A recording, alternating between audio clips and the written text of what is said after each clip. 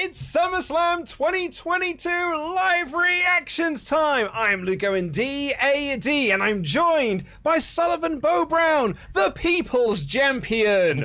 Welcome, Sullivan. How are you, sir? I'm very well. How are you? I'm doing very, very well. Thank you very much. I'm really excited for this show. Yeah. The kickoff has literally just started. Yeah. I'm pretty pumped. While I'm not hugely into a lot of the cards, I'm just excited for the show. Yes. I just feel really pumped about this show. It's the first Triple H led pay-per-view. Yeah. Just something about it. It's just I'm really in a good mood. Absolutely. And like watching SmackDown this morning, I'm so much more excited about this show.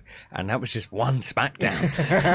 Imagine if they'd done 4 of them. Oh my goodness. Could you imagine? No, that's ridiculous. That's ridiculous. But it was great. And I really enjoyed the show. And I genuinely got way more pumped for SummerSlam than I have been for a month. For a whole month, I've been like, okay, SummerSlam's definitely happening. Oh, yeah. Oh, it's going to be on.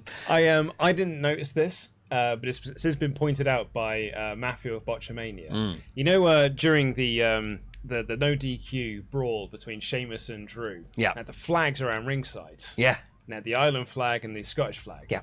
They didn't actually have the Ireland flag. They had the flag for the Ivory Coast.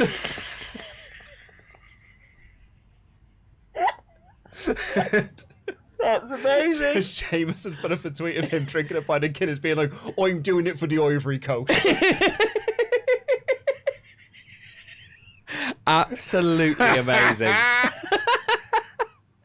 Oh, I didn't spot it. No, neither did I. It. Neither did I, and I'm of Irish stock. I was going to say, of all people. Half Irish, for goodness sake. I should have noticed. Oh, that's... Thank you all so much for joining us. And if you think, oh man, wouldn't it be so much fun to hang out with these two guys while watching a pay-per-view? Well, guess what? We're actually offering up this chance. Yes. Because if you didn't catch the SmackDown show that we did earlier today, Sullivan and Pete made the announcement, made the grand announcement reveal that we're doing a party watch-along for Clash at the Castle on September 3rd in Shoreditch, very close to Liverpool Street, a place called the Joiner on Worship. That's it. Which is a wonderful, beautiful venue. Oh, I can't wait. It's so cool. Me, Ollie, and Laurie went there the other day. Yeah. It was just after me and Pete recorded the SummerSlam predictions. Did it in the morning, and then I went there and picked a terrible day to do it because of the rail strikes. Oh, yeah. Yeah, I had to drive. Yeah. So that was fine because I could park outside that venue. Use the Ringo app. Yep. £6 for an hour. Hey, That's right. It's London. That's fine. Yeah. It's probably about the price of a pint. Yes. That sort of thing. Yeah. But then we had to go to another venue after that. And I drove to there, which was in Dalston. And I parked up, and it said free for an hour. I was like, oh, quid's in, mate. Cash back, if anything. Yeah. So we went in there, went to the venue and everything, had a chat with the guy, came out, parking tickets. No. Turns out it's free for an hour if you're just unloading things. No. Yeah. £160. No. £160 parking ticket. No. Yep. No. Oh yeah, I was not a happy bunny. I'd be fuming. I'd be absolutely fuming. I mean, I'm in support of the rail strikes. Yep. However, Come on. cost me 160 quid. And I'm blaming them. Yep. It's only I'm fair. blaming them and Grant Shapps. Let's blame Grant Shapps. For blaming anyone. Grant Shapps, you owe Luco in £160. I would like that. Plus VAT, if possible. Yeah. Just backs it across to me. I've got a Monzo. I'm sure you have as well. Yeah. Just come on, just send it over. Just cash at me. It's fine. Yeah, it's going to be fine. It's going to be fine, but there is interest. £160. That's so much money. I haven't paid it yet either. I was waiting until I got paid because Yeah, I couldn't yeah. afford it otherwise. I saw it as 160 quid, and I looked at my bank account. I was like, "Well, I haven't got that." I've got a 10-month-old. I'm glad that we all in the office have a similar relationship with money, where at the end of the month we're like, oh, God. Oh. It's getting a bit tight around here, isn't it? Anyone going out for lunch? No, not today. No, I'm just having beans from a tin for my lunch today. It's ridiculous. Absolutely ridiculous. No halloumi wraps for me from the blue van. Have you seen the energy prices? Can't do that. No way. No, I've just bought a cucumber for 40p and I'm going to have that. Absolutely ridiculous. Literally, so I've obviously we're going up to the Edinburgh Fringe.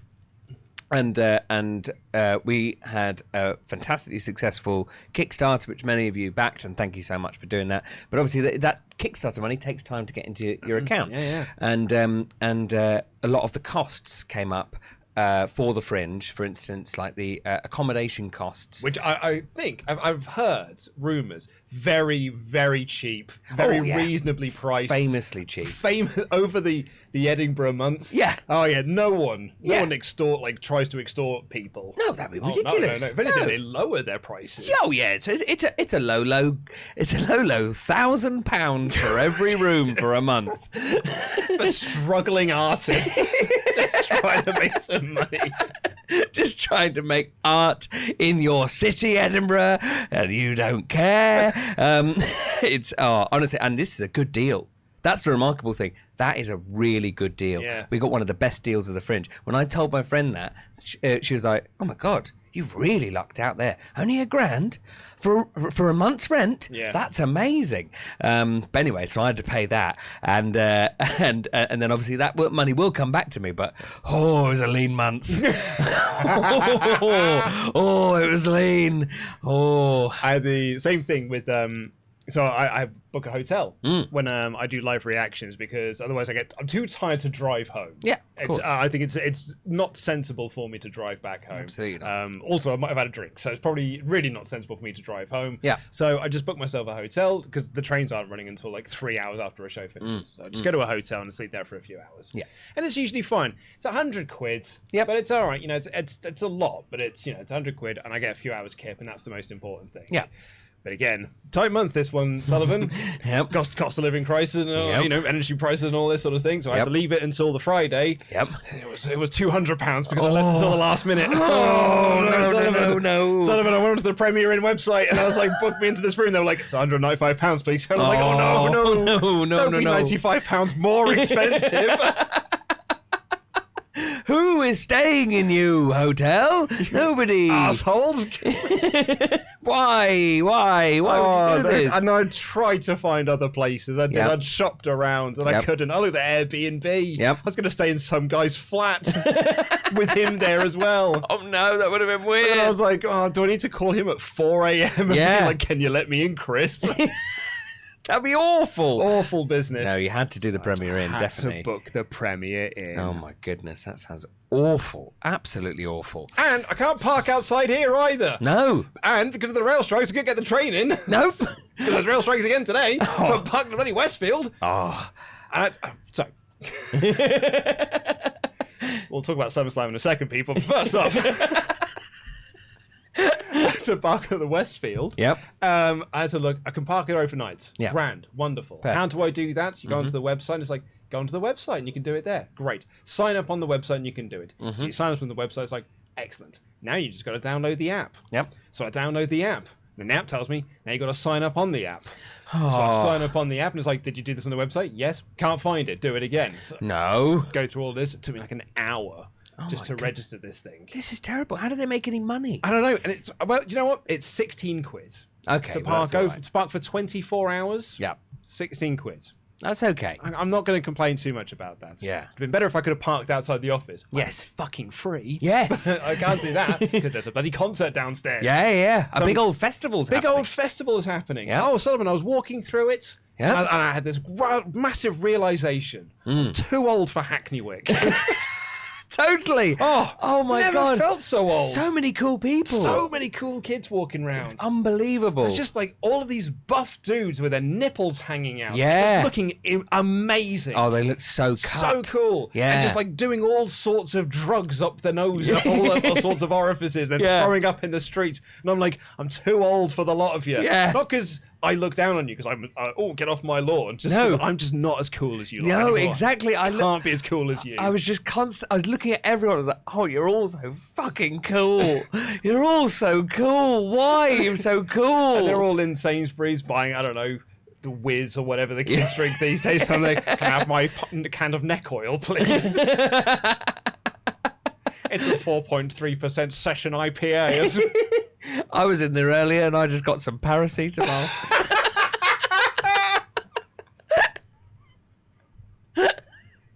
That's the hardest drugs we'll be taking tonight. Bloody hell. Anyway, it's SummerSlam, It is everyone. SummerSlam, We've had quite the day. Poor Sullivan Bo Brown's had quite the day because rail strikes have affected everything he's had to do today. Everything. And getting home. Oh, yeah. It's been bad. It's been bad. Packed for the Edinburgh Fringe, and we had to go up to Shadwell, which is northeast London, and I live in southwest London. Then got my stuff onto the van. Then had to. In the meantime of all of this, packing my stuff. And also Brooke's bag, which also she decided to bring Blood on the Clock Tower, Cosmic Encounter, Chinatown, and 3 unmatched boxes to the Edinburgh Fringe. How many board games are we going to play, Brooke? That famously light board game, Blood on the Clock Tower. A board game so light that everyone who received their copy was like, fucking hell, this is massive. It's so heavy. It's so actually bigger than I thought it was going to be. So massive. It's so big and it's so heavy. The case was so heavy. Yeah. I could barely carry it up the stairs. And Brooke was up in Durham having a lovely old time. And then I got up to Shadwell, packed the thing. Meanwhile, all of this, I'm watching SmackDown and Rampage. So I'm doing work at the same time, trying desperately to take notes while doing that, which I managed to do, and I was very happy with that. Impressively so. And I was very, very happy. Then because of the rail strikes, my journey from Shadwell, which would have been normally 15 minutes, took an hour. And I got here, and again, I support the rail strikes. I really do. But so I was really, we really need these rail workers. We really need them. We really need them. Come on, government. Do anything. Do something. Please. Real good. It'd be really good if you could, because that took an hour. And then I got here, did the SmackDown and Rampage review, had a really great time with Pete, then had to go down to Peckham to go and see a friend who really insisted on seeing me today. In Peckham of all places, he couldn't come to Hackney Wick. No, we couldn't. No, that would be impossible for him. And then I came back up here, and now here I am. And then I'll try and get an Uber, and I probably will fail. Yeah. I mean, if worst comes to worst, come stay in the hotel with me. Yeah, exactly, yeah. Or I'll call up that Chris guy and see if he's got a space in his Airbnb. He's charging a paltry 85 quid for the night. That's not bad. It's not bad at all when you think about it. Do you know we've got snooze boxes here? Snooze boxes? Yeah. No way. Yeah, there's a snooze boxes at the Olympic Park. Oh my goodness. I know, yeah. I tried to book one, they didn't have any available. Oh, how annoying. Yeah. There's even then, still 95 quid. Oh, And you literally just get a bed and a bog. That's all you need. Well, I mean, yeah. For a snooze box. Yeah. Yeah. Oh, I might well grab a snooze box sometime. Oh, I'm actually quite looking forward to it. Like when I discovered we had one, I was like, oh, really now? Yeah. Oh, I might try and book that. Yeah. Couldn't do it online. Tried to do it through booking.com. Couldn't do it through there. I literally called them up and they're like, no, we're fully booked. Some fucker's trying to book this 3 times. Oh, I don't know who that guy is. Calling them up in different accents, trying to trick them. Hello, Jerry from the Ivory Coast. We call it the Côte d'Ivoire. Anyway, have you got a space? I haven't got any spaces now. All right. All right, then. I'll be hanging up now. Every time you say that or I think about it, I also just go like, okay then, Ted. All right. All right then, Ted. All right. That would be an ecumenical matter. I've had my fun, and that's all that matters. Oh, absolutely fantastic. Oh. Anywho, it is SummerSlam live reactions here. Thank you all so much for joining us. Come join the final Clash of the Castle. We're doing it September 3rd. Tickets are available in the link in the video description down below. We're doing a live watch-along party. We've got this place, right? It's brilliant. That's why we've gone to the rail strokes. I was talking about going there. Yes. And I've gone to a 160 quid parking ticket. I remembered I started a plug. That was 13 minutes ago. Unbelievable. So bear with me, folks. Yep. No, this might be the whole kickoff show if you're trying to finish this plug.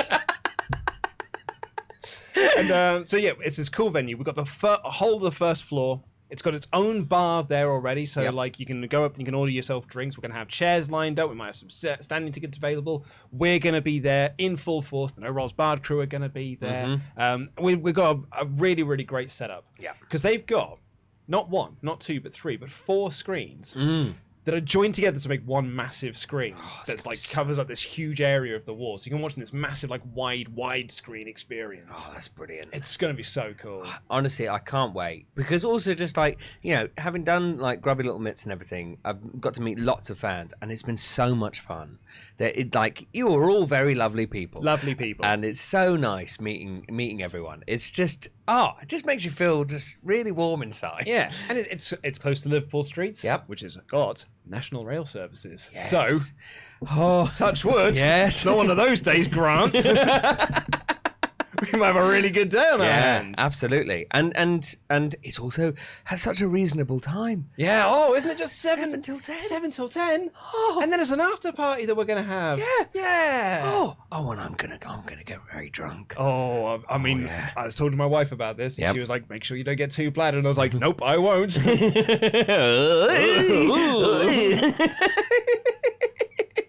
And we did our first ever Prince Charles show, the Prince Charles Cinema. We did a screening of Beyond the Mat, and then did a live podcast afterwards. Amazing. I was really excited because I'd arranged it. Like all of the live show things that we do, I'm like very heavily involved in, particularly the two that we did at the Prince Charles, and then this one, which I'm kind of heading up. And I was just really excited about it, and I was just sort of full of that like anxious energy because I was like, I was really excited to meet people, and I was excited to just like, take some photos with everyone, and then go and watch the film and stuff. And I got so drunk so quickly, I was a mess for the podcast. Absolutely safe. If anyone was there, they know. Yeah. At one point, I just started randomly singing Jeff Jarrett's theme song. All the theme The songs. bladdered thing, just like spend my days working hard on the go, and just singing it so out of key. Oh, It was amazing. embarrassing. It was we'd like the Prince Charles recorded it so that we could release it as a podcast, and I just said I can't. I cannot put this out into the world. No, it doesn't deserve it. This is for the people that were there. Yeah. They got to see it in all of its terrible glory. Yep. The rest of the world will never hear it. It will stay in their memories, and if I had the choice, it wouldn't. Yeah. It would be wiped from their minds. Absolutely horrendous. So when we did the second one, we did Ready to Rumble, and I didn't have a drop of alcohol. Yep. And then I had one can of beer. Yep. And then that was it. And I was on water for the rest of the evening. And I had a great show. Oh, yeah. I think for the show, I'll be staying very sober, hopefully just on the teas. If they serve tea, who knows? Many bars don't. But... Well, I mean, I know a guy. Oh, great. Perfect. I could probably get a kettle on for you. Fantastic. If not, we'll take a kettle with us and a couple of Yorkshire tea packs. Yes, that's all I need. I need it. If I can be on the tea all night, that'd be fantastic. And then hit the booze once the show's over. Hit the old booze. The old booze. Yeah, so we're going to have a really great time there. It's an amazing setup. We're really looking forward to meeting you all there. And we've actually got, I'm setting myself a bit of a goal here because currently we've got, I'm just going to refresh the page. Oh, yes. 35 tickets sold. Well, hey, Which wonderful. I'm really pleased about because Yeah. that is just off one SmackDown podcast plug. Yeah. And we've done no social media pushes for it yet. So this is just through basically word of mouth currently. So I'm really, really thrilled with that. We've got a whole month. It's got a whole month ahead of us. Yeah. I'd love to see it to 50 by the great. end of this stream. That'd be fantastic. Yeah. 'Cause- 50 tickets sold, a quarter of the tickets sold. Yeah. Like in a few hours. Oh, that'd be amazing. So yeah, click the link in the video description. We're so excited to see all of you there. It's going to be an amazing time. Honestly, I am unbelievably excited. I was actually quite thrilled the response to it as well. And the response was mostly a lot of Americans being like, "Oh man, Oh yeah. I'm not in that country." Yes. And it's a real bummer. Yeah. We've had a lot of that for Grubby Little Mitts as well. Same thing. And I also got a message from someone who can't go to Clash of the Castle, but also lives in Cardiff. It just feels really weird for me to travel from Cardiff to London to watch a show that's taking place in Cardiff. Oh, come on. That'll It'll be be fun. fine. Yeah. Grand. Big day out in London. It'd be And the lovely. big old smoke. Bring your friends. Yeah. Yeah. Bring your mum. It'd be lovely. Bring your mum. Be a grand old time. Yeah. Oh, yeah. We're going to do a quick time check for you in just a second. A little time sync. We're getting towards the 40-minute mark. I hope they're now going to cut. They're going to cut away, aren't they? Almost So certainly. before I can get. Oh, you they sons of knew bee it. stings. They knew it. Right, in which case, Sullivan, let's go through the card for this show because we also need to get in your predictions Yes. for this show as well. Tempest, unfortunately, is in Canada. He's gone back home for a wedding. I say home, it's not his home anymore. No, It's a foreign land to him now. he doesn't know what it means. He's got everything that's made him Canadian. Oh, what's poutine? Never heard of it, eh? Never. Well, I don't know what that is, buddy. Yeah, buddy. He's never awful now. He comes in and he's like, all right, lads. Hey, dude, Tempest. it's me, Tempest. It's me, Tempest, the wrestler. Have you seen me mask? I present the WrestleTalk News now, mate. Oh, Tempest, you're such a bruiser. What happened? But so he can't defend the championship. However, we are facing for Pride. Yes, lovely Pride. Lovely, wonderful Pride. Yes. Someone said you should put your gem in the jar on the line. Nope, because I don't want to lose that. No, definitely not. Nope, don't want to lose that now. No. Yeah. So you have not done your predictions yet because you were busy on the Wednesday. Yes, I was. You're filming a drafts. Yes. So let's kick things off with the Uwu Championship, the undisputed WWE Universal Championship, Roman Reigns versus Brock Lesnar. What are your thoughts? Well, see, here's the thing. There's a part of me that always wants to be different. It always wants to be different because, it's just very fun. But also, at the same time, it's going to be Roman, isn't it? It's Roman. It's going to be Roman. I think I'd be a fool to go otherwise. So I am going to stick with Roman because I think that would be madness. It'd be weird if Brock won. It'd be really weird. Wouldn't make any sense. Yeah. I just don't see it happening. It's the last time they're doing this match. Yep. So we're told. They've said it before. So I'm going to go for Roman, I think. But I genuinely do think this is the last one. Yep. I kind of wish the WrestleMania was the last one because that was like when I was like, all right, okay, cool. I've had me fill of this now. I've had my 7-course meal of Roman Brock. Yeah. But now I'm being given a little. I guess this like a Bailey's in the bar after your 8 courses. Yeah, or your 7 courses. And you're like, oh, I'm a bit too full now. A bit too full now with your aperitif, and it's just like, I don't know if I actually want this. Isn't it aperitif afterwards? I think so. Yeah, it's an aperitif. Yeah. And I love a Bailey's. Oh, delicious. Bailey's after a 3-course meal. So it's great. nice, yeah. After a 7-course. Oh, yeah. Bit of a heavy on the Irish whiskey. On the Irish. Yeah, not sure I want that there. I'm feeling a little bit like I can't remember what the Monty Python film is. What is it? Is it Meaning of Life. Meaning of Life, yeah. Yeah. And WWE are going, it's just a wafer thin. It's just a wafer thin match. Don't worry, it's Terry, of course. Will you please also watch the edit that I have done?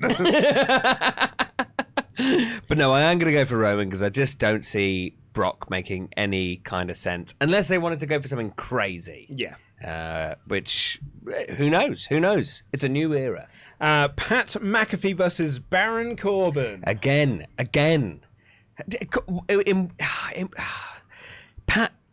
Pat's got to win this. Unless they're doing another one. Yeah. Which I don't think is... I don't know. I feel like we're not going to be doing a lot of rematches, of multiple pay-per-views after the other. So yes. I feel like feels like a one-and-done thing. Yes, absolutely.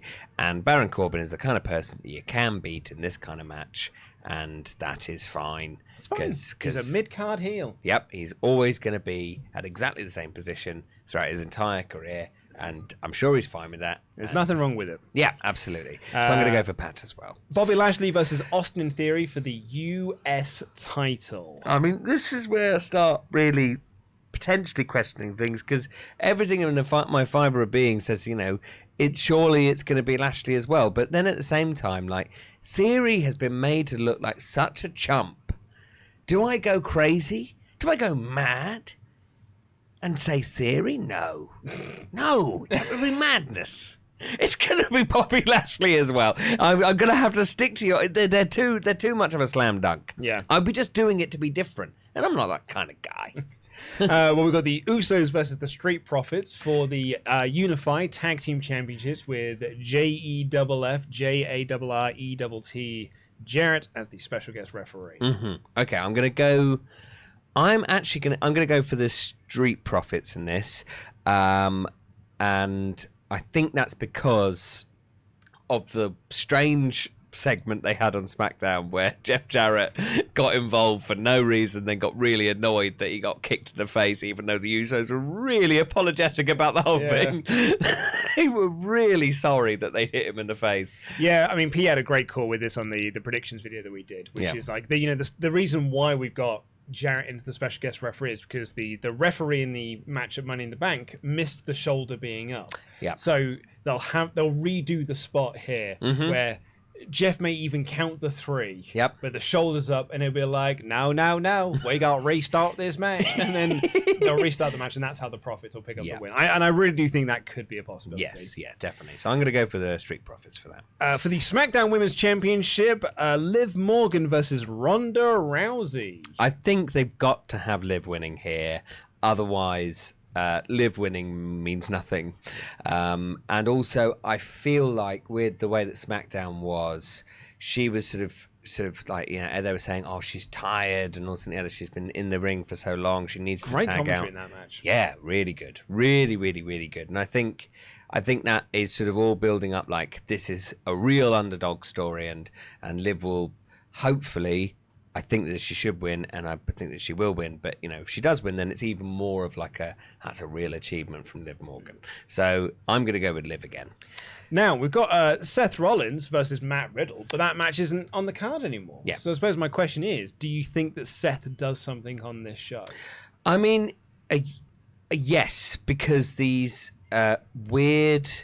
The tweets. The weird tweets. Yeah. I don't understand. Yeah, it's a bizarre... If you haven't seen the tweets, when they pulled the match, Seth put out this tweet being like, I'm really gutted that I can't be doing this. I busted my ass for 6 months in order to get onto the SummerSlam card, and I've had this opportunity taken away from me now. But thank you all for cheering, singing my song, because I hear you. Yeah. And then Triple H quote retweeted that being like, we hear you. Yeah. And it's weird because in a kayfabe world, the reason why you don't have a match is because you injured Riddle. It's your fault. Yeah, you did this. You didn't need to do that. No, but you chose to do it. So I think that he's going to do something. Whether that's a match like Carmelo Hayes of NXT, the North American, I think he's still the North American champion, put up the eyes emoji to say like, hey, SummerSlam guys. I think if it's Triple H here, like maybe this is the match. I think this is the match where Triple H is going to do his stamp and be like, this is me. Yeah.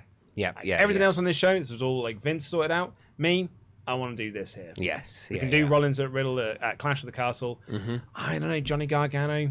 I mean, that'd be great. I think it'd be amazing. That'd be an amazing match as well. But it's also one of the, if it doesn't happen, I'm like, we're like, no. If it doesn't happen, that'd be fine. But it's that'd be I mean, let's say because you've done a prediction for it, if Rollins versus Riddle somehow happens, I would go for Riddle. And I suppose if that transposes onto a different match, I'll just be going for Seth Rollins' opponent. Logan Paul versus The Miz. It's got to be Logan Paul. I think so. Yeah. He's not working as a babyface, unsurprisingly, because he's not a babyface in life. But there you go. It's I think he'll win. I would, I'd love to see a turn from Ciampa or something like that. I'd love that. Yeah, that'd be amazing. Really good. That'd be really good. I'd just love for Ciampa to be able to talk and do things. The actual Ciampa again. Yep. The Judgment Day versus the Mysterios. Now, apparently, I actually didn't give a prediction for this in the predictions video, but I'm going to say the Judgment Day. Yes. And I think the Judgment Day pick up the win here, and then Edge makes his return afterwards. Yes, I would agree with that. Yeah, I think so. And I mean, do we think that Dominic is going to turn? If he does, it'd be the weirdest thing. Yeah. Because they were very much on the same page on Monday. Yep. Like, for his 20th anniversary celebration. Yeah. It'd be weird to hear then, like, considering as well, they keep beating them. Yep. To then be like, actually, hey, I think my dad is rubbish. But this world makes no sense. The Judgment Day kept on winning, and they went, "Oh, you're holding us back, Edge." So who knows? The weak link in this group, the guy that keeps getting the pins. But yeah, I'm going to go for the Judgment Day as well. Also because they need a win. Oh, they need a win. They do. And we've lastly for the Raw Women's Championship, it's Bianca Belair versus Becky Lynch. I'm going to go for Bianca as well. Hopefully in the same time frame that Becky beat her. Are you going for the squash? Not the squash match, but the 26-second thing. Yes. Yeah. That'd be my ideal. We've also got in some Ultrachats from you fine folk. Let us know what you think is going to happen on the show by posting them in the chat. We'll do some time syncs very, very soon. I've just seen professional amateur asking for that. Once one comes up on screen, we'll do another one of those. Jenna here has just got a note saying, I take it Sully's going to take longer to decide to cover Saturdays when I ask in the future. Most Saturdays are fine, Jenna. Today, Saturday has been more difficult. Yes.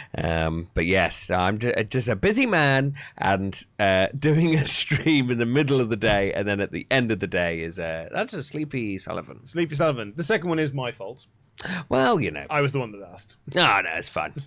It's fine. It's fine. It's good. It's good fun. To be honest, I'm not that tired. No, well, no. It's the excitement. Yeah. Excitement. It's good energy testing for you for when you go up to Edinburgh. Exactly. Because most of the bars do stay open till 5 a.m. Mm-hmm. And I will be out till 5 a.m. So it's going to be great. All right, here we go. We're going to get ourselves set up here for a time sync. We're going to the 29 minutes mark, everyone, in 10, 9, 8, 7, 6. Oh, they took it off the screen. They took it off the screen. They took it off the screen to advertise Logan Paul versus The Miz. Which they just had a graphic up for. Guys, there are podcasters trying to live stream reactions here and trying to get everyone in sync. Yep. Who's watching this who isn't watching the show? You don't need to advertise it. Don't worry about it. Just get us in sync. Get us in sync. Get us in sync. In sync on this panel. Just put them on there. It's what we've been wanting all night. It's going to be May. That was NSYNC, wasn't it? Was that Backstreet Boys? I think it's NSYNC. Yeah, it's JT, right? Yeah. Yeah, he was NSYNC. Yeah. Yeah. Yeah, that counts. Can I name any other members of NSYNC? Oh, no, I don't think I could. Is Joey Fatone one of the NSYNCs? He's either one of them or he's a gangster from the 30s. Joey Fatone. Joey Fatone. Joey Tight Lips. I ain't saying nothing. Charles Burr kicks us off here and said, quick tip to Sully before he comes, which we're all frothing at the mouth for. See, men only have one chance to come. It's got to be memorable, like a bang. You've got to make a bang, and then they come hard. That's the mantra. Bang, and then come hard. Oh, Charles. Oh, Charles. I never thought it would end. It's out of your sex tape. Yeah. The never-ending story.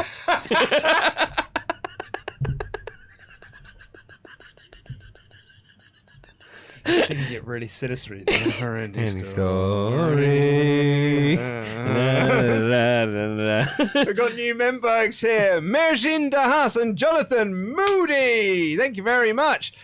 Speaking of Memberg, Jordan Torpedo's been a Memberg for 11 months. Said quite hopeful for this SummerSlam, which is a shock considering how I felt 2 weeks ago. Enjoying the show, guys. Biscuits and gravy for life. Oh, thank you so much for joining us. Yeah, it's funny. Like Tempest put up a tweet recently that said, like, this is the most excited I've been for like the WWE landscape, and all this has taken is for one man to retire. Yes, yeah, absolutely. Incredible scenes. Yeah, I'm. As soon as I heard that Triple H was taking over creative, we were at a No Holds Barred shoot, and me, Laurie, and Adam were all just looked at each other with like, oh my god, oh yes. Oh yes, I can't wait. This is brilliant. This is left over from the Friday show, the Team Danuke, the final Team Danuke show. Just saying, love WrestleTalk, love the podcast. We wish Denise well in her future endeavors. Oh, very sad. We did release Denise Salcedo 2 days before her wedding. Deliberately as well.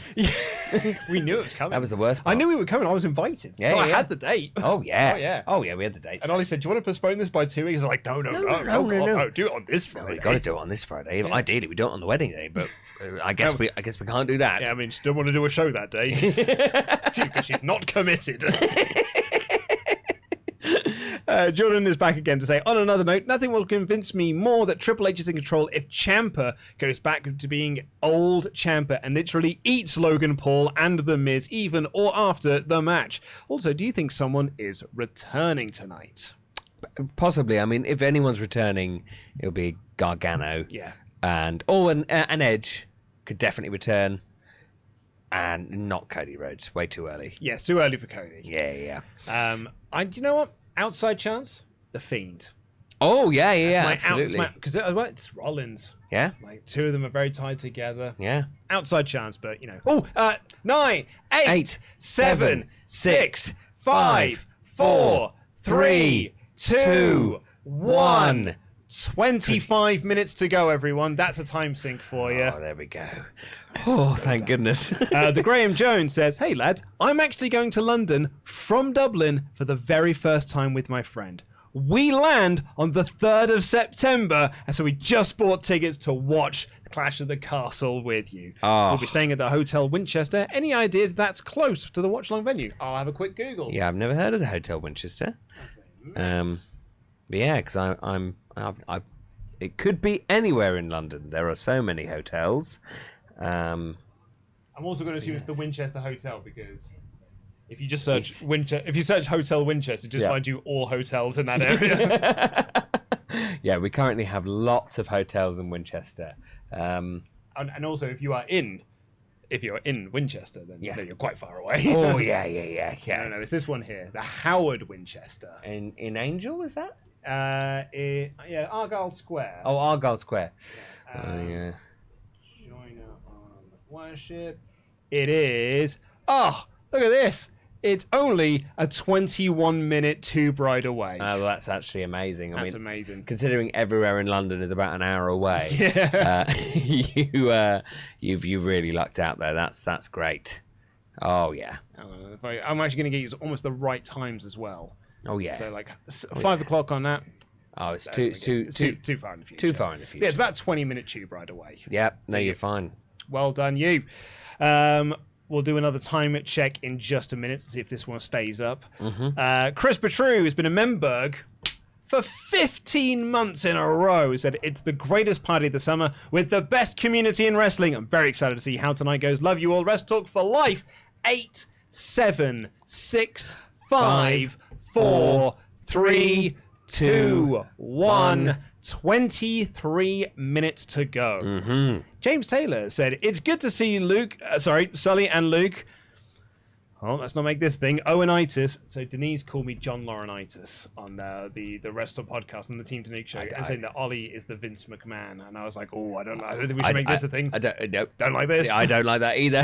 Hate this. No, that's one of those things where it's like, oh no, really, don't make it a thing though. Actually, don't. Like, sometimes it's like, oh no, don't make that a thing. That's silly. But actually, don't make that. Let's not make that a thing. I don't like this one. No, not at all. No. I don't like it, and I'm not you. It was fun because she was cutting a promo on all of us, and that was all fun and games. Yeah, she did that, and I was like, no, that's a bit of a step too far. Like, don't like this much. Yep. Unfortunately, we're going out live. I was like, and remember, Denise, in your own words, this has come at a great time for me. Oh, amazing. James continued to say, sitting down to enjoy Fellowship and what is to be a mediocre to slightly better than good show. Best to you both. Actually, I've got higher expectations than that. Yep. I think actually this will be a really, really, really fun show. Alex Witherden said, I understand why you won't be doing live reaction to the WWB shows, but who will make those shows bearable? I'm not going to read this next bit because it might be a spoiler if people haven't seen Quizzlemania yet. Hopefully I'll get to see you for Clash at the Castle. I mean, what did you make of Quizzlemania? The in-person Quizzlemania, Quizzlemania 50, went live today, a couple of hours ago. Yeah, I had so much fun doing it. It was such a laugh. Oh, so funny. It was such a funny show. The thing that's really struck out to me, like reading it, because I was kind of expecting a lot of people to be like, I missed this being live. Yeah. And all the future ones are going to be live as well. This is just a one-off special thing that we're doing. Yeah. But I think because we got the changes on the podcast channel, people thought, we're changing this as well. But it's not the case. But actually, all the comments were just like, God, Adam's having the best time. Yep. Like, he doesn't always look like he's enjoying himself on Quizzlemania because it's like late at night and things like that. But this was like, we were having such a fun time. It was such a laugh. It was great. It was so tense. So tense by the end. Oh. God. Yeah, well. I've rewatched that ending a couple of times because it was so tense to watch. Because, I won't say anything, but very, very, very close end. The two bits, because I was watching it while I was having some food earlier. Shout out to, I need to find the name of the place I got my Deliveroo from. Ooey Vegan. It's we're not being sponsored by them, but I'm going to shout them out. Ooey Vegan. That's OOWEE Vegan. great. I got a chicken burger from them. A chicken burger, a vegan chicken burger from them. It was the greatest vegan chicken burger I've ever eaten in my life. Oh, wow. And I'm also going to say it's the greatest chicken burger I've ever eaten in my life. Oh, my goodness. Oh, it was so good. That's huge words. It was delicious. It was wonderful, like brioche bun. Had this amazing sauce with it. I put a hash brown in there. It was incredible. Oh, amazing. Blown away how good it was. Oh, that sounds great. So, Ooh Wee Vegan, everyone, if you're ever in the London area. Yeah. I don't know if they have a restaurant or anything, but if you're close by, order them on Deliveroo. Cannot recommend it enough. Yeah, the two things that really made me laugh from watching it back. Yeah. The three things. Our terrible Surfshark ad read. And which, by the way, is the edited version. Oh, yeah. I noticed that it was edited, and I was like, I can see why you did edit that. It does make sense. But the unedited version was also very funny. When Ollie said, "Can we cut this bit out?" I was like, come on. Come on. Come on. It was funny. It's really funny. Surfshark won't be happy. No, they'll hate it. No, absolutely. We were right to cut it out. But it was very funny. Oh, it was. Definitely. But yeah, it was that and Ollie's diorama. Oh, yeah. Honestly. Because you need to lift it. He goes, but if I do, it'll all fall down. It's like a child showing stuff at show and tell, and they haven't prepared. And he's got extra time to do it because he didn't blue tack anything down. Yeah. Oh my God, it was so funny. And then confident Tempest, holding up his one that was nonsense. Absolute nonsense. And then telling us, oh, well, have you done real guesses? And we'd all done real guesses because... No one could work out what it was. No, not at all. He really went after Andy's guess, which was the best guess. It was really good. It was a really good guess. Actually, I thought yours was. Yeah, but the Thunder Rosa guess made perfect sense. There's a lightning bolt there. Yeah. That could be a rose. Absolutely. Makes sense to me. Oh, dear. It's incredible. Oh, my. Oh. Cyclone has been in Memberg for 15 months in a row. I don't know why, Landon. But anyway, always lovely to hang out with you lads and watch some wrestling, even if I'm up early. Also, I'm looking to make it to the watch along. Oh, that'd be amazing. Wicked, absolutely amazing. Yeah. John Durante, I love watching wrestling with the boys. Will you guys be ordering pizza tonight? Because as I said, I had my vegan chicken burger. Yeah. It was delightful. Now, do I order a pizza? That's the question. Pizza? Would you like to? Oh, maybe I do. Yeah? Because you know what? When I heard about that vegan chicken burger, I was like, oh, that sounds really tasty. Yummy and delicious. It was yummy and delicious. I might order myself a small pizza. Yeah? Yeah. Do you want us to do it? Oh, yeah. That'd be. Yeah. I mean, you're a starving artist. Yeah, exactly. Please. Please, Luke. Please. You carry on reading some of these. I'll Absolutely. Oh, thank you so much. Thank you. Chris Schroeder says, not always able to catch the live streams, but I'm pumped for tonight. Not because of anything WWE's done, but because you two lads are the best. Thank you so much. Thank you. Rewatching CBW has kept my mental health afloat recently. What was each of your favourite moments from season 2? Oh, I mean, the reveal. Oh, yeah. That was special. Yeah, that was... So special. Oh, it's fantastic, that. But... on a slightly different note, Fred the Postman's theme song. And Tom's entrance for it as well. This little walk. And the other president were going, hey! And my third favourite moment, us doing the kid voices and Tom getting actively annoyed by the... So annoyed. So we're going like...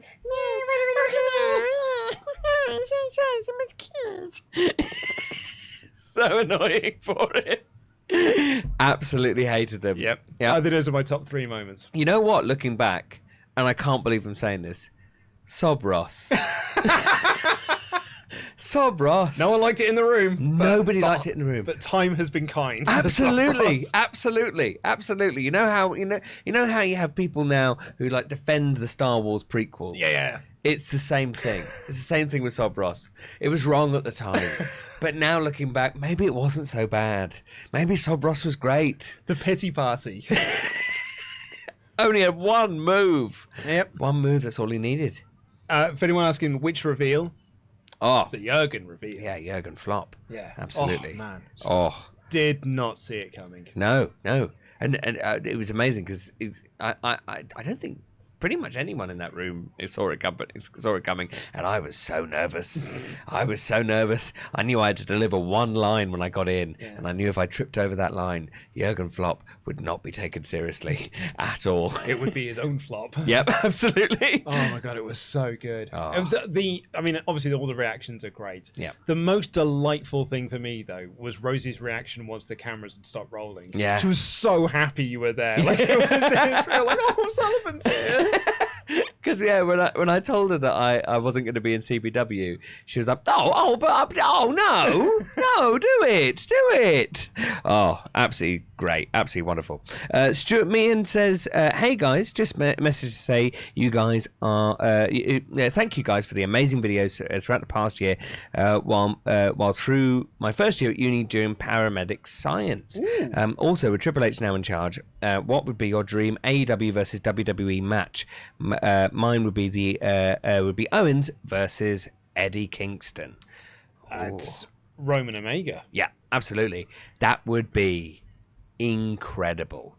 Just the kind of match that, unless there is a crossover show, it's never going to happen. Never going to happen. And because they are two lifers, I just don't see them, either of them, ever leaving their respective companies. So for them to actually have a match would be fantastic. Incredible. Oh, so good. I'd love to see the Usos versus the Young Bucks as well. Oh man, yeah, absolutely. That would be a great match. Yeah. Oh, so much fun. In which case, we'll make it a trios match. The Elite versus the Bloodline. Perfect. Right there. That's the one. Oh, I love it. Will Campbell says, evening, lads. Have to say that I'm really looking forward to the show. Wonder who's going to face Rollins this evening. Unfortunately, I don't think I'll be able to join you in September, but do take this chat as a token of goodwill. And we do, Will. Thank you very much. You are a good Will.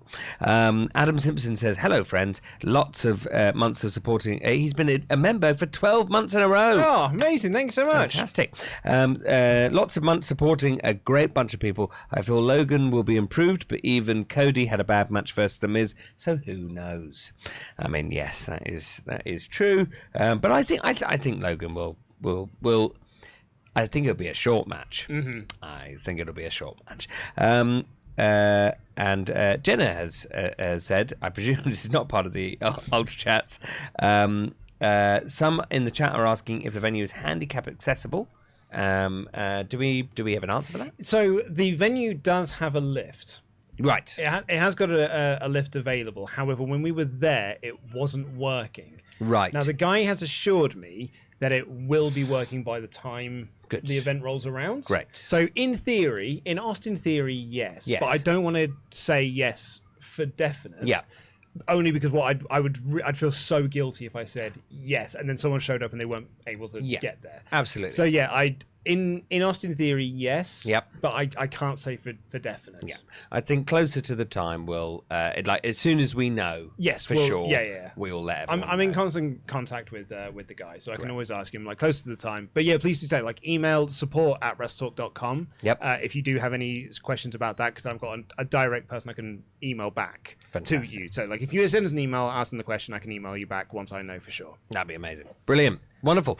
Dex Baker rather says, I'm from Nashville, which is where my auntie's from Nashville. So this is the first time my city has felt like a wrestling city in my time as a fan. I'm not going to SummerSlam, but I can tell you Black Label Pro, GCW and New Japan have been amazing. Eric Young versus Big Damo was incredible. Love Big Damo. I believe he got his arse out and in the match. Oh, no, that's what you want to see. Steve Howland said, I'd love to see Ciampa lay out both Miz and the other guy at the end of their match. Strap the rocket to Ciampa in this new era. That would be great to see Ciampa be actual Ciampa, not Ciampa be silent, quiet Ciampa who just beats people up for no reason. And poorly as well. Oh, yeah. Very rarely actually wins.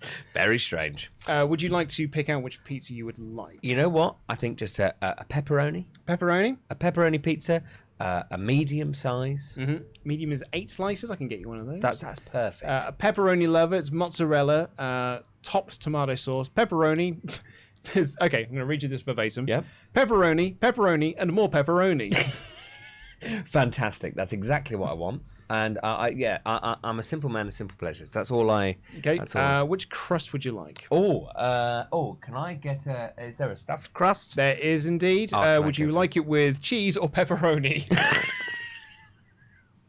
What does that mean? Is that just an extra topping? Is that No, it's a pepperoni crust. Oh, it's a pepperoni crust. I'll go for the cheese. Yeah. I think there's enough pepperoni. Yeah, no, that's a smart move. Yeah, absolutely.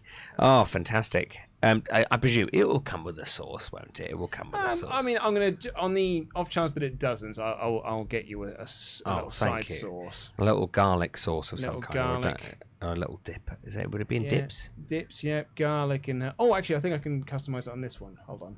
Oh, fantastic. Oh, smeg. I've done it wrong, Sullivan. Oh, no. It's all right. I'll fix it. It's all right. I'll carry on with these. I'll carry this. on with these.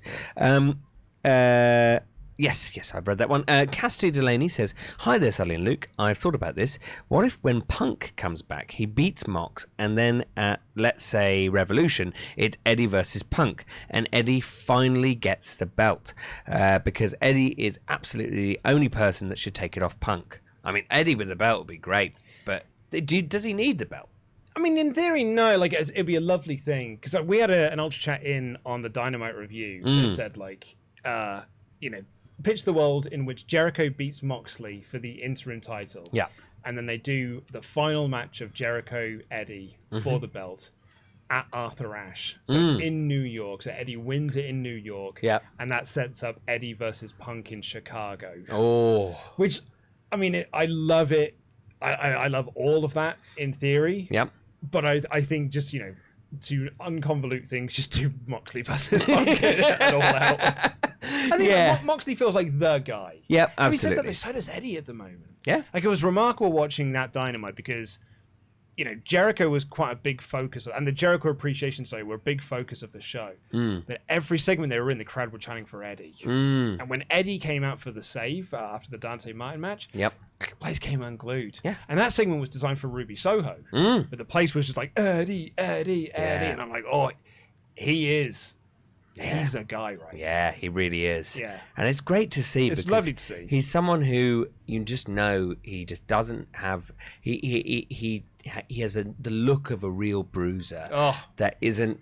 Like, in WWE, they'd never get him. They'd never understand, especially Vince's WWE. Triple H's WWE probably would get him. I'd love him. Yeah. But Vince's WWE would have never got Eddie Kingston. They would have absolutely just gone like, oh, we'll make him into some kind of comedy character or anything like that. He's in the perfect place right now for his career. Yeah. Yeah. If Eddie had gone to WWE, he'd have been a trainer. Yep. Absolutely. They'd have just said, yeah, you had your time. Yep. But now it's time for you to just... It's what they did with Sarah Stock. It's just like, you had a great run, but now it's time for you to be a trainer. Yes. They wanted to make Thunder Rosa a referee. Yes. I think the same thing would have happened with Eddie. Yeah. He'd just gone there and, would have just taught promo classes or something. Yeah, totally. And he'd be great at training. Great at it. He'd done an amazing job at it. But also, like, it's the thing you're missing out on. Yeah, absolutely. Make him a trainer. Especially with promos, in like 20 years, he'll be able to teach people really, really, really well.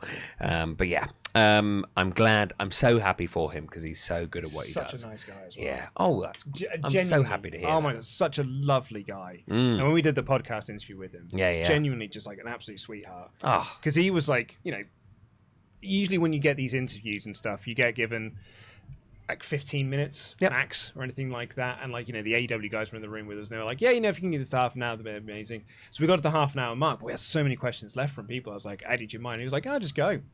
And we went for like an hour and 20 minutes or something that in the end. And he was just happy to just hang around. Oh, lovely. Such a good dude. I'm not surprised. Like he is somebody who's built himself up from like a very low place in the grand scheme of the wrestling world, and that kind of like he strikes me as somebody who would stay humble, and I'm really glad that is actually the case. I'm not surprised in the slightest, but I'm very, very happy about that. Flame Inc. has been a Memberg for 5 months in a row. Oh, thank you so much. 3 questions. What if Logan Paul wins because Ciampa turns on The Miz? I like it. I really do. I actually really like that. Absolutely. Sully, who do you love more, Brooke or Adam? Obviously Adam. And Luke, Batman versus Ghost Rider. I'm not the biggest Ghost Rider fan. Like Ghost Rider for me is always a character that was he looked cooler than he really was. Well, of course, in terms of if you go and buy films, it's always Ghost Rider. 2 incredible films. 7, 6, 5, 4, 3, 2, 1. 5 minutes remaining. Yeah, I mean, like, when was the last good Batman movie? Yeah. All rubbish. I don't think we've ever had one. 2 classic. Oh, no, lovely beer. Shall I go and get tissues? Yes, please, yes. Yes. Oh, no, Shit. Oh, no. I will go and get the tissues. Oh, I mean, I'm annoyed at that because I saw that coming. Yep, I saw that was good. Oh, no, I moved the camera. I'm so sorry. That's all right. I've repositioned it. Yeah, that's fine there. Perfect. Beautiful. Oh, oh, lads. Oh, team. Oh, gang. We made a right pigs here of that one. Batman, I'm going to say, on that one. Damn it. Oh, well. Thank you, chat, for being very supportive of me. Oh, boo this man. Yes, you should be booing me. Amazingly, none of us got splashed on that. In fact, actually, none of the equipment got splashed either. That was an incredible stroke of luck that the only thing that got wet was the floor. Thank you for your thoughts and prayers at this time, Lizzie. They are needed. Yep. Damn it. That's... Producer Rich better not have got beer on the equipment. It's all right, Rich. Nothing else got beer on it. Splash zone is completely. The splash zone's very wet, but there's nothing dangerous in the splash zone. Oh, and the cover is now covering. Hold on, I'll be back in a second, folks. Because the hood is now covering up the shot slightly.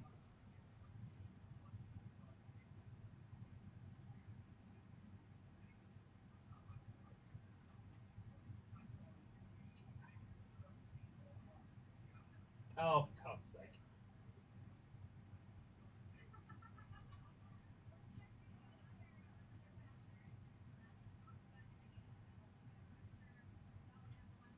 Oh, for God's sake. Oh, Sullivan, this is actually donated now. Oh, no. Because the hood's come off. Of course. Oh, dear. Right, well, I'm going to clean up this Thank you. lovely beer. Thank you. I fixed the hood now. Well done. Oh, dear. Oh, well, we'll just... That was terrible. What we'll do is... Awful scenes. We'll get Rousey to redesign this whole She needs some more work. She does. I mean, she's busy for all of August. No, she'll be fine. I'll cut her from the show. Oh, yeah, she's not needed. Not needed for the show. I can do it by myself. You may be thinking to yourself, why is the prompter hood on the camera? Because we don't need prompter hoods on this camera. Mm-hmm. It's because Adam set it up thinking that no one was recording a video between Friday and Monday. I was recording 2 videos. You've done 2 videos today. I'm doing 2 videos in here, and I need the prompter on the other camera. Adam has made it infinitely worse. Yep, absolutely. And to be honest, I blame Adam for the beer spilling. Yeah, I mean, it wouldn't have happened if he hadn't put the prompter hood on. That's what I said. Unknown says, I just finished watching Quizlemania 50. Massive congrats to spoiler and a moment of silence for spoilers. It can be seen as a positive as you get to watch Triple H's vision evolve and come to fruition. It's very, very true. Benjamin has been a Memberg for 2 months in a row. Said, I love the channel and No Rolls Bar. Thank you for all the wonderful content. Also, Sully for Jam That Champion. Yes, please. Chris Schroeder says, WWE main roster starts going back to NXT. Most has always been good, but with Triple H now in full charge of it all, who would you most like to see go back to NXT's 2.0? My vote is for Asuka, let it kill everyone, or Balor. Crikey, if Balor goes back again, No. Yeah, I think Asuka's not the worst shout in the world, though. I don't hate that at all. Yeah. Newbie, the wrestling guy, said, Luke, what is the first match you want to show your daughter to get her into wrestling? We also need more sock puppet Sullivan. God, what's the first match? I mean, my daughter has watched her. The first match my daughter watched was CM Punk versus Powerhouse Hobbs. Because it was on like an episode of I think it was on an episode of Rampage or something after I brought her home. Yeah. Well, she's a big Powerhouse Hobbs fan. Massive Hook fan. Has been ever since. I mean, surely, the one that you're going to really sit her down and watch once she's sort of like really conscious of what wrestling is the hardcore triple. Hardcore triple threat. Yeah, that or Sami Zayn versus Johnny Knoxville. WrestleMania. Yeah. Why would you start with anything other than the greatest matches that have ever happened in history? Like, no, kid, this is why I like wrestling. There have been times when silly bollocks like that happens. Like my wife's in the room, and it's when she was like, "Do you know what? If wrestling was like this all the time, I'd probably be into it." Oh, 100%. Yeah. That kind of stuff has a real place in wrestling because it is genuinely really entertaining. So thank you all for joining us. Thank you to the 2,500 people who have joined us for this stream. Love and appreciate every single one of you. Please do subscribe to this channel. Give us a thumbs up if you haven't already. Get in your Ultrachats. We are reading out all of them above the $5. And if you've missed the announcement, we are doing a watch-along party for Clash at the Castle at the Joiner on Worship in Shoreditch. Very, very excited about on September 3rd. As the show is going live, we're going to be watching it live with you all. Yeah. Really, really stoked for it. It's going to be a great evening. Let's do some more of your Ultra Chats here. Sheldon Jackson says, curious to know if Sully is with WrestleTalk and no Ross Barter full time now. Well, Sully is coming. That's what they say. That's what I've heard. That's what I've heard. That was meant to be a lot shorter than it has. It wasn't just. It was meant to be 1 week. It was meant to be a parody of how, long the Veer build was, that we would do it in a really short space of time. Yep. Now it's just almost as long as the Veer build. Oops. It's really, really accidentally worked out to be, and who knows when actually I will eventually arrive. I will eventually arrive, but yes, I do now work in the WrestleTalk and NRB offices, and it is the best office to work in the world. I will say it is so much fun. We do have quite a laugh. Oh, such a laugh. I'm not putting my beer where I did last time. I think that makes sense. I'm going to put it down here where I can kick it over instead. Yeah. In fact, I would say just pop it on your computer, mate. Just pop it on there. Pop it on the old Mac. Yeah. Nice coaster there. Wonderful. Mighty Kayak Geek says, I can't believe not one person has said, how will they coexist? We're referring to Nick Khan and Stephanie McMahon. It's the first thing that entered my mind. Very, very, very good. I missed off on Sheldon Jackson as well. What's the best, worst pay-per-view of the year thus far? Ooh. It's a good question, actually. What's the best pay-per-view of the year so far? Actually, do you know what? I think I had such a good time with Forbidden Door. So much more of a better time than I was expecting it to be as well, because the card wasn't quite the big card we sort of hoped it would be because of all the injuries. And the build was so. Yeah. Man, I like that card. The show was so much fun. Yeah. I had an absolute blast with it. Yeah, absolutely. I mean, it was they really pulled it out of the bag, which a lot of people had said, hey, listen, no, wait until the actual show. The show is going to be really good. But they really did pull it out. And I think they did a great job. Worst pay-per-view. I mean, Backlash was real boring. That's all I can think of. And it wasn't even a dreadful show or anything. No. It was just a show of nothing. Yeah, there was no bad matches. It was absolutely fine. It was an absolutely fine show, but it was just dull. And most of the matches are just rematches from WrestleMania, which I get is sort of the point somewhat of Backlash, but it's not also really, because why do it? Right, I'm going to try and finish ordering this pizza for you. Fantastic. I've mopped this up a fair amount. I worry that there may be a beer smell that will... I think it's okay. Okay, good. I think that's going to be okay. Great. Nate S. says, good luck at the Fringe, Sullivan. Thank you so much. Are there any shows that you're particularly looking forward to seeing? Also, never forget SummerSlam that bussy. My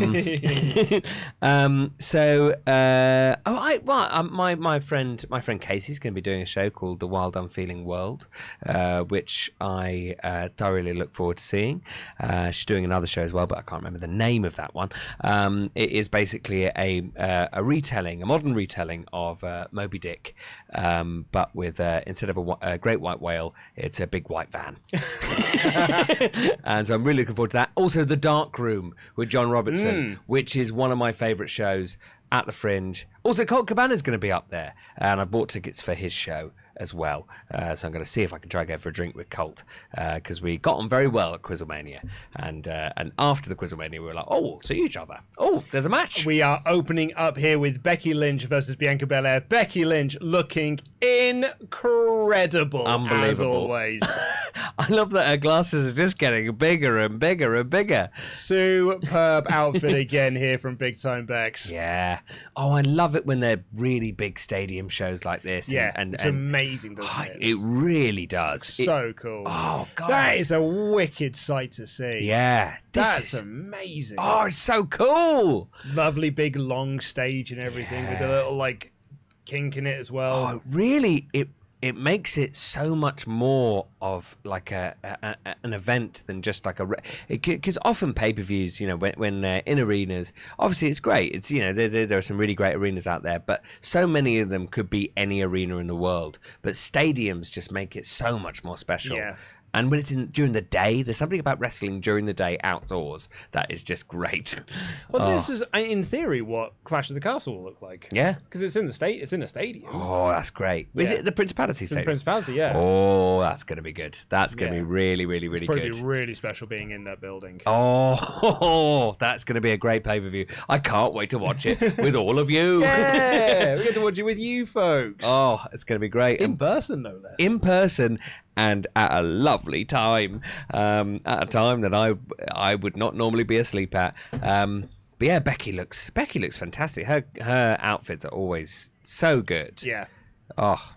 The graphic for this, which I've actually got here. Oh no, I deleted it. I had the graphic on screen at one point for this match we did with the predictions. The graphic for this match is so cool. Like Becky's like the PNG they've got for her is amazing. Oh, amazing. Oh, great. And we go Bianca Belair coming out next. They still got the old big 3D AR things, which I'm not as much of a fan of. Well, here's the thing. I made my big prediction about the AR. Yep. I think that they've signed a deal with a company for a certain number of years. Yes. And they're just going to wait until that contract runs out. Yeah, absolutely. Because Bianca's is really weird. And it's not the worst one. No, it's not. There's a lot of way worse ones. Oh, yeah. And I just don't see what it adds. It's just, oh, this is somewhat of the future. But yeah. Do you remember when they did that? I think it was a VR experience around London where you could go and see Rita Ora. And she was like a giant Rita Ora, like towering above buildings and stuff. I did not. Have you ever seen the creepiest thing in the world? I'll see if I can find a picture of it. Please show me. That's one of the strangest things I've ever heard of. Rita Ora. Why would they do that? Why would she do that? I don't understand. Yeah, she did an augmented reality performance over 5G. What? It's just a bunch of buzzwords. They're just using tech buzzwords. Oh, God. Oh, it's so much worse than I thought it was. It's so much worse. Rita Ora looks like she's looking into like my house and trying to find me to eat me. No. I'll tell you what, somebody's going to be into that, though. Somebody's going to be well into that. Someone has masturbated that. Oh, yeah, big it's time. It's a new favourite thing. Oh, come and find me, Rita. Come and find me. I'm in my home, just in my bed. Oh, yes. Oh. Here we go. Right, so we're either getting, because it was 1 year on from SummerSlam, where Becky beat her in 26 seconds. Yep. Are we going to get a repeat of that, but the other way around? Or are we getting a WrestleMania match? Oh, well, I mean, either way, I'd actually be happy. I think a 26-second thing is like, that is narratively satisfying. Yep. But, I mean, ideally, I'd like to see these two wrestle for longer because they're both really good. Here we go. There's the bell rings. Yep. Here we go. Well, I think the fact that we're stalling here suggests that we're not doing the quick finish. Can't be. Surely. I think we might just get a regular match here. Yeah, I Great. think so. Awesome. Yeah. Really pleased about it. As I said, like it was for my money, the second best match on the WrestleMania card. Yeah. I think So good. Oh yeah. Because this is much better than doing the 26 seconds. They don't need to do the 26 seconds. It would have been like as you said, like a narratively satisfying thing. Yeah, but it in terms of like believability as well. It is like that would be quite remarkable if 26 seconds passed again. Also, how do you time that? Yeah. Oh, it'd be a nightmare, an absolute nightmare. But no, these two are both great wrestlers, so I'm glad that we're actually being treated to a proper match.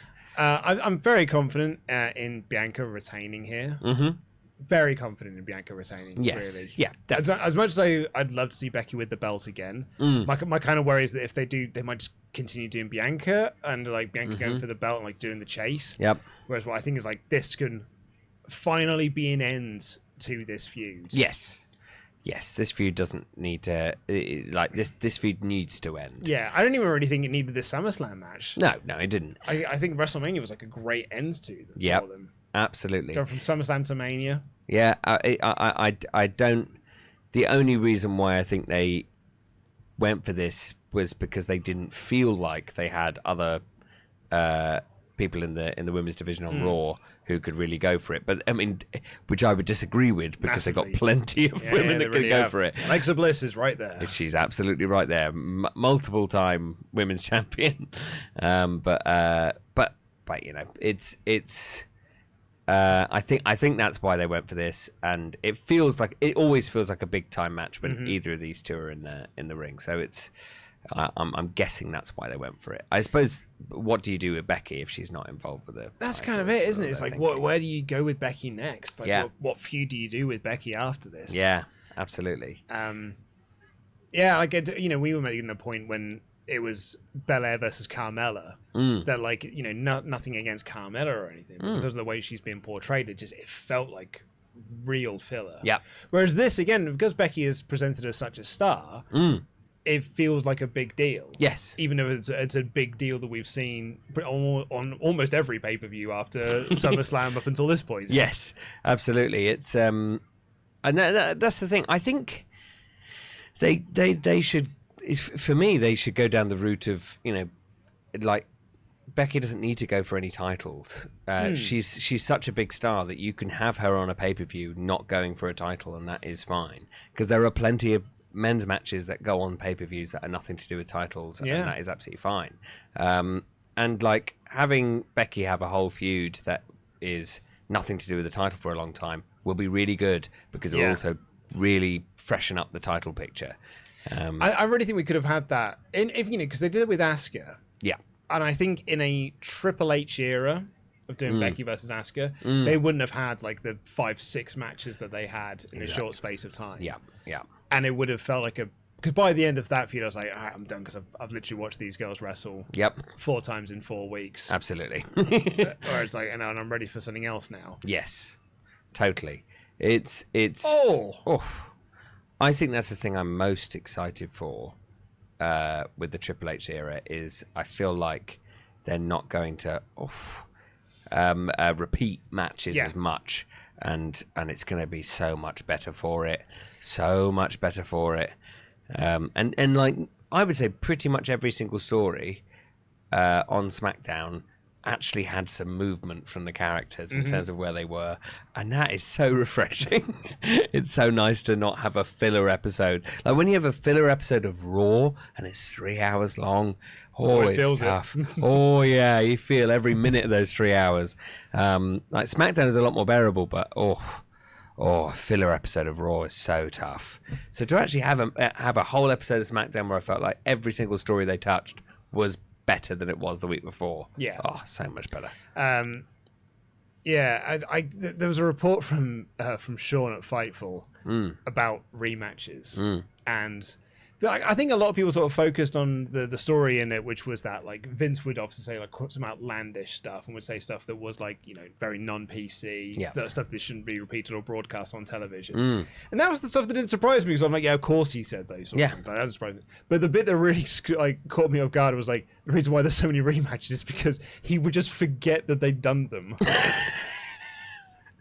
And even though Oh, people my would tell goodness. him that they've done the move, just be like, well, we're doing it. That is shocking. It's to me. shocking, and it's just like, I mean, also it just kind of makes sense in a way, but Yeah. Oh, yeah. I'm not surprised. awful business. The reason why we had so many matches, me and Denise went on a tear on this on the Friday show, being like, you mean to tell me that the reason why we had so many rematches, the reason why I had to keep watching the same match over and over again, is because the guy in charge forgot that he'd shown it me already. Yeah, that's unbelievable. That is unbelievable. Not only did he forget, everyone around him went, oh yeah, that sounds like a great idea. Because they're all just so scared of him. Yeah. Nobody went, oh, but we did have that match for the last 6 weeks, Vince. Maybe we shouldn't have that match again. Yeah. Oof. It was a long while where I felt like WWE's only like way of building up a feud was just making people fight again and again and again and again and again. Which is funny because it's also how my GM works. Yep, and it's not how good wrestling feuds get built.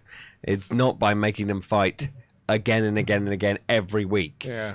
But my GM, I suppose, is realistic in that sense.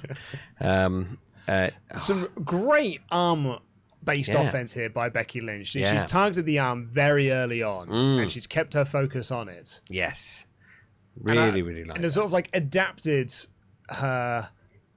So the work that she's doing to therefore target the arm some more. Yeah. Really like that. Yeah, it's really Becky's good. Been great in this match. Yeah, she really has. I mean, it's going to presumably set up for some kind of disarmer. Yeah, that's it, spot. And, I mean, that's the thing with Becky. You just never know. She might just win. But, like... you got to powerbomb there by Belair. Yeah, very good. Very nice little reversal. Yeah. There's green shirt guy. Who's green shirt guy? See the guy in the front row wearing the green shirt? Yeah. That's green shirt guy. He's in that seat for like every WWE pay-per-view. How do these people do it? How do they do it? Are they magic?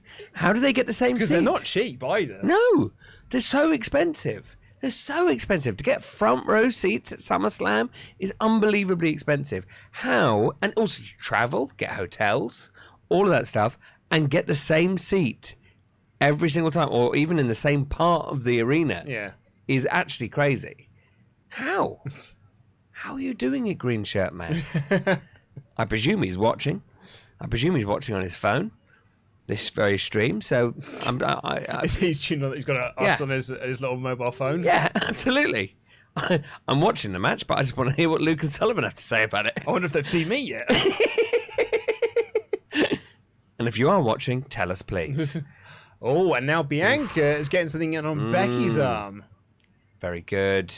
Big suplex on the outside. Oh, she's gone back to that shoulder. Yep. Very nice. I like it. It's a good match. Yep. And I don't have to fear a count out. And that's nice. That's nice. It's nice not to have a fear of counter. That was another thing from SmackDown that neither Pete nor I mentioned. No stupid DQs as far as I can remember. No stupid finishes. Yep. All just wins. Wins. Normal wins. Wins happened. Oh, it was so nice. It all made sense and it was fine. And nobody felt terrible. Like, it didn't feel like, oh, well, like, I won't be seeing that person on television ever again. Yeah. Because they lost one match without a DQ involved. Even Shotzi won. Yep. Shotzi won. Really quick as well. Yeah. Surprising she didn't get an entrance. Weird. And then there was a weird bit with Ronda Rousey. Not all of it was good, but it was really generally better. Oh, your parents failed you, so all right, Ronda. Calm down, Ronda. I don't know what that fan said. Yeah. I think Bianca's going to roll her through here. Yep. But can she do this with a bad arm? Of course she can. Yep. No, she can't. Oh, no, she her can't. bad arm. The arm gave out. Very good. Here we go. Stunner. Oh, that looked fucking brilliant. 1, 2. Oof. Here we go. This is a good match. Really good opener. Very happy with this. I'm still annoyed about that beer. I know. Would you like me to go outside and beg the cool kids to give us some of their beers. Because I bet you it's Red Stripe. Yeah. Oh, please, can we have some of your beers, please? Oh, Please, mister. Please, you want your beers, please? I'm ever so thirsty. Please. I did have one. I stole it from my dad's fridge. Yeah. I spilt it. Yeah. Do you think you could invite us to your cool party, please? Where you're all wearing cool outfits. And I can wear a cool outfit too. Honestly, I promise. I won't look silly or anything. I've got a nice shirt. Yeah, I've got a nice shirt. Yeah. Oh, thank you. And it's but not cool enough. That's the problem. It's too, not. It's too nice. It's too formal. Way too formal for these cool kids. Oof. There's a big there was I don't know what the move is called, where you get someone up for a powerbomb and then you just fall backwards with them. Yeah. I feel like it's something that Kane used to do for a little bit, or like the Big Show did for a bit. Yeah. Like the alley-oop or something. Is it the alley-oop? That's a silly name. Might actually be the alley-oop. Oh, trying to get the disarmer. Disarmer. But she hasn't got it. Yeah, it was the alley-oop. Just checking. Very well remembered, because that is a silly name. The alley-oop. She got out of it. Oh, hello. Oh. Dragged Becky all the way to the outside. It's got her in a torture rack. KOD on the floor. Oh. Hello. Oh, that's big. That is big. Now, the fact she's out on the floor though makes me feel Can she get her up? Yeah, can she get her up and get her back in the ring?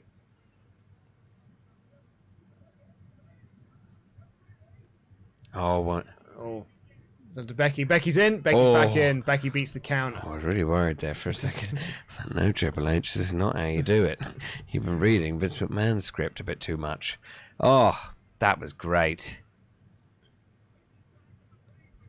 The whole the spot of getting back into the ring on the last second, I feel like it's a little bit too overplayed. So I actually had wished that she got her in, pinned her, but because of the time that she spent outside, Becky had up for the KOD again.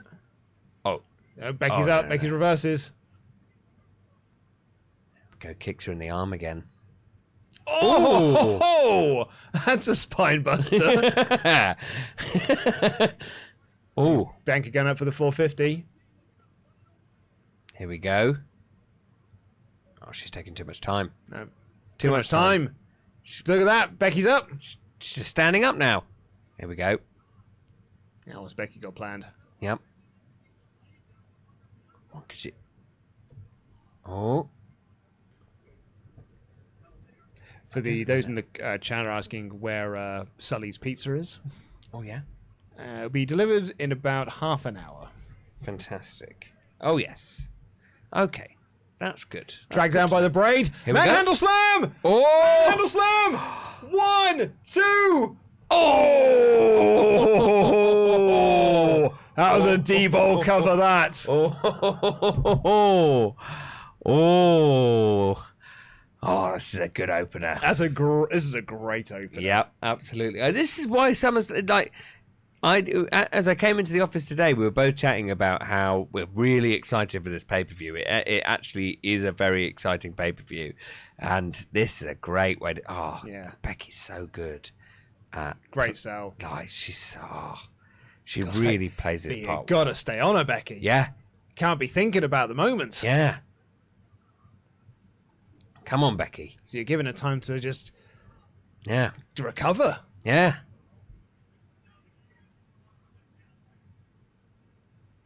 But she's got her own arm issues. Yeah. That's the thing. Try and go for the disarmer. Roll through. 1, 2. And here we go. Chaos Theory. No. Oh, 1, 2. No.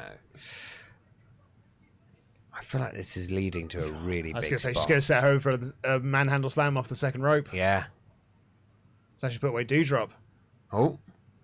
Oh, Spanish fly! What Spanish fly as well. KOD time. KOD. Oh, Oh, and what a KOD it was. Incredible. 1, 2, 3. That's it. A wicked match. Oh, such a good That opener. ruled. So good. That So good. KOD, man. Oh. She put a lot, like a whoop high. That was rad. That was fantastic. That was so good. Such a good opener. Great match. Well done. Great KOD as well, as you said. Oh, brilliant. Poor old Becky. Oh.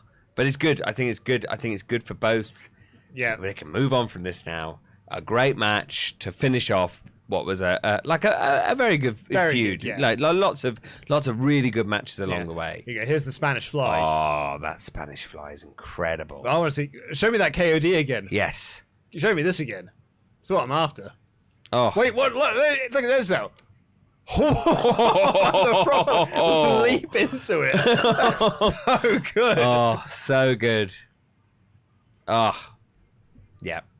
Right winner. Right winner. It's the greatest KOD of all time. I think so, you know.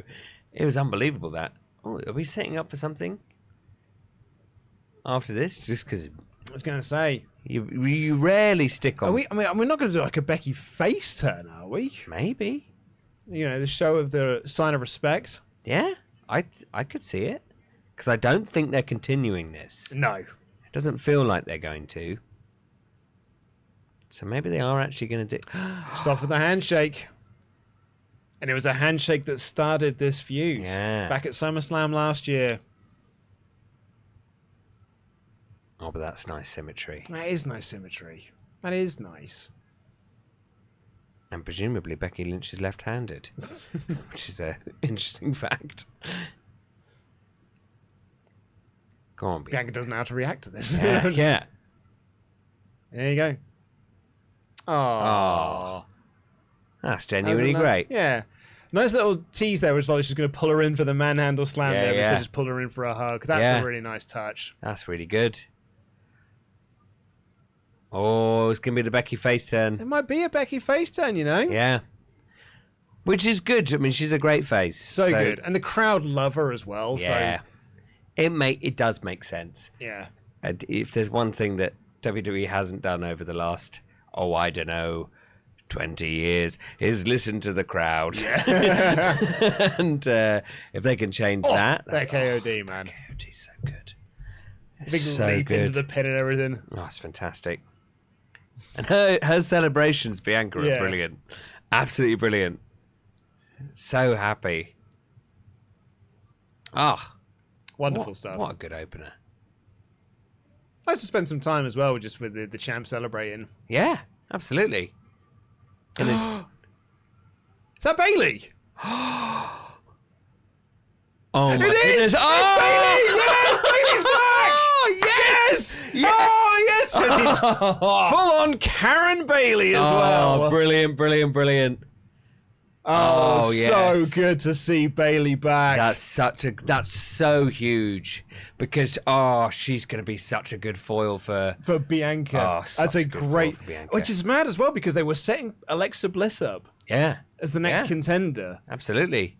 And it's perfect as well because Bailey was that was supposed to be her match at Money in the Bank was Bailey versus Bianca for the SmackDown title at the time, but then Bailey got injured. Yeah. So this is like Bailey's first time back in front of fans. Since like early 2020. Yeah. She like oh my goodness. She hasn't been in front of fans for like since before the pandemic. Yeah, it's like 2.5 years. Oh my goodness. And she has been missed. She was so heavily missed. Yeah. And she looks amazing as well. Yeah. Looks great. She's still a heel. She is still full on. People wondered whether she'd come back as the hugger, but nope. She's still got the Karen haircut. Absolutely. She's just waving to Bianca.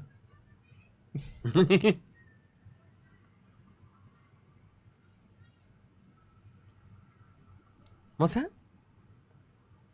Was this someone else? Who's it? Oh my god, it's Dakota Kai! Oh my god, Dakota Kai's here! Oh my god! Oh, it's Dakota Kai! What? I said on Friday I wanted Dakota would come back. Oh my goodness! I was trying to read what the name said on the thing. I was like, what does that say? It kept moving in a really annoying way. Oh, that's so cool. Speaking of someone who looks amazing as well. Yeah. Are they a team? I guess so. I mean, because Bayley doesn't look all that surprised. No. I think she was like, she basically introduced Dakota Kai. I mean, like, yeah. Oh, brilliant! That's this cool. This is great for the women's division. Yeah, look like they brilliant. seem to be like lining up as if they are an act together. Yeah. Well, we're getting more. What? Is there someone else? Who's going on? What? Oh, we're going to use Shirai! What the hell is going This on? is Triple H right here being like, and here's my reset of the women's division on Raw. Yeah. Io Shirai is on the main roster at fucking last, I might add. Unbelievable. That means she's re-signing then. Yeah. Because she was done. Yeah. She was gone from this company. Yep. But I guess with Triple H on the main roster, if you're someone like Io Shirai, it's like, well, that's a guy I can trust. Yep. Booking creative on the main roster. Look at this, like setting up a whole new bunch of challenges. Brilliant. Like all of a sudden, the Raw Women's Division just feels like this incredible alive scene. Yeah. We were literally just saying Becky's got no one to face up. Yeah. And now look. Yeah. And Bianca's got like loads of people to face This now. is fantastic. Oh my God. Are they an act together? Are they a trio together? So. I guess they are. What an insane trio. Oh, it's so good. What a mad trio of people, but still, I really like it, though. Yeah, let's go for it. Yeah. Triple H. Triple yes. H, man. Yeah. Triple H. You know? This is not Vince's SummerSlam. This ain't even Vince's WWE anymore. Yeah. Because I can tell you this for free. Io Shirai and Dakota Kai would be in a fucking ass's roar of that ring. Absolutely. Oh my goodness. It's like Becky getting it back in the ring, like help her out or something. Yeah. Oh, and hang on. Oh. There's Becky. Oh, Becky side by side. Oh, that's cool. I love it. Bitter enemies, now bitter friends. Yes, this is great. Look, Bayley there. The history of Bayley and Becky. That's such a cool visual. Oh, this is so good. Three returns. We were just talking about who might return. Oh, I guess maybe Johnny Gargano might. But oh my goodness. We've got Bayley, Dakota Kai, and Io Shirai. Unbelievable. This is amazing. With a Becky heel turn, a new faction as well, which is also a very Triple H thing to do because that dude loves a fucking faction. Yep, because factions work. Factions are cool. They're really That's why cool. AEW has 1,000 of them. Yeah, They're absolutely. cool. They're all in factions. If you're not in a faction, you're a real loser. That's awesome. Oh, that's great. I'm glad they just faced off as well. And that was it. Babyface Becky. Oh, this is great. Bayley's there with a really cool trio. Yeah. Of her, Io Shirai, and Dakota Kai. Dakota Kai back in WWE. Amazing. Io Shirai back with WWE after presumably leaving. She was going back to Stardom. Yeah. Heading right back there. Oh my goodness. That's such a cool opener. That's wicked, guys. Oh, that's a wicked opening to SummerSlam. We're gonna have a great. I've nearly lost my voice already. Yep. I got too excited. Luke, we're gonna have a great night. I think we're in for a good night here. I think we're in for a really good night. So glad they didn't do the 26-second thing. Oh yeah, absolutely. It would have been way worse than what we just had. We just had a great opening match and then 3 huge returns. That was awesome. So the chat said, Paul, you've done it again. Paul, you son of a bitch. You've done it again. Honestly, brilliant. So brilliant. Oh, so happy with that. Very pleased with that. Oh, that's fantastic. Right, should I go into the Ultrachats? Yes, please do, yeah. So William Buhner, Yep. I presume, has been a member for 15 months in a row now. Sully is coming and Luke will be jamming it in soon. Same outcome? Maybe. I think we'll just leave it there. We'll leave that there. I don't know. Yeah. Jenna says, chat is freaking out that you missed the Edge return announcement. We did? We did? Oh, did what? We definitely missed that. Definitely missed that. Yep, that absolutely. must have been on the kickoff show. Yes, thank you. Was Thank it a you, video Jenna. package or something? Apparently so, yeah. Oh, right. Is he on Raw? I don't know. Edge will be back tonight, apparently. Well, this is, great, cool, lovely. Yep, apparently. I don't know why they don't apparently they've announced he's on the show tonight, apparently. Why announce that? Why announce that? Yeah, it's bizarre, isn't it? That's a weird thing to do. Oh well. There we go. Cassidy Delaney says, "Sonny, I must ask: is there a game that you are dying to get on Board Game Club that you haven't yet? And if you do, what is it?" And Luke, I see your shirt, so I need to ask: what are some of your favourite Godzilla opponents? And long live Sob Ross. Long live Sob Ross. Yeah, it's Logan Paul versus The Miz up next, by the way. My favourite Godzilla opponent is King Ghidorah. King Ghidorah, always a fave.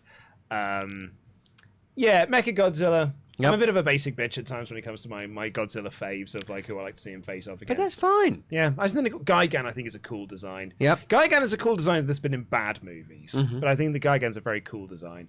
But like King Ghidorah is always just like, or Ghidorah, whatever way you want to pronounce it, always just have brilliant films. Yep. Always had amazing films. Oh, amazing. In terms of games that I'd love to play, you know what? There's a game that I once played with Adam, and it's a quick little party game, but it's called Quantitative Easing, and it is so much fun. I love playing it so much. You basically bid on businesses, and you can bid whatever you want. There is no limit to the amount of money you have. But if you bid the most, then you lose. So, like, if you bid too much, then you lose. Yeah. If you bid the second most amount, then, like, you will get that property, you will get that thing that you're trying to buy. But if you bid the most out of everyone at the end of the game, then you lose the whole thing. So initially you're bidding like 100,000, maybe $1 million or something like that, and then somebody will throw in $1 billion, and you're like, that's stupid, that's ridiculous. You're about to lose this, and then the next round, Brooke will turn up with one quadrillion, please, and this doesn't make any sense. You've gone mad, and it's so much fun. Also, just more Unmatched. I know we've had it on the channel, but more Unmatched. More Unmatched would be great. Oh, I love that. I love it. There's a game I played with my brother. I cannot remember what the name of it is, so I'll have to check with him. But it's a game about trying to come second. So you're basically in a race, like a 100-meter race. Oh. And you've got cards of like how fast you're running in that stretch for that round. And you're playing them in secret. But the idea is if you come first, that's bad. Yeah. But the coming second is actually is coming first place. Oh, great. So it's not just, you're not always just playing your high cards. You're trying to work out what everyone else has got in their hands so that you can cross the finish line second. That's brilliant. It's really, really good. I really like that. I really like that a lot. Alex Witherden said the Surfshark ad read was great. Don't worry about Surfshark not liking it. I think they'll like the version that we put out. Yeah. If any of you watch Tom Scar's Surfshark ads, you'll realise they don't care. One of the ads is him killing a guy. But I think with Tom Scar, it's become a gag, though. Like, Yes. Tom Scar is trying to make ads that Surfshark won't want. So Surfshark just keep accepting them. Yes, absolutely. Whereas absolutely. I think Surfshark just want us to make regular adverts. Yes, definitely. Danny G says, hi, lovely boys. Cautiously optimistic about this one. Really tempted at screening. Looks great. I'm up from... presumably for the screening for the Clash of... Clash. I was going to say Clash of Clans, but it's Clash of the Castle. I'm from up north, but fly back to Heathrow that Friday. Don't think I can justify 2 nights in a hotel, though. Please do something up here if possible. Maybe with Jushin. Hey, I'd love to do something up north. Yeah. It's my spiritual home. Yeah. To do something in the northwest. Oh, that'd be great. It's so good to do something in Liverpool. Oh, yeah. I would love to do a show in Liverpool. We could have a night out and EBGBs. Yeah. Surely you've been to EBGBs. Oh, mate, I've been all over the place, mate. Oh, yeah, I love Gone down EBGBs. Liverpool, Oh, mate. yeah. Oh, honestly, a night out in Liverpool is one of the most fun nights out in all of the UK. I'll tell you that now. I say you know already, but it is so much fun. Oh. We've got Ciampa coming out. Ciampa in uniform. wrestle. He's dressed to wrestle. Yeah. He really is, and he's With and he's, Maurice there as well. yeah, they're all in uniform, which I quite like. Big old. They look like Monster Energy drinks. The coolest of drinks. Nothing cooler than a drink that will keep you up for 4 days. When I was at university, I was really into the movie Super Size Me. Oh, yeah. Because I saw it at the pictures, and then I went to university a couple of years afterwards. And one of my final years, I had to make a documentary as part of my course. And I didn't have a lot of friends, so or classmates or anything like that. So I just wanted to make it on my own. So I pitched to my lecturer. I was like, "Oh, I'll do a documentary where I just drink nothing but energy drinks for a week and see what." Because been in the mid 2000s, they're a massive thing on campus. Yeah. Loads of students drinking them, like our union selling them and everything. So I was like, I wanted to know what the effects would be like if I just drank nothing but it, sort of like as a warning to other students and stuff. And my lecturer was like, I think that would be exceptionally dangerous. Yep, that's absolutely true. And in all good faith, I could not sign off on that. Yeah, no, really, that is very true. It would be very dangerous. I was like, I'll go see a doctor, you know. If you see a doctor, it can't hurt you. Logan Paul, no Pokemon the card this time. No. He's just a twat. He's just been a regular twat. Yep. There he is. He's lost his sunglasses already. Yep. And he doesn't seem to be that bothered by him. He doesn't care. He does have a cool jacket. I will admit, it does. Oh, The Miz has got his own. The Miz has got his own card. It's a picture of the Miz or something. I think. Very confusing card that there, because it wasn't clear exactly who it was. Because it wasn't a clear picture of the Miz. But yeah, I mean, I would love to see the Miz's own trading card game where only he was all of the cards. Be very good fun. But yeah, now we can't really hear what the crowd are cheering because of the Mav. The Mav. I think that's what his T-shirt said, didn't it? The Mav. I saw you. He had a little slip. Bellend. He had a little slip. I saw you. Yes. A little slip. A little slip. Yeah, there. a little slip. A little slip there. Here we go. Now, I just hope this isn't. This is not very. Do you know what? Like, Miz is very good at doing celebrity matches. Yes. Yeah. Absolutely. Very good doing them. And Logan Paul was, he was surprisingly half bad. good. It went half bad at the old WrestleMania. Yeah, absolutely.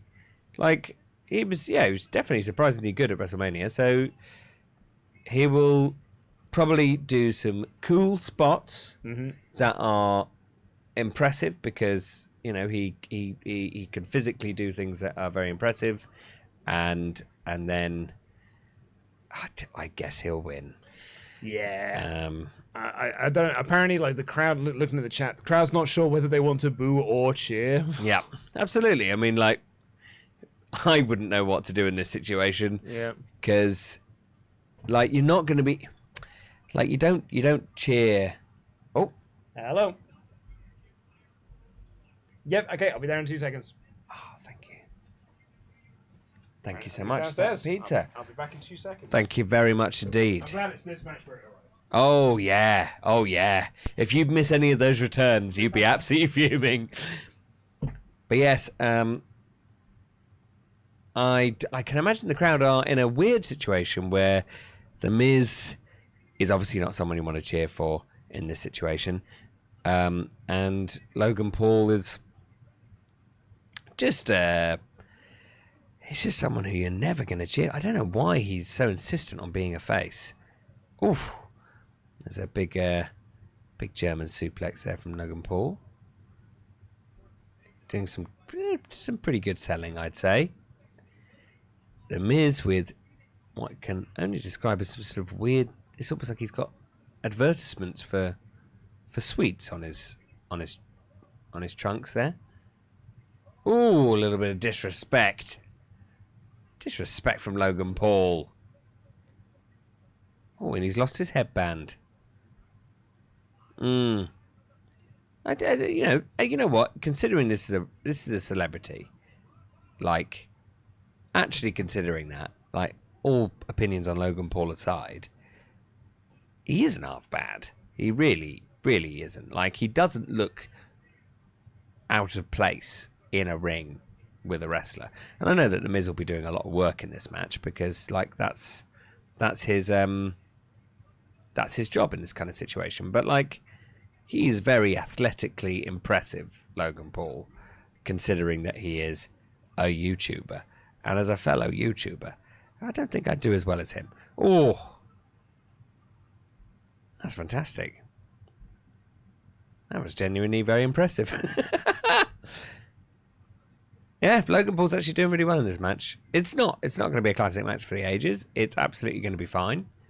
It's not going to be much more than fine, I imagine. But he's doing very, very, very well in this match. Oof.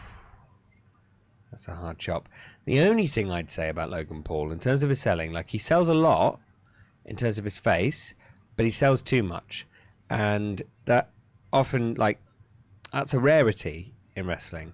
But because you often want somebody to sell really well, that's usually a really good sign. But the way he acts it's quite sort of overacty. He's obviously knows the importance of selling for your opponent, especially in this kind of situation. But the way his face is like every single time he gets hit. Oh, look, it's the perfect size. It's exactly. This is Tops Pizza. Thank you. Very welcome. Thank you, Luke. I was just saying about how Logan Paul's actually doing pretty well. Is he all right? Yeah, he's been like, you know what? He doesn't look like, if you didn't know that Logan Paul wasn't a wrestler, I don't think you necessarily would be able to tell. Yeah. I don't think you'd be like, oh, this is clear that they got a celebrity. A celebrity in, yeah. Yeah. That's a really good sign. Yeah.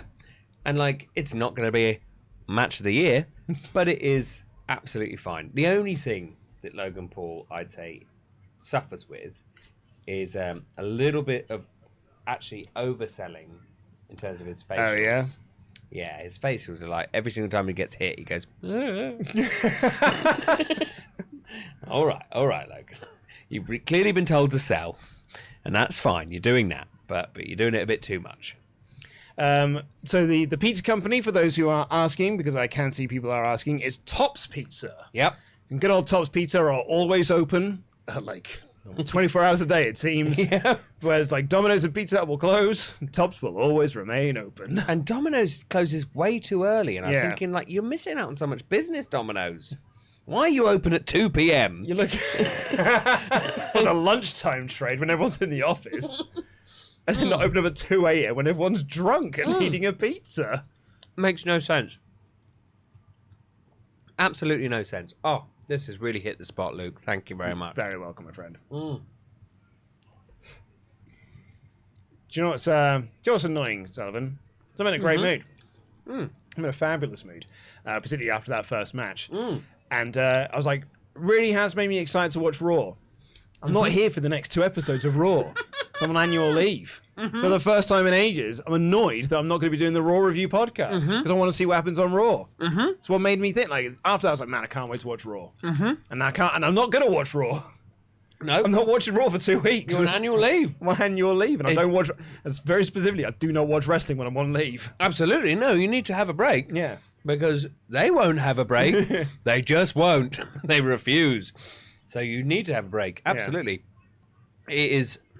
Yeah, I feel for you because, well, at least when you do come back, at least you've got something good to come back to.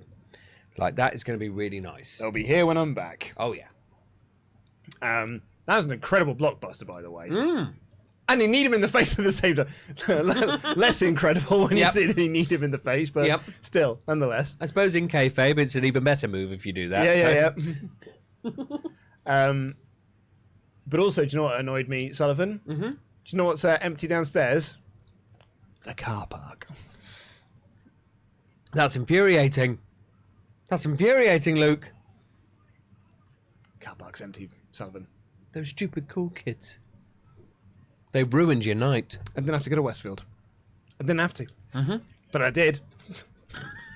I did, didn't I? Because I was told I couldn't use the car park. Yeah. Who can we blame for this? Who do we think? Grant Shapps again? Yeah, Grant Shapps. Yeah. You know what? Bloody old Logan Paul. Logan Paul did the ick kick then. He just ran and just like penalty kicked him in the chest. It's like, all right, mate, it's not real. Arm down, Logan. Oh. So I want to give a shout out to the near 4,000 people that are watching this stream. Thank you all so much. Fabulous, the lot of you. Please subscribe to the channel if you haven't already and give us a little thumbs up. We're also hosting a watch-along party for Clash at the Castle on September 3rd at the Joiner on Worship in Shoreditch, London. Come down and join us there. Tickets are £12.50. They're on sale right now in the links in the video description down below. Yeah, absolutely. It's going to be so much fun. We're going to have such a fun time. And to be honest, like, this is making me so excited for so much more WWE stuff going forward. Yep. I think we there's a lot of hype about Triple H coming back and doing the creative. And a lot of it I was tentative about because you just never know. You just never know whether, I don't know, secretly Vince is pulling the strings and really running creative. But this is a very promising start to Triple H's tenure as head of creative. It really is. Oh. You wanted to have a good opening splash like that. Mm-hmm. And he got that in space. Also, just feels I haven't updated the scores yet. Oh yeah, of course. But it's what's great about it as well is that like with those 3 returns, not only were they great returns, they were also 3 returns that made you feel like, oh, these are really big time people. Yeah. It's big time people that means something if you're sort of like on the inside track of like wrestling news and stuff. Like Dakota Kai and Io Shirai aren't just names. They're names that were gone. They were names that were gone out the door, but have come back because Triple H is now in charge. And they see this as a new landscape where they can make a name for themselves, which they wouldn't have been able to do under Vince's watch. Oh, the referee has caught Tommy Champs trying to interfere. And he's now been ejected. Oh, no. Oh, not Tommy Champs. Now he's fuming. He's absolutely fuming. He's not happy about it. Oh, dear. I wouldn't be happy about it either, Tom. No, I wouldn't be either. What was it? It's also... that also tells me the fact that they've returned, as you say, like 2 people that would never have got the chance under Vince, tells me somewhat that this is not just a retirement in name only style situation. Exactly. That actually Triple H has. Oh, someone's coming. Who's coming down to the ring? Crikey! Who else have we got coming here? Who else is coming down? It's not. Is it Gargano? Is it Gargano? Is it Gargano? What happened? What's going on? We can't really hear any music, guys. So we can't. Yeah. This is very confusing. Oh, it's AJ Styles. Oh. Okay. Oh, wow. All right, AJ. Sorry, we couldn't hear the music everyone, so we didn't realise it was AJ's music. Really confused there. Everyone just cheered and then nobody came down to the ring. AJ Ciampa feud. I'll take that.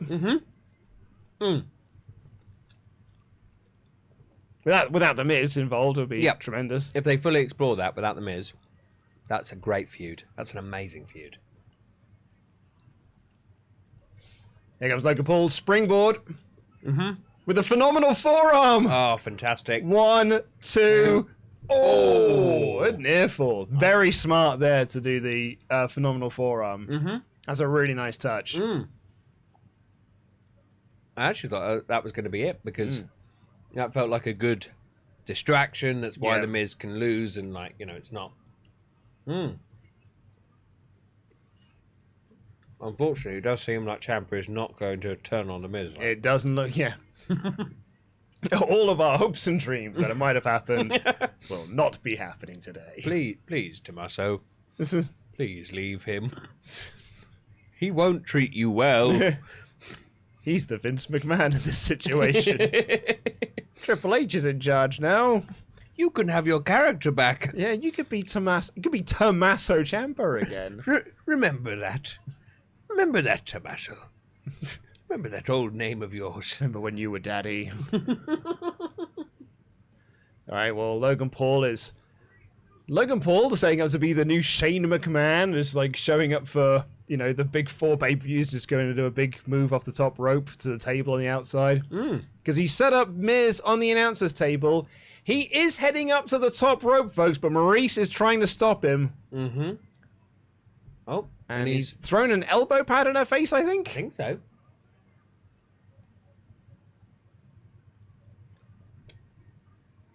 Is he going to be able to make this?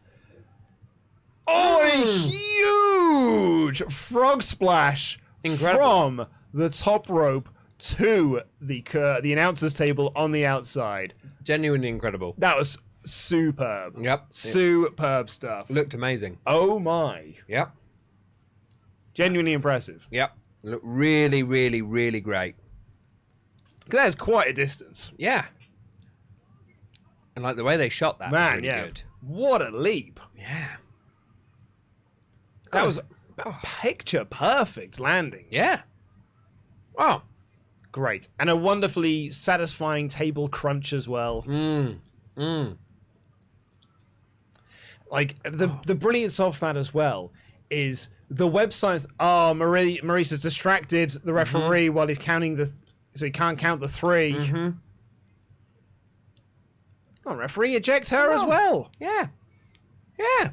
Or just turn around and do the count, referee. Oh, Miz has got the card. Oh, and he nearly hit Maurice with it instead. And I think he's going to be set up for a skull-crushing finale. Yep. And he is. There he is. Skull-crushing finale on The Miz. 1, 2, 3. There Logan we Paul go. wins. Lovely stuff. But yeah, the point I was going to make was all the websites that they want to write about Logan Paul being in WWE, they're going to use those images of him doing, and like that video clip of him doing the big move. That's what it's going to be on E or 100%. I don't know, Fox News or whatever entertainment shows they've got out there. Because that's the thing, like with every single, celebrity match up until the last few years, Bad Bunny and now Logan Paul both really set the standard very, very high. Really high in terms of what a celebrity can do in WWE. Yeah. No longer can you just be turning up, do a spot, Yeah. and then leave and go. You have to really, really work, and that is an amazing, amazing move. It was fantastic. It was Yeah. really picture perfect. Shout out as well, Stephen Amell. I think was kind of like the first of that. Like when he showed up at SummerSlam for WWE, and then he did All In. And it was genuinely like oh dang, that Stephen Amell, that Arrow guy is actually pretty darn good. A real surprise. Because up to that point, celebrity matches had been Floyd Mayweather at WrestleMania or Shaq and all this sort of stuff. And it was like, oh man, it's actually a bit naff. But that was real good. And then I think you're right with Bad Bunny in particular at WrestleMania last year, and then Logan Paul here. Yeah. And actually to an extent, Pat McAfee. McAfee's not bad, McAfee's great. I mean, he still seems like a huge douchebag, but credit to him. He did a nice frog splash. Yeah. Oh, 100%. Like, this doesn't change my viewpoint on Logan Paul personally. But he did a very good job in that match, and ultimately, all you can do is genuinely congratulate people when they do a good job. If you just continually just go after Logan Paul because he is really annoying and just has so many flaws. Ultimately, your criticism is worthless in that situation. You need to credit where credit's due. He did very well in that match. Shout out to some new members we got here, Dav Thompson and Rob Magwood. Unknown says, a shame my other Ultrachat can be read out, but that's my bad. I didn't think about it before posting it. But there's a quiz question I misunderstood, and I thought it was how long since the debut until their first IC win, not in order of winning. That was Unknown mentioned about the Quizlemania results. Yes, absolutely. And that was, Tempest. That was Tempest. Nailed it. Good. So good. Yeah. And Andy was all complaining. Well, no, Andy was so fine about it. So absolutely happy fine. for Tempest. He was. You know what? He was he would complain about nothing at all because he was so fine that Tempest knew that. So thrilled that he did really well on his, and he didn't do very well on his at all. Even though I would say Andy's was significantly easier. Way easier. You'd think he'd do better on that. Yeah. Yeah, because Andy had never seen Stevie Richards before. Or Crash Holly. Crash Holly. Come on, Andy. I know he's younger than me, but only by a few years. Not by much. Yeah, only by 3 years. Yeah. Like straight away, I was like, all right. So Stevie Richards and Crash Holly, they'll be the top two. It's between those two. And I'm a comedian, really. He's the editor of the WrestleTalk News. He edits the website. Well, it wasn't a good colour on him. No. No, Dan Bob Dixon said, been a subscriber since 2017, and I'm just about to celebrate the greatest party of the summer with my favourite DAD Luke and off-brand Muppet Sullivan. Oh, yes. Callum the Writer said, thanks for keeping me company during this show. Decided to give it a watch for Trips. Good luck at the Fringe, Sullivan. I won't get to the Fringe this year, but it should be good. Very tempted by the watch-along, but it's a long way for me in the Midlands. Oh, come on down. Oh, from the Midlands? Yeah, Midlands is fine. It's dead easy. We used to go. I used to drive up to the Midlands I used to drive up to Nottingham and things like that for shows. Mm. And, I've heard of people going to the Midlands too. I've been to the Midlands. We'll go for the Board Game Expo. Yeah, very true, very true. And I've been there before. Many places in the Midlands have fantastic, fantastic restaurants I've been to. It's been lovely. We got the maximum male models here. We do indeed. Maxine's here. It's Maxine. There's Maxine and... Oh, no, it's an advert. Don't worry. It's an advert for Pure Life. Okay. Brady Lamb says, first Ultra Chat for WrestleTalk, expecting Rollins to get a match against a returning talent tonight. Also, I love that Sullyhausen. Cheers, lads. Jam that jam. Charles, Sully, you may not know this, but I'll never pass up the chance to make jokes about a particular substance. In the spirit of jokes, I'd like you guys to describe what you think I look like. You can't use handsome or has a big wang because that's obvious. Very difficult. Very difficult. I think you look like Mansoir. And I think you look like the other male model. Lucky 2001 said, I've heard a lot of people's opinions on what might change with Triple H in charge, but I haven't heard anyone talk about how the commentary could change or be better. How do you think it will? I mean, it won't have Vince McMahon yelling at them. Yep. Actually, I mean, in fairness, a few people, Lucky, have talked about this. Meltzer went about this extensively in the newsletter. Yep. Mick Foley quit the position after doing it twice because he was like, this is the worst job in the world in commentary. Yeah. I think I think it'll be a lot looser. Yep. I mean, you won't have like them shouting the buzzwords for you to get out and things like that. So it should be, in theory, a much better experience for us. Yes, definitely. And Michael Cole already is he's a really great commentator and already significantly better from the last time I did SmackDown. I remember when people used to really rag on Michael Cole, and fairly so because he was, and he is quite cack. But it's not because he's a bad commentator; it's because he's badly produced. Yep. He did the UK tournament, the 2-night tournament thing they did. Yeah. And all of a sudden, I was like, "Whoa, where's this Michael Cole been?" It was in the commentary with Nigel McGuinness, and it was like, "Where's this guy? Yeah. Why don't we have this guy on TV all the time? Because he's really good at this." Yeah, absolutely. It really showed that he has been done a real great disservice by the production side of things. Just Donny has been a member for 11 months in a row. Hey, lads, lighting one up for you. Looking forward to the show. Hope Triple H makes his mark. Boy, howdy has he. Yep. Zerko has been a member for 12 months in a row. Said, SummerSlam, I don't really care much for this show, but a watch along with Sully Bobs and the note Luke Owen. Nicest of all time. All in for that. Thank you very much. Thank you. Grant Jones. Grant from USA, North Carolina. Who do you think will be the next member of the Blackpool Combat Club? I'll honestly say that I don't think we need more members for the group. Yeah, I would agree with that. I wouldn't want there to be. No, there's 4 of them at the moment. Yep. And that's a good number with William Regal. I think more numbers just dilutes things. Yes. We tend to get these sort of ultra chats in a lot of who would you add into this faction? I'm always more about pulling back to be make sure the faction's got enough members. Yep. I don't want to add any more to Best Friends. Yes. I wouldn't add any more to the Jericho Appreciation Society. The group's already massive, but I think that's also starting to be part of the group. It's part of the gag. Yeah, Pass me the remote. Absolutely, yes. Otherwise, the TV's going to shut down. No. But no, I agree. I think before Claudio joined, Claudio. I was thinking maybe Lee Moriarty, who might be now joining the baddies. But now Claudio's in there. Nah, you don't need to have anyone else. Cassidy said, did you guys get to see any of Death Before Dishonor last weekend? It was by far the best show of the year, an incredible night. The 2 out of 3 falls match was unbelievably great. That it was. That's actually the only thing I've seen thus far. I went out my way to watch FTR Briscoes, and friggin' hell, it was so good. Yeah. Incredible. Oh. They beat the match of the year by just doing a better match of the year. FTR, they're on a tear. Absolutely incredible. Oh. The greatest tag team on the planet. Yep.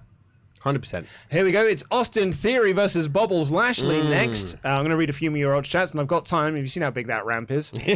Matthew Watson, you guys hear this a lot, but I wanted to take my time to say how much I appreciate you all. The last 3 years have featured some incredibly bad stretches for my mental health, and you all, particularly NRB and the podcast, help me more than I can say. Oh. Thank you so much. I'm glad to hope we can help in some way. Yeah, absolutely. Lipsy Puppet. I would love to come to your watch along, but alas, I have woke to find myself in a dark room. How will I find the light switch? I'm in a dark room. Need the light switch to see. Do you see? Also, I live in Portugal. That's a bigger problem. Do you know what that's a reference to?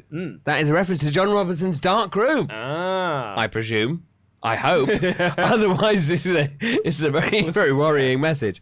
But no, that is a direct reference to Dark Room. A great show. Go to see it at the Edinburgh Fringe. John Siski, it should have been a 26-second finish. The sort of narrative satisfaction we'd get from the 26 seconds is much rarer in a wrestling climate that needs better stories. Plus, in kayfabe, if Becky could do, why wouldn't Bianca? Love you both, jam that jam. John, I would agree with you. Actually, it's the handshake I actually thought was the much nicer symmetry. Yes. Yes. Overall, I think that's actually a much better finale. Yep. It started with a handshake, it ended with a handshake. Yep. I think that's actually really, really pretty. And they clearly want Becky to be face, and that was a great face turn. Absolutely. Tails B, starting this pay-per-view off angry because instead of DoorDash handing me my food like my settings say, they sent me a picture of my food on the ground outside of my apartment building. I like Becky's future McDonald's employee outfit. Joseph Ray has been a Memberg for 13 months in a row. Said, how much to get Sully to drink the garlic and herb dip? You cannot pay enough money for that. Also, I need help picking what to eat while watching. Tacos or buffalo wings? Pick for me, lads. I'd always go buffalo wings. I see now. I see what you mean. I loved chicken wings. In terms of taste, buffalo wings is what I would go for every single time. But the thing is that for me, I would go for tacos only because it is a slightly less messy food. And the messiness is a huge factor for me. Oh. Austin Shoot, for someone who was at last year's SummerSlam, I would rather have this Becky Belair match go 26 seconds as well. P.S. I will literally cry if Seth's opponent is Bray Wyatt. WWE always surprises us when it's a mere pay-per-view build, so let's see what happens. Jam that jam. Thank you to Chris, who has reminded us about Alexa Bliss. Alexa versus Bianca. Basically saying, like, let's not forget that they did set it back. Like, but that's the thing, Chris, is that I think you're worried that we're going to forget that Bliss is there, but that's kind of what they did, was to say it's not just Bliss now. There's loads of people that can be contenders. Yeah. That's really what the division needed more than anything. Yeah. Just having Bliss go in for that match would have just been the same position we were in absolutely prior to Becky. Yep. So now all of a sudden, instead of just one future contender, we've got 4. Yep. And that's way better. Yeah, it's so much better. Poor Dewdrop. Yeah, people like that. Poor Dewdrop. Jesse Woodworth, Charlotte or Sasha to return to Bianca to be Bianca's third woman. I mean, actually, do you know what? Alexa Bliss isn't the worst out there to be the third woman for their team. Absolutely, that would really work. William Todger Jr. Good evening, gents. Was I the only one who kept calling them heard them calling her Io Sky? What the heck is that all about? The Tron said everything, but it still had Io Shirai, didn't it? Oh, we didn't hear the commentary. So yes, I don't know. They could well have done. If they did, that's oh, and it looks like bad one, Jambit. Look, according to Brian Alvarez, Io's new name is Io Sky. That's what Corey was calling her. Oh my!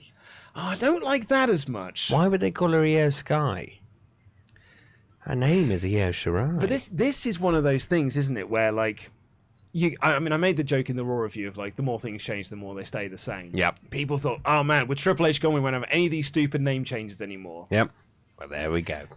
But I always want to remind everyone, this is still WWE. They will do these things. Even with Triple H in charge of creative, there will still be WWE isms in this company. That's such a weird thing. Oh. Yeah. Oh, Austin Theory is beating down Bobby Lashley with the briefcase. Yeah. Like, it's not the worst thing in the world, Io Sky. Yeah. It's not terrible. No. It's just, but it's a name change that you're like, I don't know why you've done that. It doesn't make any sense. Why when you have name recognition of somebody, I never understood ever changing the NXT names unless it was just like, oh, this name was a bad name and now we need to really change it. Well, it's that so they can own the brand's name. But it's just such an odd thing. Like they now owned the name Io Sky. So if Io Shirai does leave and she gets Io Shirai, then she's not like, well, now you're trading off your WWE popularity. Right, I see. So they're more worried about name recognition than they are actually using that. Yeah. Which is a shame. I mean, like, it's a bit of a bummer. It is, because it's like one of those things where you are just reminded, as you said, this is still WWE. Yeah. And it will do silly, stupid things like that. But, yeah, maybe that was, I don't know. Nope, I can't think of a good justification for it, really, other than just wanting to control wrestlers outside of their WWE contract. But this is a good way to get Austin Theory the heat within the match so he can beat down Bobby because... Oh, no. Bobby's got him up for a suplex. Bobby's got him for a suplex. Oh. Theory gets out. Okay. There we go. Oh. I don't think this match is going long, Sullivan. Yep. I don't think so either. Oh, big spine buster there by Bobby Lashley. Oh, my goodness. Theory's ragdolling himself around. Yep. He nearly did that one-handed. Oh, dear, Theory. It's not looking great. Oh, got like a couple of fingers up there. Yeah. Oh, Theory's bailing. Oh, maybe it is going a bit longer if he's bailing. No, he's going to get his Money in the Bank briefcase. Where is it? Where'd he chuck it? Oh, there we go. That fella had it. Oh, I think is he done? No, he's done. Oh, he's walking away. Walking away, everyone. All right. Money in the Bank. You don't want the US title. Oh, wait. Oh, Bobby stopped him. Bobby stopped him. Get back in that ring. Don't care about that briefcase. Turns out Bobby is a briefcase type Pokemon. And it's been ineffective on him. He's just now. I'll say he just gets 7 bells of shit knocked out of him. Being a briefcase type Pokemon. It's him and Will from the In-Betweeners. Yeah. They're so different. But it's amazing. One of them evolves into the other, and it's not the one you think. Oh.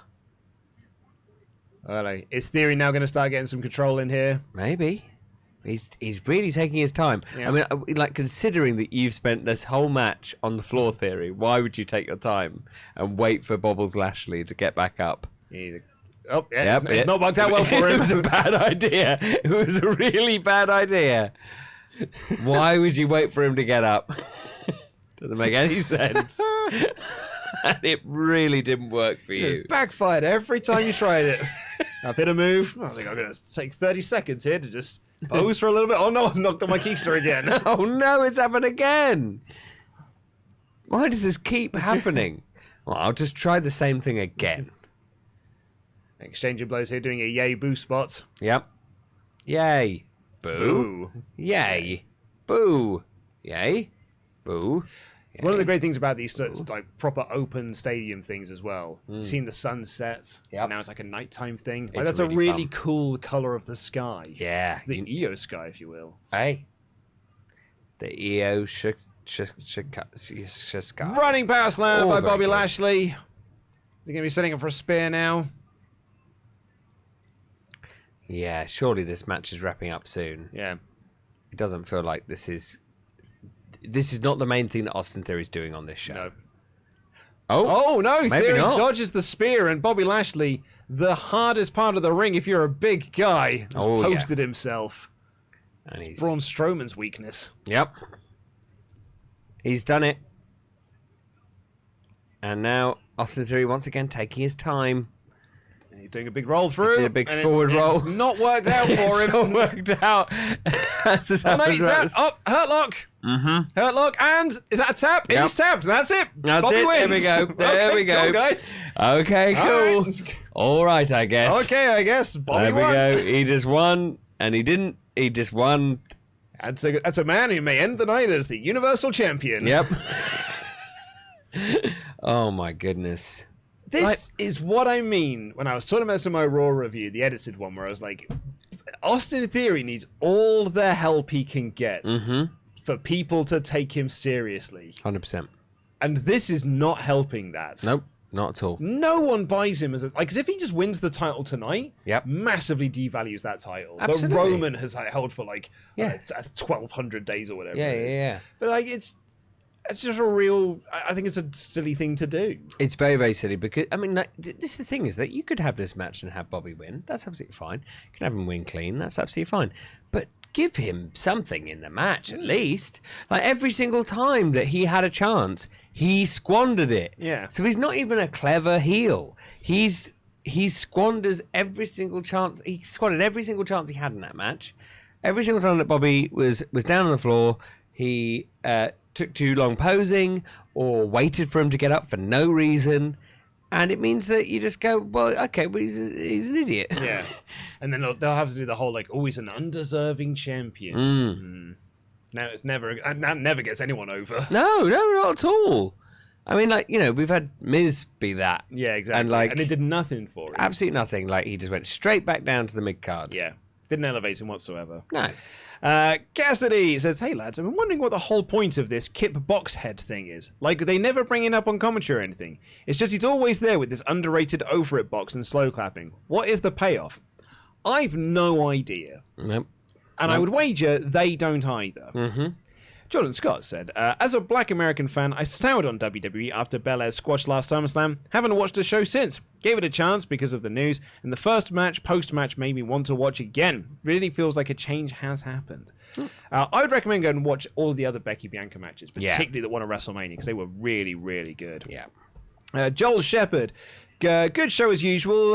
Love good old Sullivan. Such a funny guy. What are your thoughts on WWE going back to TV 14? Do you think they will do it better than AEW?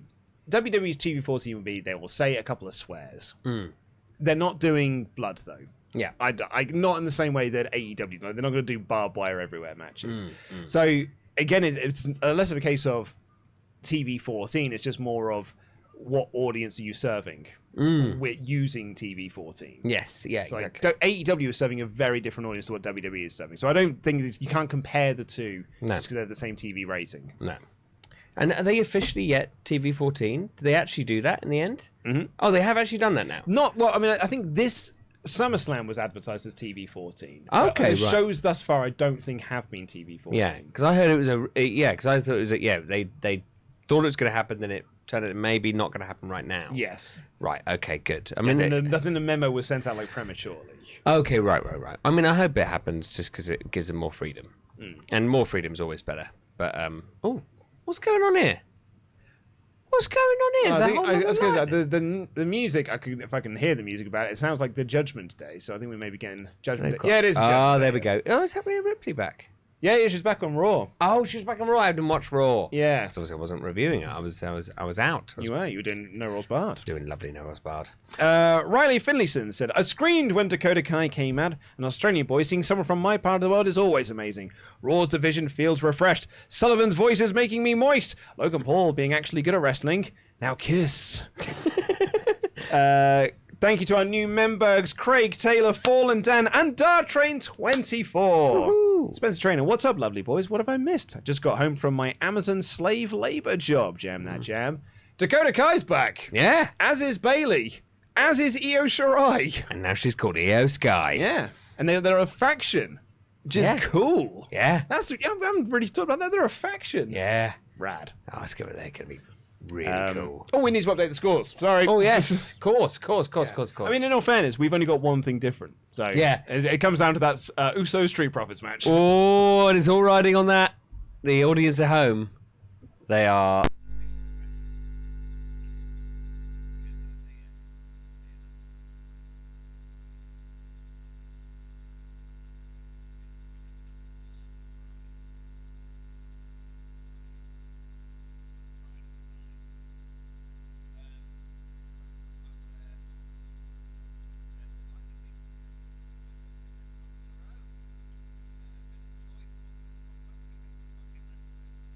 because Rollins versus Gargano would be a banger. I totally agree. Dartrain24 says donating for a like spike because Team Luke Sully are a great team. Thank you so much. That's very, very kind indeed. Vanquish says, hello there. My first message in a while. So I'm sorry for that, lads. I was dealing with grief, and I'm happy to tell you that I can see the light at the end of the tunnel. That's really nice. And I have a lot of people to thank, including the lovely team at WrestleTalk. So thank you. Thank you very much, Vanquish. Apparently, people see like the audio keeps muting, and I don't know why. Well, that's odd. Yeah, I mean, Jen's probably just meshing his head to say that the audio is muted. And I don't know why that keeps happening. That's so strange. Well, I'm sorry if any of your Ultrachats were missed. Apparently it happened when I stood up. But I can't stay here sat down for always. No, you can't live your life here. You have a home and a baby. The problem is I can't hear it. Well, it's the thing. We're going to have to... I mean, it seems to be through the mics on the screen as well. So. Yeah, apparently people think it's static. Oh, static. I don't know why I stood up. I don't stand up. It didn't sound like you'd have, knocked anything or anything like that. Apparently saying your mic might be loose. Let's check yours. Yeah. Yours seems fine. Weird. Static when Luke is speaking, moving too. Sounds like a cable problem that happens whenever Luke is up. Well, that's great. That's one that can't be fixed. Very confusing. What could it be? What else could it be? I don't know. Apparently it's fine. People are saying Luke fixed it. I did nothing. I didn't fix anyone. You fixed it, mate. Oh, cool. I mean, I'll take credit for it. You should be proud. You should be proud of the work you do. We should have a new mixer. Rich is working on our new mixer. Yeah. It's arrived, but it's like there was something that was broken with it that is now being fixed. Yes. But now he needs to come in and sort it out. Yes.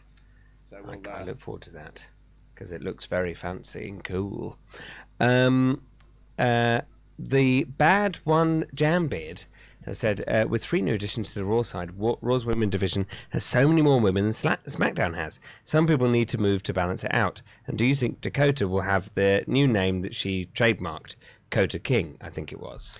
Yeah, I think she traded King Kota, I think. I don't know. Like, maybe she should just go by Dakota or something. Like, I think her thing said Dakota Kai, but then again, so did Io Shirai's. Yes. Just in case we did miss some of those, Lightning Link said, but enjoyed to watch these podcasts. Really hope Gargano returns. We get Gargano Rollins. And Dartrain said, I'm donating for a like spike because Luke and Sullivan are a great team. So go on, everyone. It was a nice like there. Yes, please. Also, do you know who's in the chat? Who? Sean Ross Sapp is in the chat. Oh, hello, Sean. He's in the press box asking to add us into it. We can't add you into the stream, Sean. I'd love to. Actually, I'll send him a message in case he's still not watching. I'll send him a message if we can't add you in. Because, we'd love to have you on because, well, we love you, Sean. You're great. But I don't think we have the technology. No, we do not have the technology. We cannot rebuild him. Because otherwise we'd very much have you on. So I'll quickly talk through Judgment Day versus the Mysterios. It seems to be all over the place at the moment. God, why can't Dominic get any good gear? His gear is proper rubbish, though. It's been rubbish the whole time.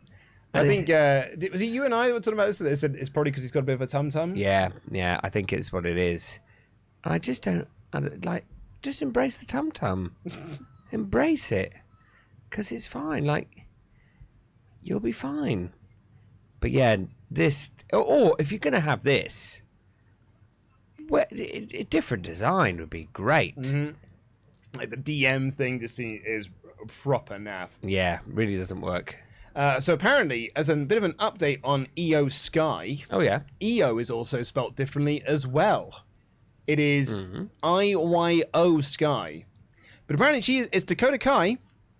Right. Yeah, but it's EO Sky, IYO Sky, all in caps. So her name is in full caps. What? You can't have a name in full caps? It was getting like Kenta was in full caps. I suppose. But Kana was in full caps before she went to Asuka. Insinuates it's you're shouting it. Yo, Sky!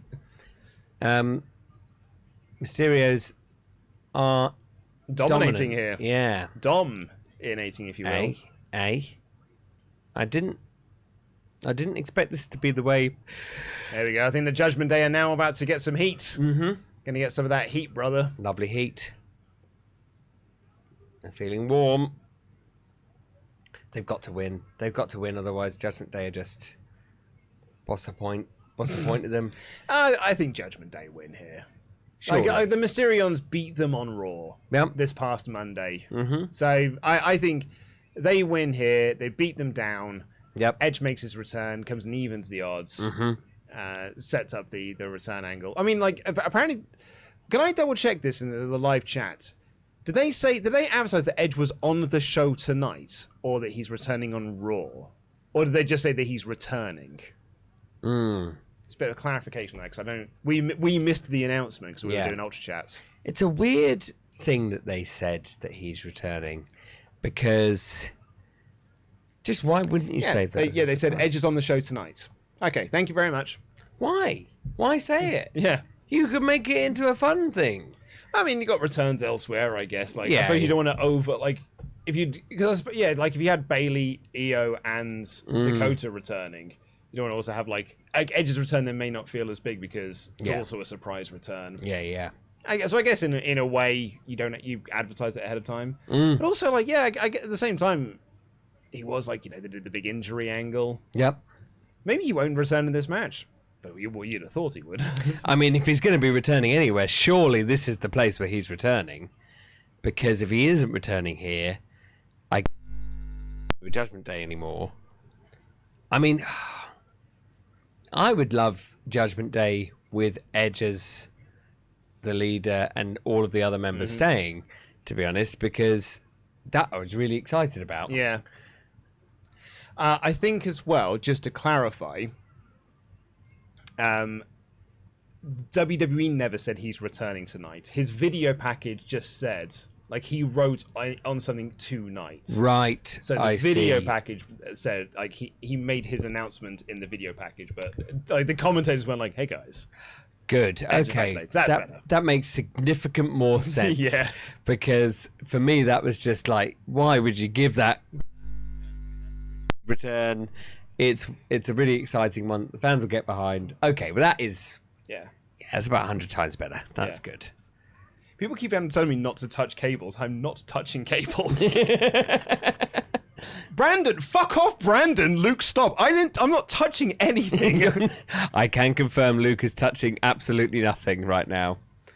Absolutely nothing. I don't understand. And people saying like, it's Sullivan's mic. Sullivan's not touching a mic. He's not touching any cables either. Nope.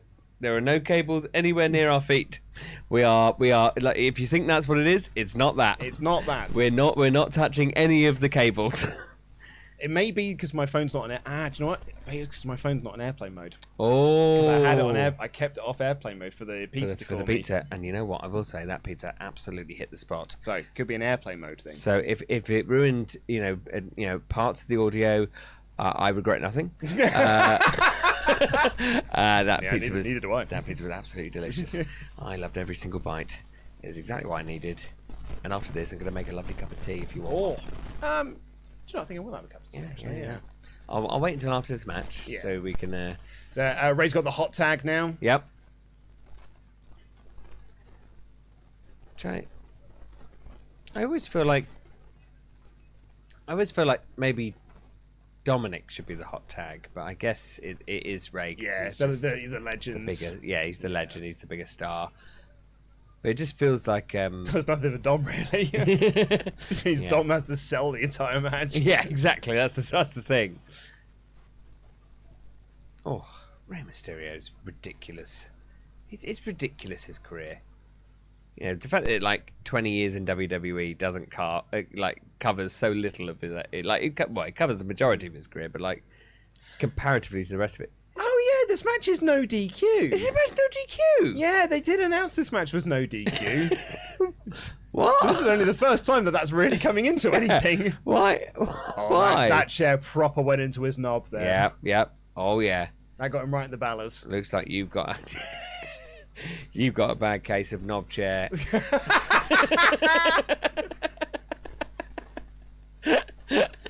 There's no DQ match. Just stood on the ring waiting for legal tags. Yeah.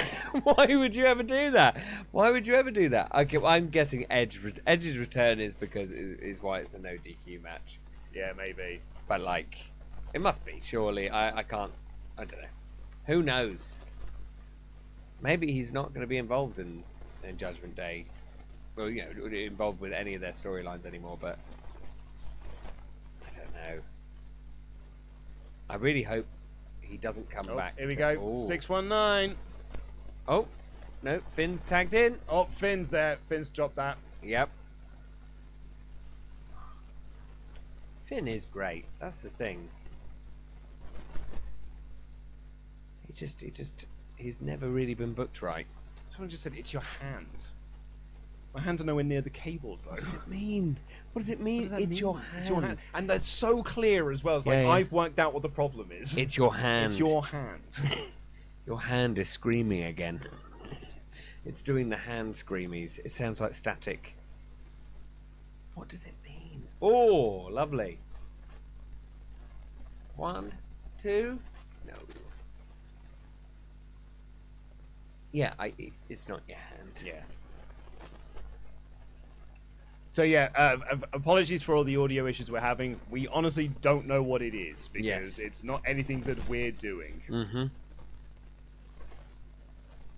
It's very, very confusing.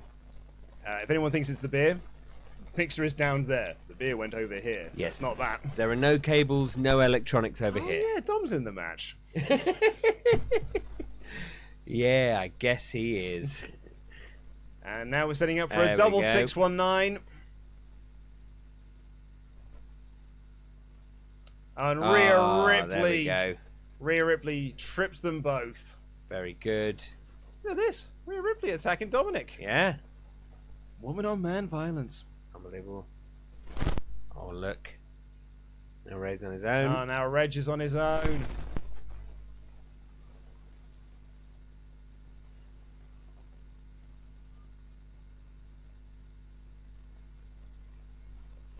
Balor screaming for a chair. Mm. Oh, here we go. Here we are. Could it be? Could it be? The person? It's a fiery stare. Oh, it's not quite fiery all the way, but that's fine. It's still pretty metal. It's... Wow, there's a lot of stage production that's been carted out here. And it's Edge! Oh! In full-on Brood style Edge. Yeah, it's real Brood style Edge. Even look at those glasses. He's cut his hair even more. Honestly, those glasses are the most late 90s, early 2000s things I've ever seen. That's amazing. He is so Brood right now. I don't know what his music is, but it sounds like it's different, but I could be wrong. Oh yeah, that's very full much on Brood Edge. Yeah. Edge is making his return to come up against the Judgment Day. Yep.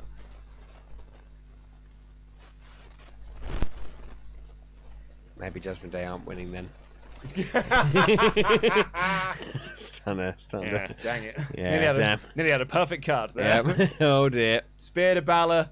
And spear to Priest. There we go. Edge is back as a face. And he's set up for a 619. There we go. Oh, look, and Dom's here still. Oh, well done, Dom. You turned up on time. Double 619 there to Balor. There we go. And oh no, and Ray missed the splash. Yep. 1, 2, 3. The Mysterios win. There we go. Well, there we are. And they made a great choice having Finn Balor be their leader. Yep. Really good. He's pinned again. Yep. Oh, thank God he got rid of that weak link Edge. He's really shown himself to be a weak link. And Edge is as strong as they come, as links go. Oh, my. Yeah. Yeah, Judgment Day are no good. Yeah. Yeah. That leather jacket is way too small for Edge. Yeah. That was, match was totally fine, but... The match was, yeah. It's a standard TV match. Yes. Nothing special about it. But, big cool return for Edge. Yep. It's like, man, Judgment Day are a cack group. Yep. Proper, so much, like, yeah, when it started, a lot of promise. Yeah. It really was. And they've really done them a massive disservice here. Yeah. And poor old Finn. Poor old Finn, man. Yeah. Sort of like a lot of people that would do well out of a Triple H led creative. Nope. Still being binned. Yep. Still good old Pin Balor. Yep. I really hope that.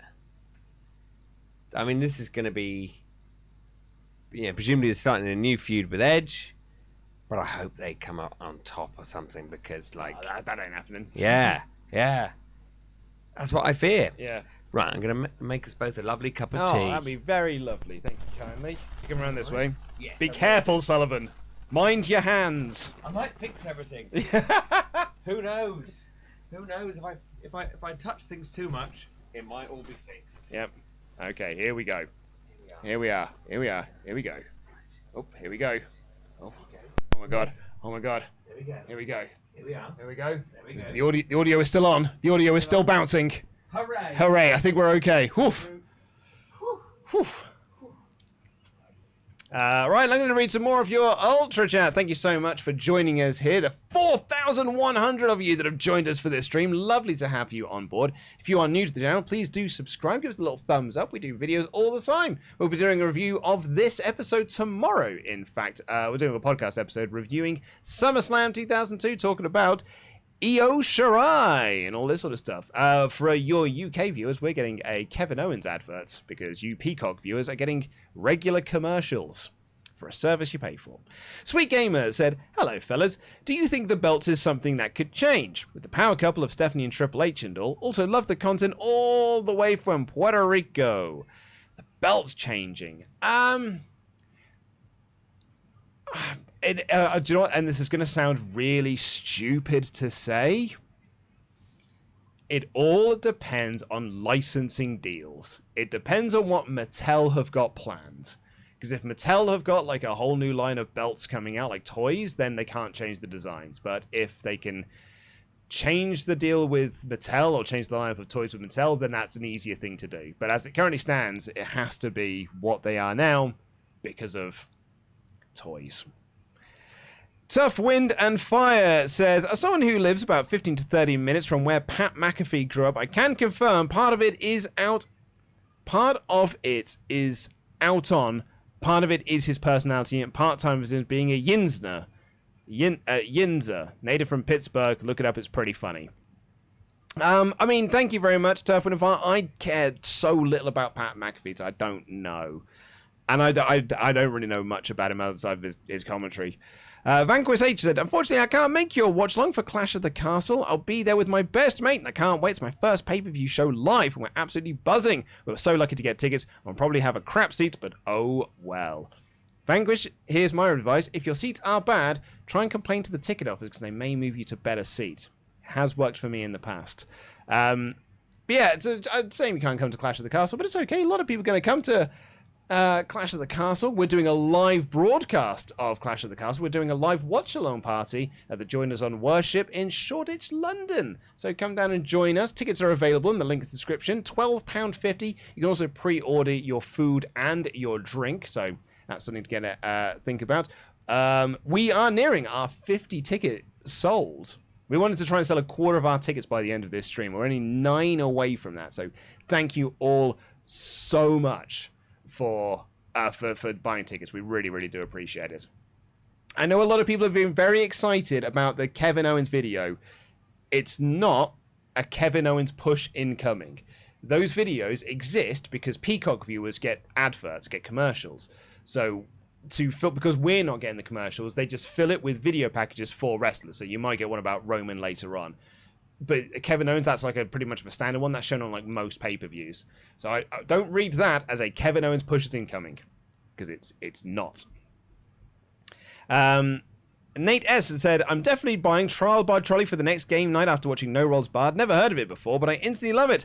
Sorry, Sullivan, but I laughed so hard when Tilly asked, how important are you really? Not a great defense, but hilarious. I'll mention that to Sullivan when he gets back.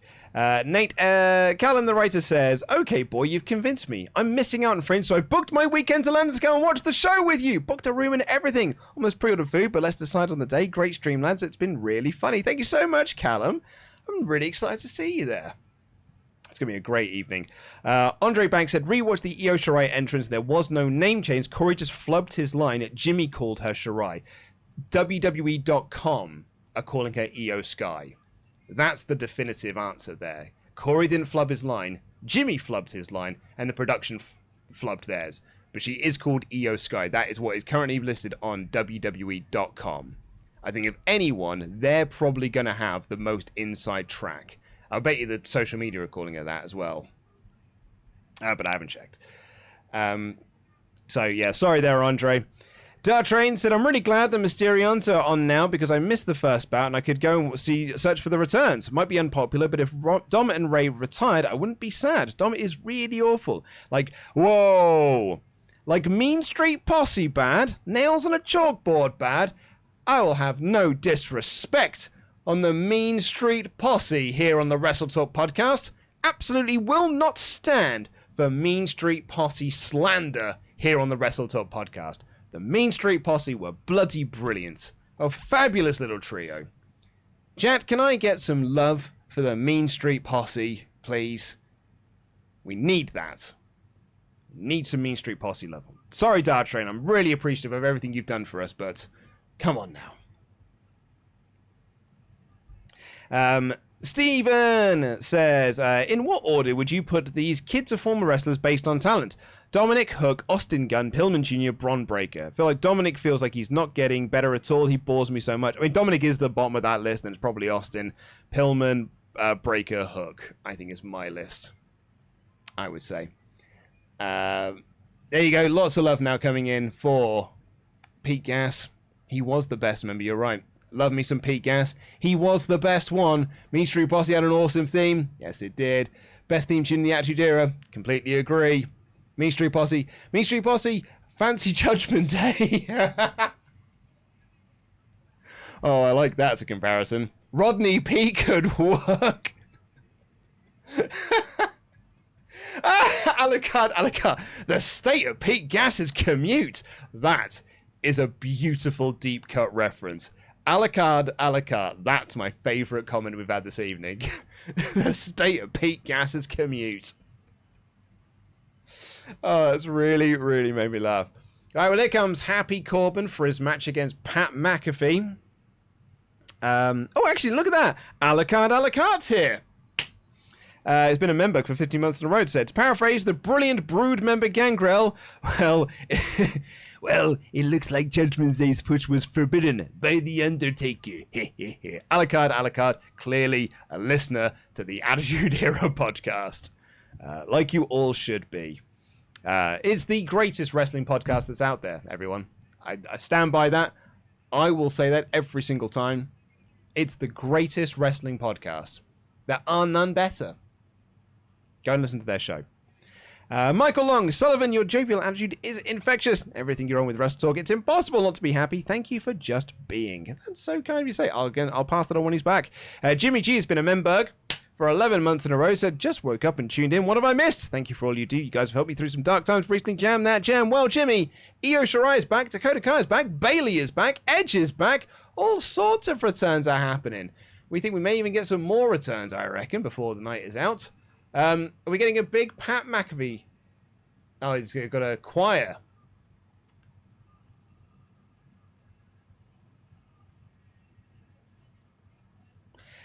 They're singing something. What are they singing, everyone?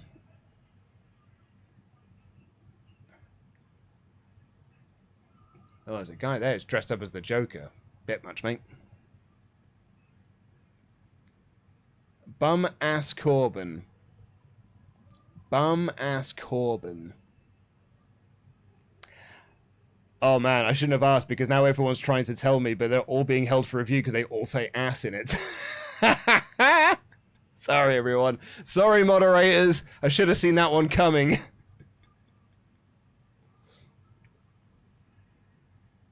Should have seen that one coming.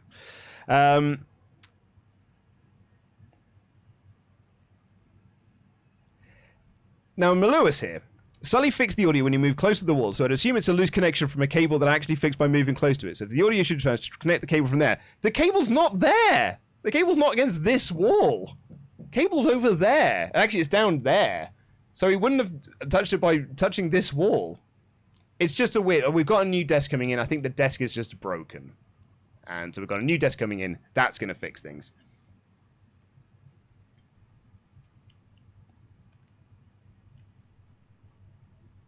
Again, apologize to my moderating team there.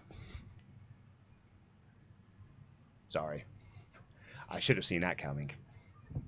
I want to say, everyone, thank you very much for your feedback and your suggestions on the audio. It doesn't help, but it's, I think offering up information, offering up feedback does, it's very nice, and I'm glad that you care enough to offer it up. But honestly, really, it doesn't actually help in the moments. So, but thank you very much for your continued support. Thank you to the 4,000 people that are tuning in for this stream. So it's so good. And we do love this desk. No, you see, when people say you love the desk, this desk, not the audio desk. The audio desk is broken. This is brand new. Danny G, MSP for life. Absolutely, MSP for life. So more love for the Mean Street Posse in the chats, please. And also thank you to Preston Ridiculous, who has just... become a brand new member. Thank you so much. Chloe21 said, "Hey guys, I heard you say that Alexa doesn't have a gimmick, but I'm pretty sure she's just cosplaying as Avril Lavigne. I think they're friends in real life. Also, do you think Triple H will be too worried about pleasing Vince then to book the shows the way he wants?" Could be some of that. I think he's always on the phone to Vince, passing off creative ideas to him, going back and forth with them. So I think Vince, in some way, will always have some presence on these shows. And I know you're making a joke about the Avril Lavigne thing, but also that's not a character to just cosplay as someone else. Alexa does not have a gimmick at the moment. She needs one. She's in desperately need of one as well. Sorry. Someone said that Pat McAfee looks like a young lion. That's so great. Because he does. But you know what? Here's the thing, right? So I'm not the biggest Pat McAfee fan. I don't like his commentary style. I've never listened to his podcast, so I can't pass comment on that. However, the audience loves him. Audience love him. So it's clearly just something that I'm not seeing, but the crowd are super duper into him, and that's great. Like, that's rad to see, and that's the sort of thing you should be listening to as a booker, and is to listen to what your audience are responding to. And the audience have responded to Pat McAfee. Which is amazing, and they're following up on that.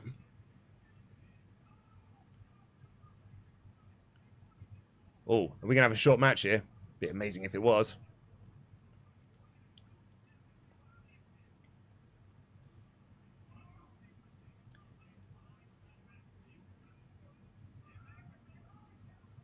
Nothing on the show has been as good as the opener thus far, which is a shame. But then again, I wasn't expecting Logan versus the Mystery, and that's kind of was my problem with the SummerSlam card, is that, so much of it is just, rematches or very, slight follow-ups to what was happening at WrestleMania. And I think it's very hard to do something creative with that. But he managed that with Bianca Belair and Becky Lynch, because you're setting up some stuff for the future. But these matches are all they're just serviceable matches. They're there they do what they they're achieving what they set out to do. So can't fault them for that.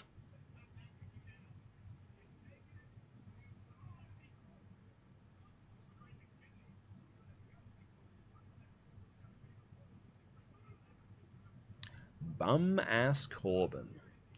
See, it's funny, when I did that promo on SmackDown, I thought it was bomb ass. But maybe it's a bomb ass. I suppose bomb ass would be a good thing, wouldn't it? It's just your American accents. Just they all sound the same.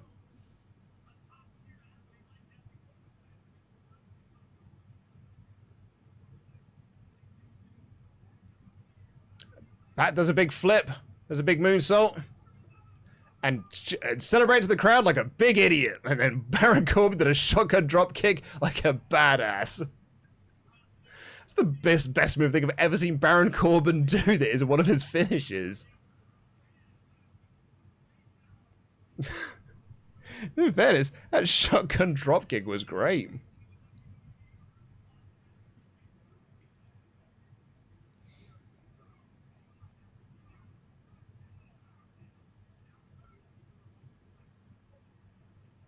Here we go. Some good old clubbing blows by Baron Corbin. How about the old playbook? And a Beal as well. A little Jessica Biel there.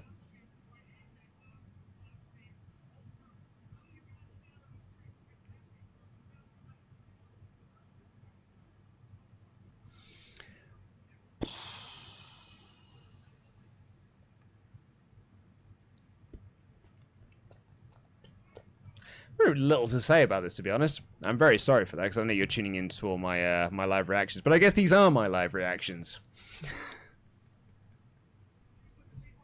It's Baron Corbin doing Baron Corbin things. It's in a punch. Throwing him out the ring.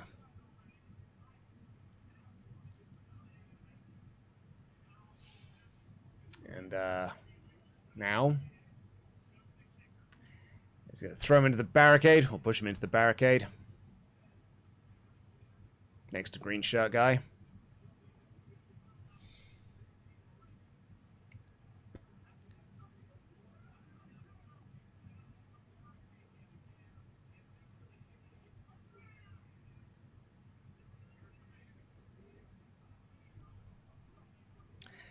Apparently, Corey Graves said something funny on commentary.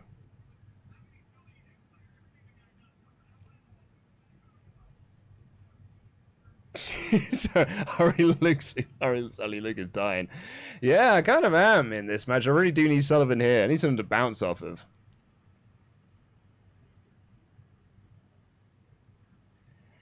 I liked you better when you weren't allowed to have an opinion, Corey Graves. A lot's changed, Michael Cole. That is funny.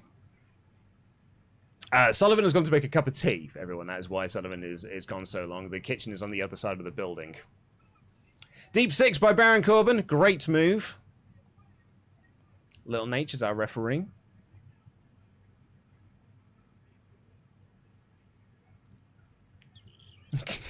Jesus, just like the MyGM mode, the only matches that matters are the opener and the main event.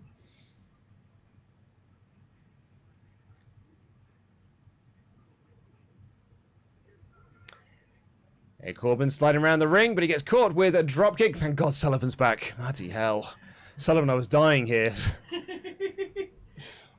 What's happened? It's Baron Corbin on offense. Oh, I'm so sorry. Oh no, that is... So you'll never guess what he did. What did he do? He did some clubbing blows. But wait, he's so good at those. He loves a clubbing blow. Mind your feet there, Sullivan. There we go. I think we've done it. I think we're... ruining the audio, maybe? Sully is back, everyone. He's here. He's all right, everyone. Oh, and a good colour on that cup of tea as well. Oh yes, no, I was so happy with that. I poured the milk in, and it was barely in, and I was like, "That's a perfect cup of tea right there." Cup of tea right there. I was really happy with that colour.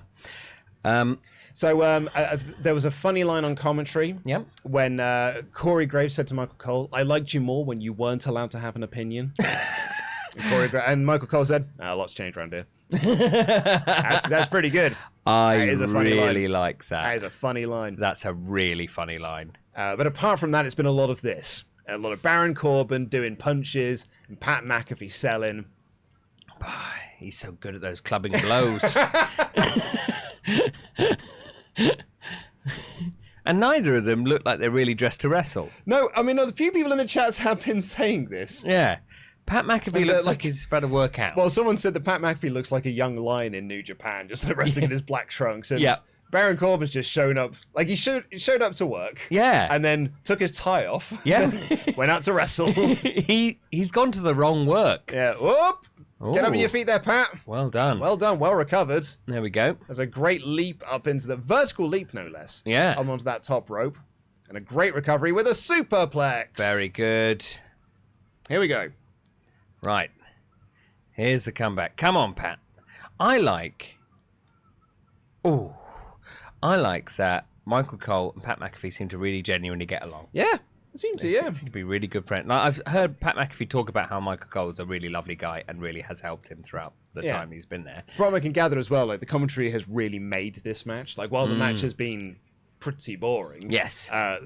it's Cole on commentary. It's Corey Graves being Corey Graves. Yep. Who likes Baron Corbin. So Yes. So I think there's probably been some very good back and forth Yes. between the two of them. absolutely, yeah. For anyone wondering why we don't have the audio up much higher, if our mics pick up the audio, then WWE flag us for content. And then we make $0 Yes, we don't want on that. these videos. And these videos don't make a lot of money as it is, so Yeah, we really, try and avoid that. Yeah, absolutely.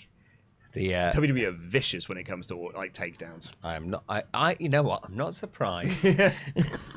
Particularly us because we're on the blacklist. Oh, really? Yeah, well, we always have been. People think it's because of bad reviews, and it's actually not really. It's just they don't like anyone. Actually, and there's some people they do like, but we're not one of them. I can imagine their blacklist is much better, much longer than their people, than the people they're golden the white with. list. Yeah. They're absolutely like. They're okay list. Yeah, totally. I've had so many people like, why didn't you ever do WWE interviews? Oh man, I'd love to. That'd be great. Oh, I'd love to, but they won't. No. No, they're not. They don't like that idea. No, not at all. Yeah. Oh, it'd be great if we could. I think that'd be a very, very fun thing to do, and I think they would be pleasantly surprised if they just gave us a chance. Yeah, watch our Eddie Kingston interview. We're clearly great at interviews. Yeah. Here goes Pat to do a big dive. Oh, do it now, Pat. Do it now. There we go. And that is very well recovered. Yep. Considering that he was on spaghetti legs for a lot of that. He really was. He like- really was. He was like my 10-month-old when she stands herself up against the sofa and then tries to test how strong her legs are. Oh. Do you ever have it with I've got it with my niece and nephews. My nephew at the moment, when was he born? He was born at some point, and but he's a little tiny baby. Can't be. I think he's a bit younger than your child, and sometimes I just we'll just forget there's a baby and just sit them down and just be chatting away, and then realise they can't sit up. Just bang. Yeah. I mean, it's great when they can sit up. Yeah. It's much nicer. Oh no, ref got bumped. Uh-oh. Oh, the ref got bumped. Baron And I Corbin's think Baron Corbin's going to get kicked in the knob. Oh dear, but he loves his knob. Kick to the dick. He's been Football in kicked- the groin. That's what you're gonna get. Is he going to do Canadian Destroyer? I think he is. Yep. Baron Corbin hates the flippy moves, though. He's going to do a Panama Sunrise. Oh, incredible. No, he's not. He's going to do it. Fair enough. And he wins. Amazing. Okay, cool. There we go. We both get points. He did a Code Red instead and he won. Man. Oh, it's really over for a Canadian Destroyer then. Oh, Michael Cole's totally happy. Yeah. You know what? That match was exactly what you'd expect it to be. Yeah, 100%. Corbin did 100%. his clubbing blows. Yep. Pat McAfee was very ropey in doing all of his high spots, but he didn't miss one of them. Yeah. Somehow he didn't miss one of them. He got every single one of them. Yep. And that's all that matters. Yep. Baron Corbin had his penis kicked. Yep. He got kicked right in the testes there. And then that led to Pat McAfee's win. Whoop-a-doo. And then it's okay. It's all right because Baron's here to do all the move for you.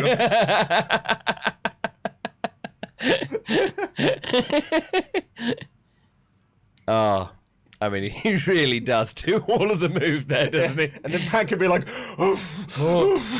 sucking air. It's a good job this is an outdoor arena. Yeah, thank goodness. It's all of that Nashville air that's over.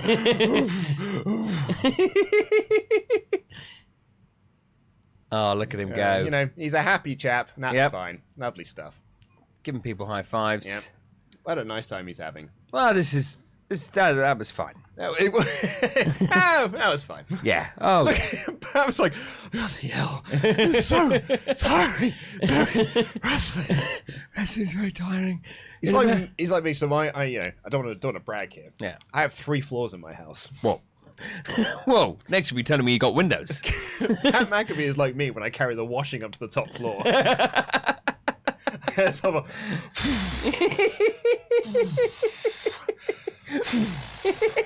I'll put that away in a minute. I'll have a little sit down first. Oh my, he's so red. Why is he all red? He was so red. Oh, you know when you get to that certain point in any live reactions night where you're like, oh yeah, my brain's a bit delirious. Yeah. I'm at that sort of point right now where I need this cup of tea because it's going to sort my brain out big time. Well, I've got some lovely messages for you, Sullivan, that I read out while you were away. Oh, lovely. This is from Nate S. that said, I'm definitely buying Trial by Trolley for the next game up for game night after watching Rosebud. Never heard of it before, but I instantly love it. And sorry, Sullivan, but I laughed so hard when Tilly said, how important are you really? Oh, Tilly's so funny. And also, Callum the writer has booked a ticket to come and see our Clash of the Castle show. Amazing, yes, which brilliant. Is great news. And Michael here said, Sullivan, your jovial attitude is infectious. Everything you're on with WrestleTalk, it's impossible not to smile. Thank you for just being you. Oh, thank you so much. What a lovely thing. Cassidy Delaney said, Luke, we all know what your favourite Raven match is, but we want to know what your favourite Raven feud or feuds are. Sullivan, why the hell not? What happens to be your favourite Raven feud? Oh, but all of them. All of them put together because they're all so great. That's just so great. Oh, yeah. Oh, yeah. I think enough said, and I won't, you know what? I refuse to say another word on this one because it's pretty obvious that they're all great. Thank you, Luke. Now you take over. Just really quick, I'm just going to double check one of mine. I mean, because like it's the Sandman in ECW, but I want to quickly double check my details on this before I say it out loud. Because this is the thing. I feel like I didn't get the best of Raven. Like Raven in WWF, as it was known then, was fine, but nowhere near as good as ECW Raven. Is that right? Yes, like ECW Raven and actually WCW Raven for the most part. Yeah. Like WCW Raven, when he had the Flock, had some really good stuff on there. Great match with Goldberg, for example. But like WWE Raven, which is where he's just like a homeless guy, I think was his gimmick. That's what it seemed like. Yeah. It's not peak Raven. No. Good Raven look. I think he had a great...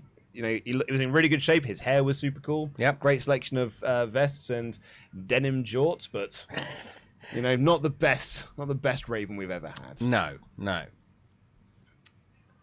Yeah, actually, I think his feud. I wanted to quickly double check this, but yes, his feud with Perry Saturn in WCW was also very, very good.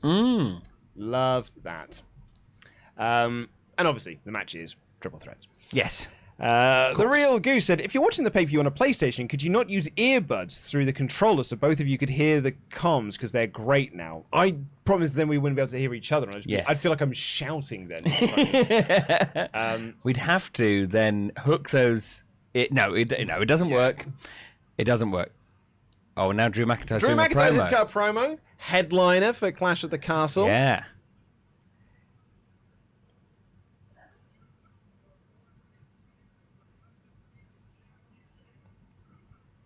Here he is. Oh, yeah. The number one contender. Universal Champion.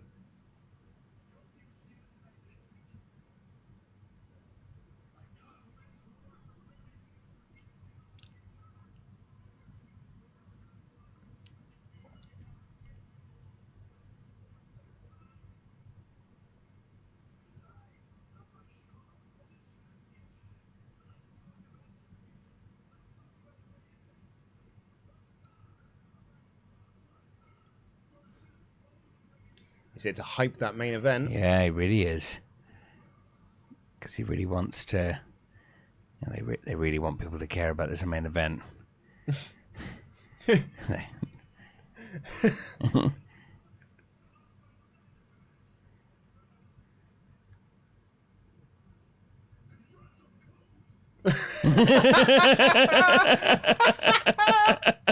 Oh, Drew, you wonderful, wonderful man. I've changed my mind. I don't want Roman to keep the belt anymore. No. Put the belt on Drew. Yeah, put it on Drew. Let's belt Drew. I would love that. Let's belt Drew at Clash of the Castle. Yeah. Yeah. You know what? It's not. I could definitely see it happening. If their long-term plan is to not have Roman be champion when he faces The Rock, then you could do a lot worse than Drew McIntyre. Great. Drew's a great shout. But it's so nice to have a champion that's actually on telly. Yep, absolutely. A champion that's on telly. It'd be in front of his home crowd, sort of. because Wales is kind of like Scotland. Well, I was saying this to Denise because we have a tendency, the Brits, that if we don't have an Englishman or an Englishwoman, we just co-opt one of the Scots or the Welsh and just say, no, we're all British now. However, if we do have an Englishman, he's an Englishman. You're not allowed him, Scotland. Leave him alone. He's ours. The British Bulldog was English. The Scots cannot claim him. Drew, on the other hand, what a Brit. Oh, what a lovely Brit. Representing Great Britain there. Classic British stiff upper lip from Drew McIntyre there. And so this British wrestler will win it in a British country, Wales. Not the one he's from, but never mind. Look, right in there. Andy Murray is English. Yes. If he wins. Yes. If not, Daddy Scott. And he's a chippy one at that if he loses. Grumpy Scott. Grumpy Scott. Oh, winning Brit. Oh, he is grumpy though. Yeah, he is a grumpy boy. He is a grumpy boy. Where do we get to? CJ Thornton trying to math out flight and hotel costs to an attempt to make it a watch-along clear from West Virginia. Happy to be with you lovely boys tonight. Jam that jam. That is quite the flight out there, bud, from West Virginia. Yeah. Born and raised. Here comes Jeff Jarrett, special guest referee Jeff Jarrett. Oh. It is happening, everyone. Oh, look at this highlight of the night. Oh. What is the highlight of the night? I wonder if it's everyone returning. Yeah, I mean... If anything, it should be like, nope, the highlights of the night was 4 weeks ago. I don't understand. What was that all about? Is this the same thing? It's just... Because this just seems like the video package for Street Profits and Usos. Okay. All right. Don't know what's gone on there. The highlight of the night from 4 weeks ago. But what a month ago it was. Unbelievable scenes, Jeff. Oh. John here says, doing great, Luke. Did Sully get lost? Everyone was worried about you. No, what happened is that so I went upstairs to put the tea on, and then I drank a glass of water, and then I was like, oh, I better put the kettle on, and I filled up the kettle, and I was like, oh, actually, I need a wee. So I went for a wee, but I thought I'd already put the kettle on, but it hadn't put the kettle on, and so I came back, and then I had to put the kettle on, and then I put too much water into it just to boil, and then I had a jammy dodger, and I came downstairs. I'm going to presume it's where you went to the kitchen that's on the other side of the office. Yeah. You know there's one like directly above us? Oh, there you go. Having said that, if you then needed to go for a wee, you'd have had to come back down, walk past this, and go all the way to those toilets over there. Okay, but then I don't feel that embarrassed. No, you're fine. Yeah. Oh, we're going to get a cheerleader entrance. Oh. For a tea, the Titans. The Titans. This is from Nashville, right? Are they a Nashville thing? I guess so. The Nashville Titans? Yeah. I guess. I've never heard of the Nashville Titans. Tennessee Titans? Tennessee Titans would make more it would sense. make sense, wouldn't it? Double T. Yeah. I actually recently rewatched the movie Bring It On. Oh, yeah. Great film. In your top 10? That's not my top 10, no. Top 5? Now you're talking. No, what is Bring It On exactly about? Oh, Bring It On is a movie about a cheerleading squad going to the cheerleading nationals. Well, of course.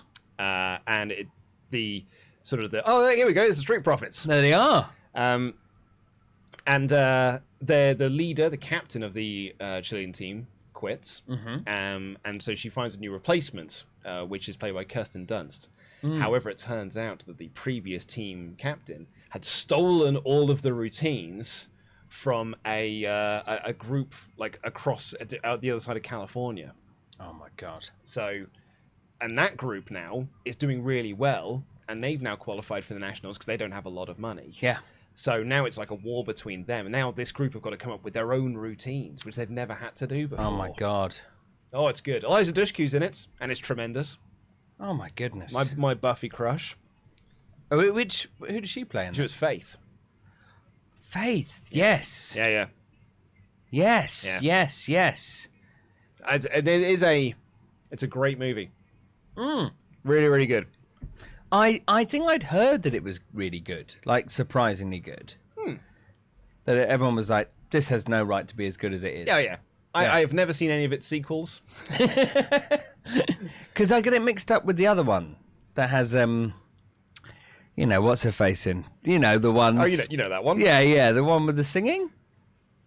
Pitch Perfect. That's it. Very different. So Bring It On was like 2000. Oh, right. Yeah. So it's like a proper that era teenage comedy, high school thing. Yeah. And I think most people do know this about me, but I don't know if you know this about me. I love high school movies. I love a movie set in high school. I had no idea. Really, really. I don't know what it is, but I just love high school-based movies. And what's amazing is that high school movies are so American as well. Yeah, they're really based on an American high school. I find American high schools fascinating. So weird. They are weird. So weird. Such a weird place. Well, it's the fact that they have the elementary school, the middle school thing. Yep.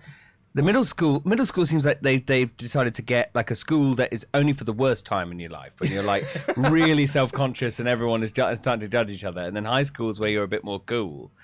I mean, like it just seems awful. Middle school. Yeah, and I grades like the 5th grade. What does it mean? No idea what it means. What does it mean? But I'm interested to know. Does it mean they're in year 4 or year 6? Because it's not year 5. I know that. Is it not? No. Oh. I know that they're 1 year older or 1 year younger, but I don't know. Oh, we don't know which way around it goes. It's so confusing. It's so interesting. Then their lockers. The lockers. Lockers lining the walls. The idea of having a locker. I know. Like I when I went to secondary school, Yeah. we had like an area that was lockers, but they were sort of like these tiny sort of like Little tiny ones. plastic ones. Oh, you could never fit anything really. Oh in no, there. absolutely not. No, you get like 2 books in there and that's it. Yeah. No, we never got Basically anything. like having a pigeonhole. yeah, exactly. Yeah. So, yeah. American high schools. At drama school, we did have pigeonholes. Did you? Yeah, it was quite nice actually. It was quite sort of like, oh, what's in here? Oh, it's a dance teacher telling me I'm shit. All right. Well, that'll do.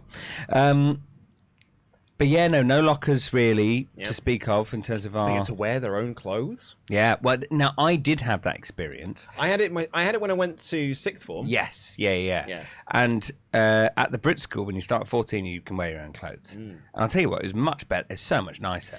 I'm a big proponent of it. Yep. I'm a big supporter of wearing our own clothes. I'm also I don't think I should have to wear a shirt if I go to an office. Yeah. I don't buy the whole no, you're gonna dress for the job you want. You're doing this makes you work harder. No, it makes you feel like you are. Yeah. I'm putting on a costume here. 100%. And I don't buy it. No, me wearing jeans doesn't make me any less. Me wearing shorts to work doesn't make me less of a worker. Absolutely not. Yeah, I totally agree. The amount of jobs that I've worked where I've had to wear some kind of uniform, and all it's done is made me demotivated to do that job. It's made me think, all right, how can I do this in the least efficient way possible? Is it or just where I have to do the least amount of effort? Oh, love that. Yeah. Every single uniform-based job, I'd say. Yep. Every single one. So I love an American high school movie, like an American Pie. Yeah. Horror films that are set in American high schools. Yep. Love all of that. Yeah, but I'm very interested. Stranger Things, I presume you Oh, like yeah, that? love it. Yeah, absolutely. Me and Brooke are working through the 4th series at the moment. I'm loving it. Yeah, it's good, isn't it? It's fantastic. I Absolutely love brilliant. Eddie. Oh, Eddie's great. Yeah. Eddie's really great. It's rare that you can add someone into a series like that and they be that big a hit that quickly. Yeah. But Eddie is fantastic. And yeah, I feel like it's really returned to form. I don't think it ever really went necessarily off the boil, Stranger Things, but it's really good again. Yeah, I think it's the best series since the first. I would agree. Yeah, 100%. And you're right. It wasn't like 2 and 3 were bad. No, because they weren't as good as the first. Yeah, it wasn't like a Game of Thrones situation where it was like, oh, okay, this is unwatchable. It's unwatchable. Why have they lied to us? Now, Jeff Jarrett he's admonishing the rules because you got a 5 count in the corner, and now Jarrett is pulling away Dawkins for the same thing. He did say his only job was to count to 3. Now, and here he is. Well, maybe he listened to your podcast that you and Pete did, and he's like, "Oh no, there are other rules. Someone give me a rule book, quick." I'm going to count to 5. I've only learned up to 3. Oh, I mean, he's got so many rules he has to take care of here. Yeah. Legal tags. Oh, he's done. Okay. Is I think Flair's match is tomorrow. The Flair's final match that Jarrett is a part of. Yeah. I mean, he's got a busy weekend. Yes, well, we were having the debate on the podcast. I don't know, actually, on Quizlemania, but I don't think this made it to air. I think we were talking about this before we started recording. Yeah. Of like, if you're Jarrett, like, what do you do? Yeah. Are you the guy that beats Ric Flair in his final match? Yeah. Or are you the guy that's the final guy to tap out to the figure 4? Like, what if you're Jeff Jarrett? I think You've got to put your headset into a Jeff Jarrett headset there, which is it's a carny place to go. I think you, like, if I were Jarrett, I would be much more honoured to be the last person to tap out to the figure 4. I think so, yeah. And the thing is that, like, the tradition is that, you know, a wrestler, when they retire, they lose. But usually that's because that's sort of passing the torch over to the next generation. Jeff Jarrett is not the next generation. Jeff Jarrett's generation has been and gone. And then, in fairness, neither is Jay Lethal. Been doing this for 20-odd years. Yeah, exactly. So you don't need to do that. No, and this isn't a typical retirement match either. No, This is the final match. Yeah. This isn't it's not the match you had with Shawn. Yes. This is just the last Ric Flair match. So, yeah, I think Flair winning just, it kind of makes sense. Yeah, it's something that's going to send the fans home happy. Yeah. And... like, I don't think anyone would ever think that. Oh, there it is. Oh, it's your first yawn. Sleepy Town. Sleepy Town. I'm the mayor. Sleepy Town. I'm the mayor. I'm the mayor of Sleepy Town. Yeah, I don't think anyone goes into it. I don't think anyone would resent Ric Flair winning. And I think it'd be such a bigger thing. No one wants to be the person who beats 70-odd-year-old Ric Flair. Like, that's not an achievement, really. That's just sort of like, you know, oh, well done. You beat up an old man. You slightly less old man. Why is it the wrestlers, when they wear referees' shirts, take off the sleeves? To show off the arms. Just show off the big arms. Yeah, show off my big old guns. It's always... since I was a kid, that's confused me. Why are they too... Like, they wear other shirts. Yeah, but look how much I can see of Jarrett's arms now. Yeah, his arms are big, to be fair. Yeah, he's got to get in shape for Ric Flair. Yeah. Oh. I feel like Jeff Jarrett is constantly thinking, what rules should I be doing at any point? Like, he looks so confused. And then we're like, oh, okay, no, we're just no, you're doing your taunt. Yeah. Okay, cool. Yeah, okay, that's absolutely fine. I suppose this is all fine, but I feel like we are the number ones, and yous are the number twos. You are. I mean, once again, a lot of people in this show. But I never know which Uso's which, because they are twins. Oh, I think we may be dodging this one. Yep. Definitely. Oh, and he did. Because he took an age to do it. Yeah. Has he got gold teeth now? One of the Usos. He looked like he had gold teeth. Something. Yeah. Come on, Dawkins, get that hot tag to Tez. Here we go. On Tez Ford, future WWE champion. Yeah, almost certainly. Good talker. There it is. Great look. Oh, yes. Montez Ford is our legal man. There we go. Oh, I'm a big high fly flow. Fantastic. Oh. Did we? Yeah. What did we see happening here? I mean, like. So I mean, you've got the Profits, and I've got the Usos to retain. I mean, I would not be surprised if I think this is a 50-50 situation. And there's just something in me that, like, even though I've gone for the Profits, and I do feel like the Profits have a really good chance of winning this, I just can't imagine them with the tag titles, because it's been so long since anyone but the Usos have had it. Yeah. And I don't know what... I suppose, yeah, you don't want the Bloodline to, the Bloodline are going to have to lose some of their gold soon. Yep. Surely. Surely. But then you never know. Mm-hmm. Bloody hell. Chopped his nipple off. Yeah. He's never going to compete in whose nips are these. We'll never find him again. Crivens. Poor. was a heck of a chop. Not like how Bianca Belair really jumped into her KOD. Oh my God, he yeah. proper jumped into that chop there. It's just a chop. It's just a chop, It's Montez. just a chop, Montez. Calm down. There's no need for that. Oh, but the show replay the blockbuster shows the chop again. Yeah, come on. In super slow motion.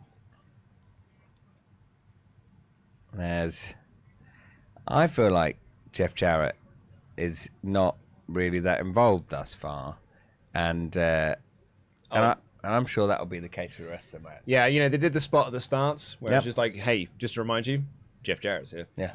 Oh, he's here. Yeah. He's he ain't dead. He Yeah. is Jeff. He is ref. He ain't dead. He is ref.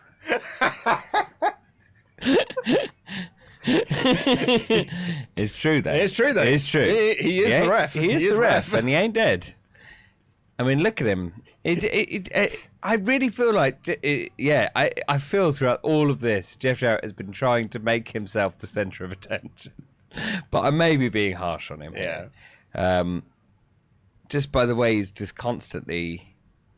And I am noticing him more than other referees. Yeah, more than any other referee. And then maybe it's because he's been drawn attention to be fair. Yeah. More than any other referee I've seen in a very long time.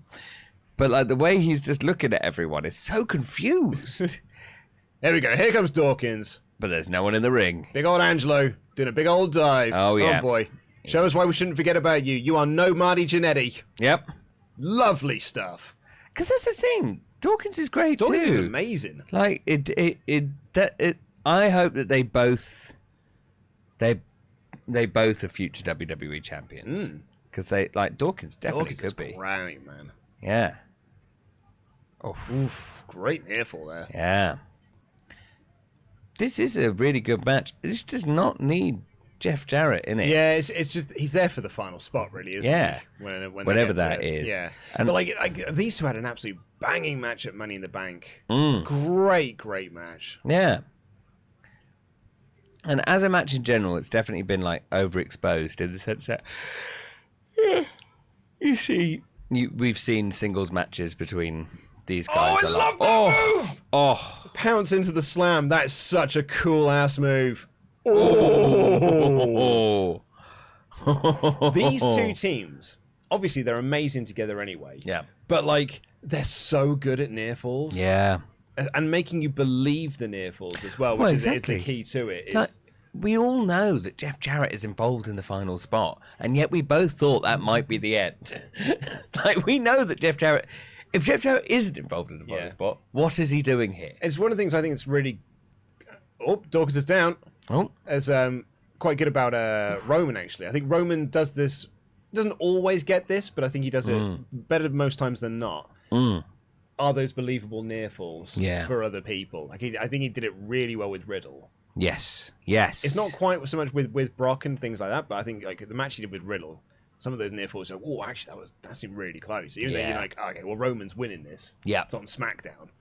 Yeah, of course he is. But yeah, It's, I think he's very good at that. Kenny Omega was incredible at it. Oh, so good. I can't wait till he comes back. Yeah.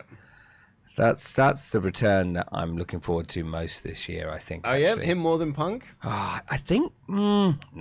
I mean, like, have a Punk coming back will, I think, maybe... Although, Dynamite's been definitely better, probably since, like, Forbidden Door has been, like, they haven't had to worry about building that.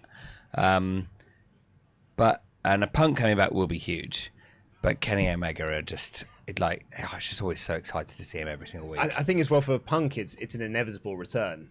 Yeah. Because he's still the champion. Like, Kenny, we don't know when it is. Yep. Absolutely. Double splash. This could be the end. 1, 2. Oh, there's Montez Ford breaking over right at the end there. Angelo Dawkins. Wide-eyed look. Like, where's Montez? Where's Montez? Where's Montez? To break this pin up. You're meant to be here. Montez on the other side. That was real close. That was real close. Yeah. Oh, that was really close. Yeah, he nearly screwed that up there. Jarrett's up to 4. 5. So think about all these numbers you should be counting up to, Jeff. 6. 7. Time to get back to our feet. We're back to our feet. There we go. Good little tease for the last man standing match later on. Yeah, absolutely. Which is the next match? No, it's got Seth.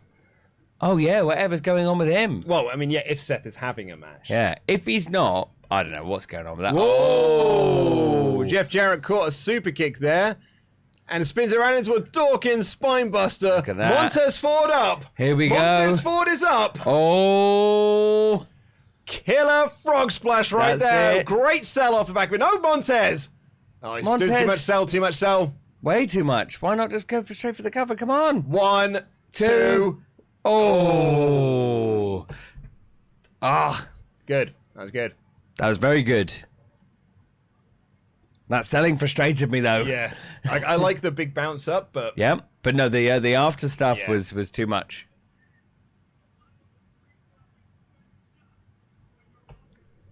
Got to stay on it. Got to stay on it, though, guys. Yeah. Don't be looking around. What are you looking at? He kicked out. Why is Dawkins underneath the ring just looking up like a... Held by falling. I can't get up. So that's 2. Oh. Oh, Montez Now is upset he's- with Jeff because he thinks that should have been a 3. I mean, Montez, it wasn't a 3. It was not, bud. Ooh, angry Montez Yeah. Ford. What's going on here? Oh, he's going to set up for a big old dive here. Mm-hmm. Nope, they super kicked his momentum. Yep. Did not look nice, that. Oh, okay, And they're that throwing him into the goes. crowd now, so it's just Dawkins on his own. Mm-hmm. And he's run straight into a double super kick. Oh, no, Jarrett's distracted. Yeah. Oh, Jarrett's back in. Oh, no, Jarrett's back in. Here you go, there's another tag. There we Another go. double super kick. And a pop-up 3D. Yep. Surely now. Surely. 1, 2, 3. And that's That's it. it. Wow. Okay. Okay, Jeff Jarrett wasn't really involved. No, I mean, I suppose like Montez got in his face, but... Yeah, Montez got in his face a bit, but wrongly. Yeah. I'm disappointed by that finale. Yeah. Not because I was like, oh, they need to do something big with Jeff Jarrett, but like, they didn't even play off the shoulder up. Yeah. Weird. Yeah. They didn't do that thing where like it's 1, 2, he hits 3. Oh, actually, no, look. Yeah. I'm Jeff Jarrett. I'm better than a referee at this refereeing job. But like, I mean, what are we spinning off into a Montez Ford Jeff Jarrett feud now? Are we here to just like, are they trying to do this to further the split of the Street Profits, which I really don't think they should do? Yeah, I mean, Because like Dawkins could be like, we lost because you lost your heads. Yeah, I get it. Yeah, they could do that. Do that, yeah. I prefer a feud between Montez Ford and Jeff Jarrett. That'd be hilarious. And then Ric Flair comes in and does one last final match. Yeah. And it's a triple threat between those 3. And it's So an Inferno match. And it's not even like he kicked out just before the 3. Yep. Very much kicked out at 2. Yeah, Like, yeah. It wasn't Quite even clearly. It wasn't a close near fall. No, yeah. It was not the closest near fall in this match by a long shot. Like, yeah, it's a weird one, that. Like, That is weird. I thought, oh, okay, the catching of the Usos kick would be the moment where we're like, oh, okay, well, here we go. Yeah, we're into the whole Jarrett business now. But no. That's a disappointment for me. Yeah, I feel like... I'm afraid to update the scores. Oh, I yeah. guess I have to stand up and go near that. Oh, yeah. Yeah. Does that mean that... Have you... I mean, have you yeah, won? I'm gonna win. Fantastic, well done. Oh, thank you very much. Thank you. Okay. Thank you. Thank you. Yeah, Cheers. lovely. Oh, I won by 2 points. Bloody hell. Yeah. Now that's wrestling. Yeah. That's pride right there. It's pride you're smelling. That Pulp Fiction thing. John Burke. Oh no, we just did that one. Yes. Oh no, we're doing great. Like, did Sully get lost? Like, what are your thoughts on Theory trying to cash in, leading to a Fiend return? I think if Fiend comes back, and I don't think I want a Fiend Theory feud, but you know, it's not the worst idea. Zachary Jenkins, Luke, I just finished your Bash at the Beach podcast, so now I need to see Corbin versus Miz versus Disco Inferno in a triple threat match, and you reviewing it live. Honestly, Zachary, you'd think that'd be great, but you saw what happened when I watched the Baron Corbin match. It's just like me going this. Oh no. Oh no. You know, like I know it's be a lot of that. Reviewing it's a different matter. Yeah. Like doing a podcast review, it'll be like matches. I know, and really it'll be less of me reviewing the match and just like how each one I don't like any of them. Yep. And like Disco Inferno is a big old knob. Disco Inferno and like Eric Bischoff and Road Dogg and Booker T all like serve the same Twitter sphere, which is I'll just say any owl bollocks on a podcast that I don't really mean or don't really believe. Yep. The website will put it as a headline, then people will talk about me. Yep. And as long as people are talking about me, that means that I'm relevant. Yeah. Eric Bischoff said on a podcast that AEW promos do not connect with an audience. What? It's like, you'll just say any old shite these days, won't you? What's he talking about? It's the most fucking nonsense. What the hell is he talking about? That's mad. It's practically, it's one of the thickest things I've ever heard. Yeah. Yeah, it really is. 100%. That's mad. Oh my. Tails P, Luke, did you think he was saying bomb ass Corbin? With all the NXT call-ups, who do you think comes first? Rob E or DJ or Raul Mendoza? I think Raul Mendoza will probably come up as part of the group. But no, I was thinking he was saying bomb ass in ticking time bomb. Charles Berg, when Michael Cole is allowed to do commentary, he's actually really good. That's what we were talking about earlier. But sometimes people dislike him because he's a fantastic employee. His previous boss said, repeat after me, so he did. His new boss says, do commentary, so he will. Oh, King Jay's in the chat. Oh, apparently King Jay's around. Oh, amazing. Hello, King Jay. Bud. Hello. Lovely to see you. Love it, King Jay. What if he's here? Stevie Howland said, I mean, the English have a habit of claiming Irish people if they're successful, so claiming Scots and Welsh isn't that much of a stretch. Yeah. They're one of us. Oh, yeah. And they're not even really one of us, them. Yeah, they're not even part of the United Kingdom. Northern Irish, we can. Yeah. By birthright, we can legally claim that one. The Irish, not so much. No, not anymore. No, they're the forefront, the foresight to get that one. They really told us about it, how they didn't like that.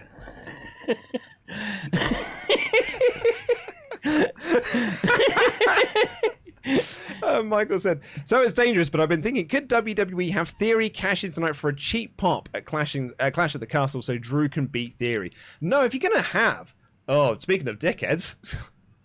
Oh, God. What's going on? Why is Kid Rock there? Kid Rock is such a prick. He's such a prick. And you know what?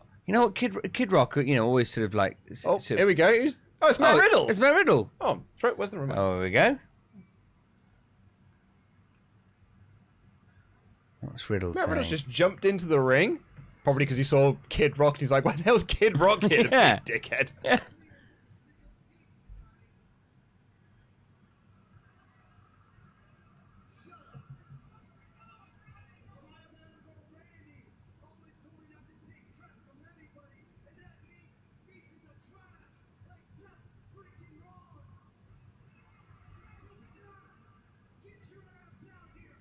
He wants his match with Seth. Oh. That's a way to get Seth out to the ring. Yeah? This is interesting. He's kicking off his Okay, shoes. well, I'll see where this is going. You've piqued my interest, WWE. He's taking off his Which shoes. you needed after showing Kid Rock. Yeah. Massive bellend that he is. Kid Rock always sort of, painted himself out to be like a poor Southern American, chap and all something the other. Turns out he's grew up in an incredibly rich family. Grew up on like a massive country estate. Yeah. Oh yeah. Grew up a millionaire. Yeah. What an awful guy. Awful man. Completely just Awful man. exploiting poor people and He's had one good song in his life. yeah. Bar. I'll stand by Bar with a Bar. I think it's a pretty good song, but it's bad it. Yeah. And And somehow he's made such a long career off that. Yeah. They're clashing. They are having a brawl. Yeah. A lot of security out here trying to break it up. There's Adam Pearce. So is it gonna be a match? No, I think we're just getting a brawl here to set up a match at Clash of the Castle. Mm-hmm. It's a cool little brawl though. Like I think it feels really frenetic and really frantic. Yeah. Oh nope! Stomp. Adam Pearce trying to stop him. He is. Stomped Riddle right into the ground there. Bad night for Riddle. Yeah. Rollins, of course, dressed like one of the Beatles tonight. Yeah. And also Petey Williams sighting, so it's a 5 out of 5 show. That's what everyone at home's thinking. I mean, I know everyone's going nuts because everyone's like, "Oh my God, Petey Williams is here! Yeah, hit a Canadian Destroyer, Petey! You made the move. You could do it. You could do it. Don't let them limit you. You could do whatever you want."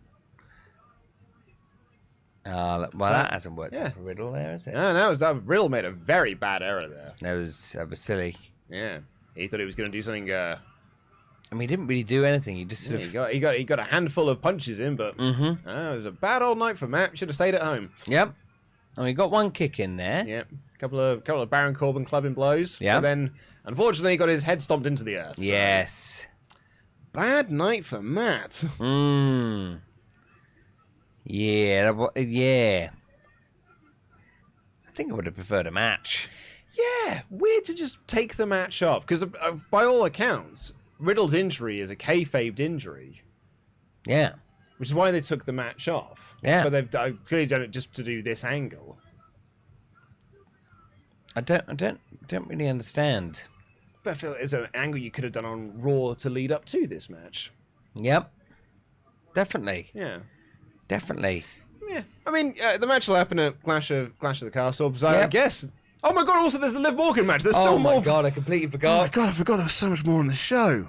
There's only... What, is that... So there's 2 now. So it's just this and the Roman match, right? Yeah, so we've got... So, yes. Roman match. Yep. Yeah. We are all good. To answer your question, though, Michael, he was saying, like, could you have Theory cash in tonight so that Drew can beat him at Clash of the Castle? If you're going to have Drew win the belt, you have him beat Roman Reigns at Clash of the Castle. Yeah. Not Austin Theory. Yeah, absolutely. Hannah Allen has got a load of these here, so we're going to have a lot here from Hannah, who says... Hello, lovely people. So sorry I've been away for these crazy and different times. That's okay, mate. Excuse me, Streamlabs. Continuing 1.5. I love WrestleTalk. Also, the other fan, but WrestleTalk started it for me, and that's just what I fell in love with. I'm enjoying the new stuff, and I support you guys wholeheartedly. Keep having fun. It's what us fan enjoys. Now to the wrestling. Such good shit. AEW feeding the fandom. I like this year is yet to climax. ROH has potential. WWE retiring a seemingly sad man. I'm not here to judge. I don't know the man, but most insecure. Bye. Lots of love. This is the rise of the women's division. The Ruby Door stuff was so lame. Anna, though, JAS and Jericho's influence, true daddy magic. Those women are spectacular wrestlers. They are on the way to character development. Thank you, girls, for not giving up. So that's in reference to the stuff on Rampage. Hello, lovely lads. Good morning from Australia. Looking forward to spending the day with you, lovely lads, and some sport entertainment goodness. We'll see. Truly mind open and heart open. Let's have some fun. What a start! Oh my God, that match delivered all the returns. Did not expect to be popping like this today. Serious shot in the arm for the women's division. Hopefully a good sign of things to come. We're in for a good one, I feel. By the way, Luke, you cracked me up so hard the other day when sports came up and someone suggested you talk to Tempest about it, and you brutally said, or I won't because I don't give a shit.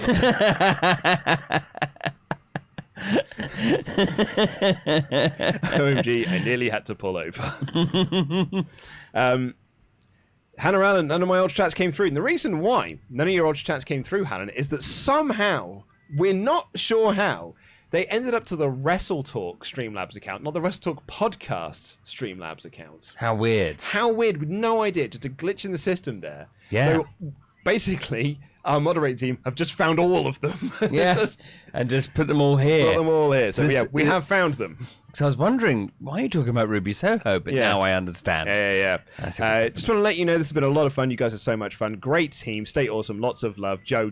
We absolutely love you, Hannah, and your terrible Australian money. Thank you. Dart Trade 24. Kindergarten is 5 years old, then first grade at 6, second grade at 7. Roughly. As an American, I have to ask, how is British high school different? I agree, Luke. I now work from home and have a great career with unlimited paid time off, and my uniform is my pajamas. Well, we don't have high school. We have secondary school. Thanks very much. We have secondary school, and then you go into sixth form or college when you get to like year 12 or 13. Yep. It's really 12 and 13. But secondary school starts in year 7. Yep. When you're about... You're 11 to 12 11 in to year 12, 7. yeah. And then you finish 15 to 16 in year 11. Yep. And then... You can either go to college. Yep. Or you can stick around and go to sixth form. But Yep. my sixth form was at my same secondary school. Yes, yeah. And mine was a theatre school, so that just confuses things. Don't listen to me. And I think you have to now stay in college. But when I was going to school, that was not the case. You didn't have to. You could leave school at 16, and that was absolutely fine. But I think now you have to stay till 18. Right. Yeah. And then you obviously go to university. But I think in America, they go to university a year earlier. Yeah. Like 17? Yeah, well, that's the other thing with I don't know, what is college in America? Because Wow. I thought college was university, like It their is, yeah. version. It is. But then they also talk about going to university. Oh, no, it's all the same thing. It's all the same thing? It's They're just- interchangeable words. It's just okay. Yeah. Two words, same thing. Yeah. Fair enough. I'm with you now. No, it means Because our same college thing. is very different to university. Oh yeah, totally different thing. But yeah, no, they got the same. It's just the same thing. So Brooke will reference Harvard as college. Harvard. Even though it's Harvard University. I see. Yeah. It's just interchangeable. But it's all very confusing. They also go to university for 4 years. Wow, that's too long. It's too long. Yeah, just go for 3. And what I did. The other thing is that they don't. Well, what I find crazy about American systems is that they don't really specialize so much. Like, you know how we specialize more and more and more as we go through the years. There's much less of that in America, where like you just get into Harvard and you might have something that you're getting in for really. Like Brooke was definitely getting in for neurobiology, but she didn't like apply for the neurobiology course necessarily. She just had the right grades that would have allowed her to do the neurobiology course. But like in theory, she could have gone and done a totally different course, which you can't do at British University. No, you made your decision in year 9. You've got your lane, and now you stay in it. Stay in it. Oh no! British University is like is the M4. Yeah. Where they're trying to send into the smart motorway, but they've taken the past 10 years to do this, where they say, stay in your lane. Yep, absolutely. You're going at 50 miles an hour and you're staying in the lane you're in. Just stay in it. Stay in it. That is the British university system. It'll be easier for you, and mainly us, if you just stay in the lane. Yeah. Because at the end of my first year of university, I'm about halfway through my first year, I realized that I wasn't enjoying my course. Yeah. Because I was doing a bit of a Mickey Mouse course. And I spoke with someone who was like, "Oh, you should have done like film studies." Because I was chatting with them, and they were talking about it. I was like, "Oh my god, this is what I want to do. It's more writing about film theory and things like that." What I was doing was more practical, which I'm not as good at. I learned, but like it was a nightmare for me to try and change across. Like to the point where I was like, "Nah, bollocks! I'll just stick with what I'm doing then." This is too much hassle. Oh yeah. There's a lot of faff for me to change courses, so I'm just sticking with what I'm doing. Again, drama school is a totally different system entirely, and almost not worth even mentioning, because the idea of changing courses there, you'd be spat on in the street. They would be very confused and angry.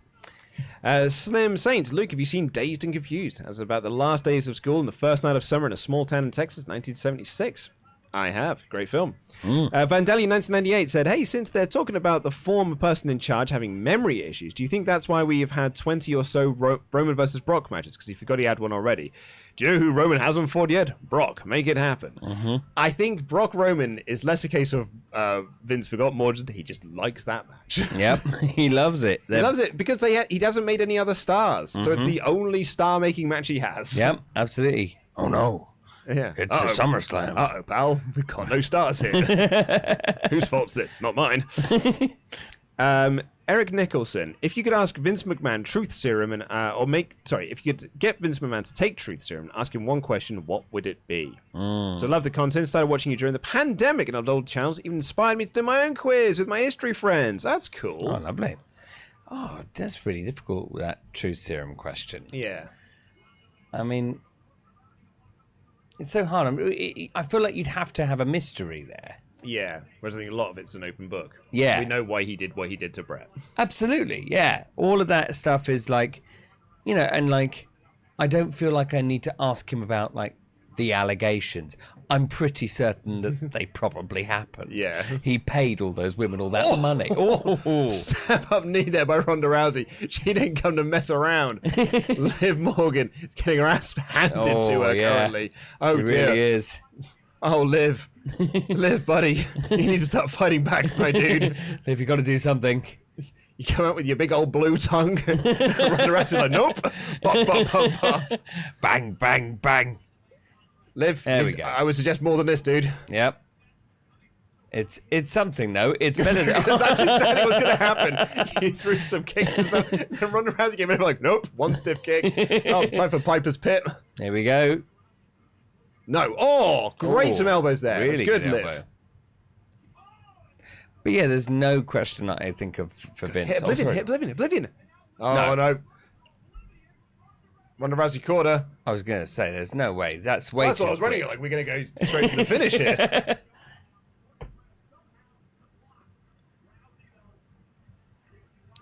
She's got her in. Shoulders in. No, shoulders aren't down. Oh, no, unlucky. Oh, dear. Here we go. Ronda is going to transition into the armbar. Yep.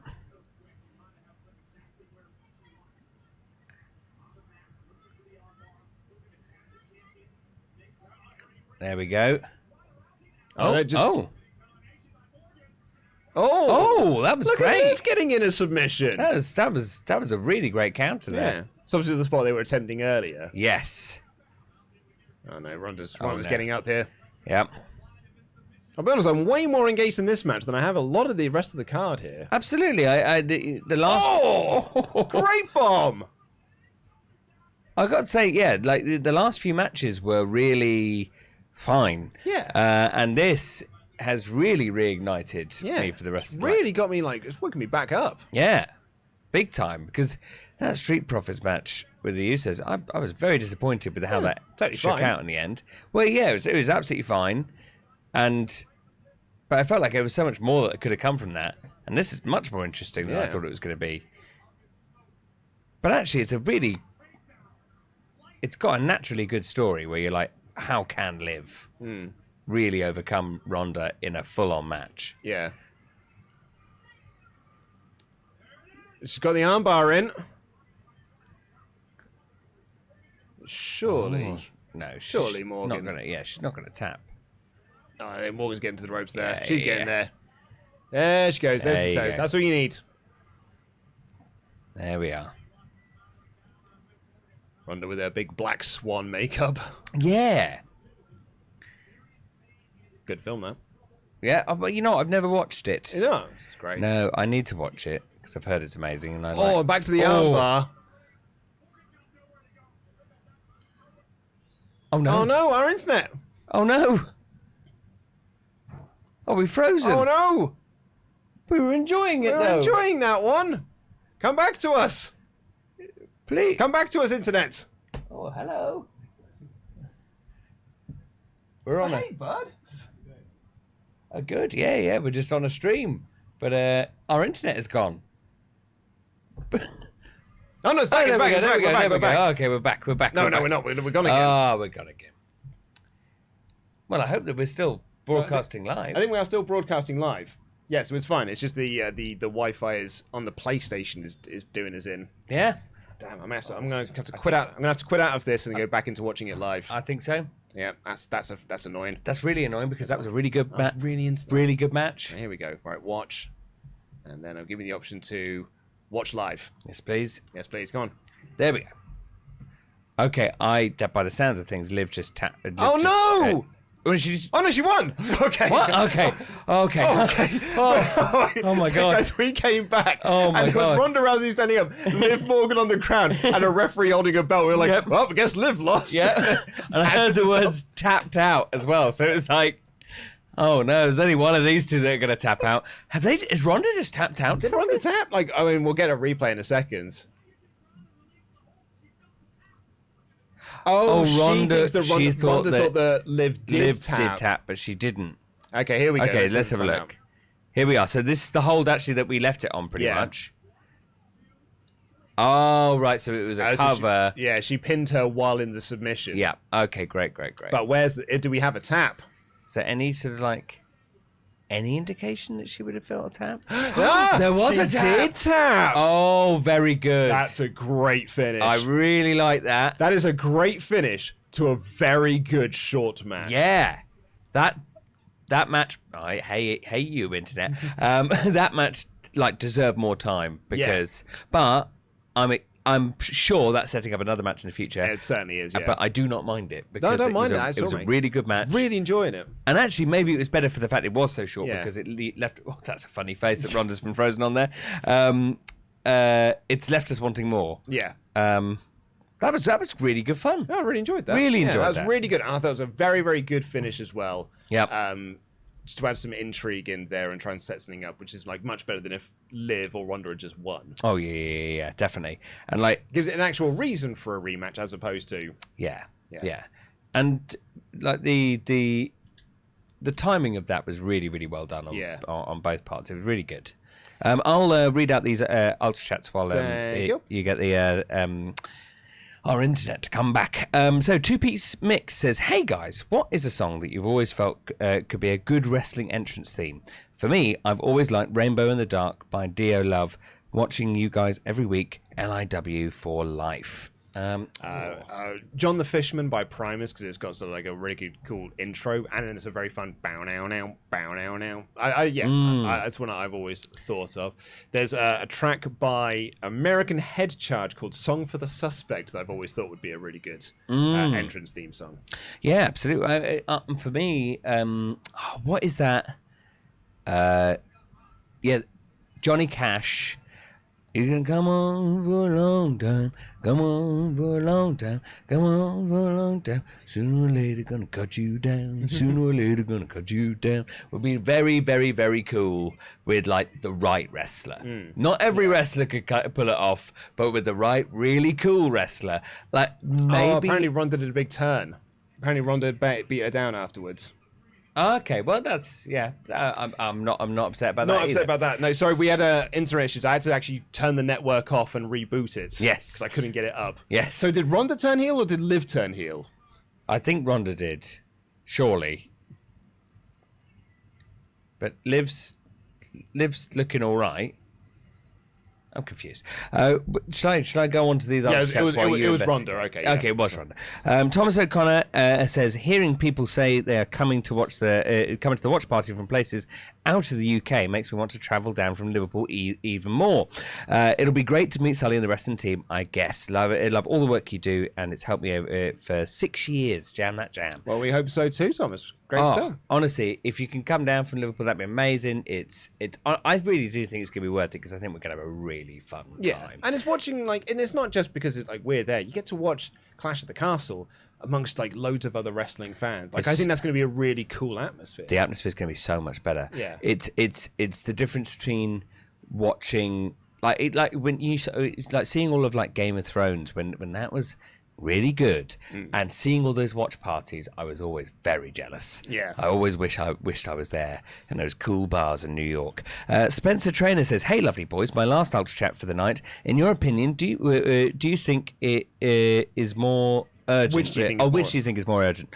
Finn needs rebuilding after all the losses, or Ciampa being with the Miz? Ciampa being with the Miz.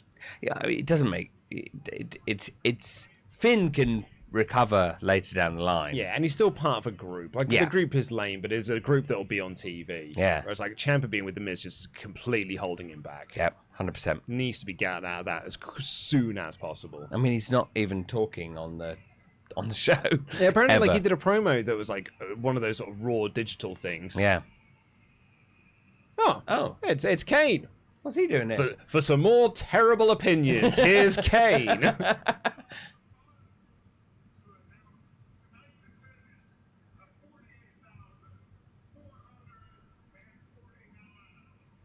Kane's announced the attendance. Right. Yep. There you go. He should have shrugged. He shrugged and he did his pyro. Why did he shrug like that? Shrugged to be like, all right, I guess I'll do it. I guess I'll do this now. 48,000 is good, but it's not like, I don't feel like it's announcement worthy, really. Yeah, well, you know, I guess we've got a local celebrity in. Yeah? I need. There you go. Well, there we are. Why could our internet really failed at that point? Why didn't our network break then? So we could have at least seen the big angle with Ronda. Yeah, and one of the matches that we were really like, this is really great. I'm enjoying this. This has woken us up. Yeah. This has really got us going. Oh, no, never mind. No. Cultural influence of gravy says, hey, bud, how do you even get a job here? Touch my camera through a fence and I'll show you where the bodies are, G. Make sure you're drinking water. Oh, you did early, didn't you? Yeah. You did. Absolutely. How do you get a job here? That's a great question. I actually don't really know the answer either. How do you get a job at WrestleTalk? Yeah. Oh, well, I would recommend having a friend who's starting a channel about board games. Yeah. And then there sort of be a global pandemic on. He asks you to join. Then, luckily, predating this, you've done like 20 years of improv. Cool. That's the only way that that's the way I know. Yeah. What would you say your tips are? Working with a guy on a movie website in an editorial position for a number of years. Yep. Then have him start a YouTube channel that needs some help because he's turned it into a success already and he's only looking to grow it. And then being brought in for that. So those are two of the ways you could get a job. Two ways you could do this. And then Brandon Abbas says, "Just true." Sorry, I just read what it is. What? Just tuning in, but I wanted to make sure you guys know we reached the last stretch goal for Blood on the Clock Tower. No way, no way. Hold on. No, is it in dollars? Is that why? Well, that's what I was going to check. Yeah. Is it Oh no, that's the Grubby Little Mitts one. I know. Well, that's because it's saved as one of my favourites. Oh, thank you. Yes, 96. We're not there yet. Yes, no, yeah, we have not reached the last stretch goal. No, we're about 10 grand off with 37 hours to go. Yes. So we're just over a day to go. We are 10 grand off getting to 6 games of Blood on the Clock Tower. Yes. That is the Blood on the Clock Tower Kickstarter. We are very, very, very close. Yeah, and really close. I think we definitely could do it. And yeah, if you want to see more Clock Tower, then do get your donations in. Also, there's some really cool, fun rewards. The 15-player game was amazing. Oh, the 15-player game's so good. The trailer for it, so good, that James put together, is incredible. It's unbelievable. It is genuinely. I was so happy with how that game shook out because I fucking hated it. But it was one of the most crazy games of Clock Tower I've ever seen. Yeah. And I didn't expect it to necessarily be. No, it's amazing how it worked out that way. Yeah. Like the big 15-player. Also, it's an insane script. Oh my god. I was thinking about this because like that script was what we were going to do with Tilly. Yeah. As her first game. Yep. And in the end, I was like, no, we should probably just play a game of sex and violence. Yeah, just to, yeah. Warm to it. We didn't even do Trouble Brewing. Threw into the madness deep end.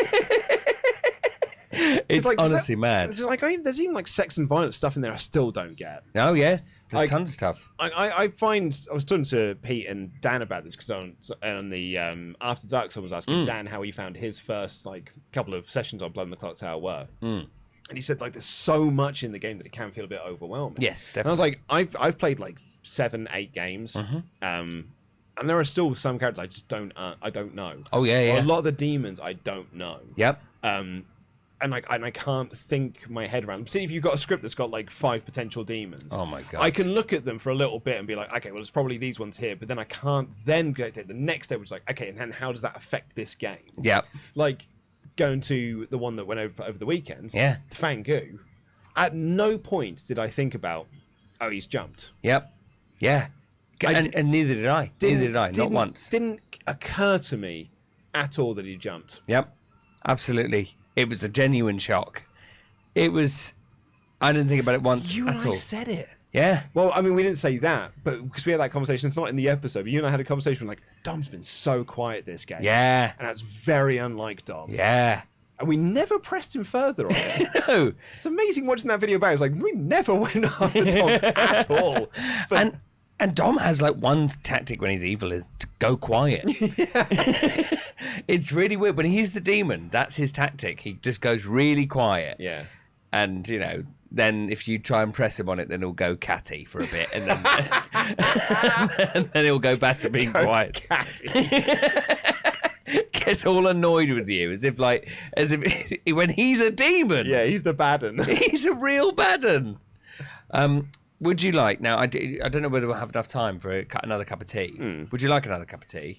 Do we have enough time? I don't know if we have enough time because we've got the video package and then we've got the entrances. I suppose the entrances might be a little bit long. I would suggest not doing what you did last time, which is filling the kettle up so much. Yeah, absolutely. Actually, I do Yeah. fancy another cup of tea. Yeah, would you like another cup of tea? I will make this one quick. Thank you, bud. Because I am sleepy. Yeah. I'm not going to lie. I'm a sleepy boy. You're a sleepy boy, mate. I'm just a sleepy boy. Sleepy boy. Thank you all so much for the near 4,000 of you that have tuned in for this stream. We really do love and appreciate every single one of you. Please, if you haven't already, give us a little thumbs up. Thank you to the 1,100 of you that have. Subscribe to this channel. If you're a first timer here, we do lots of reviews. We're going to be doing a review of this show tomorrow here on the WrestleTalk Podcast channel. Myself and Oliver Davis will be giving our thoughts on SummerSlam.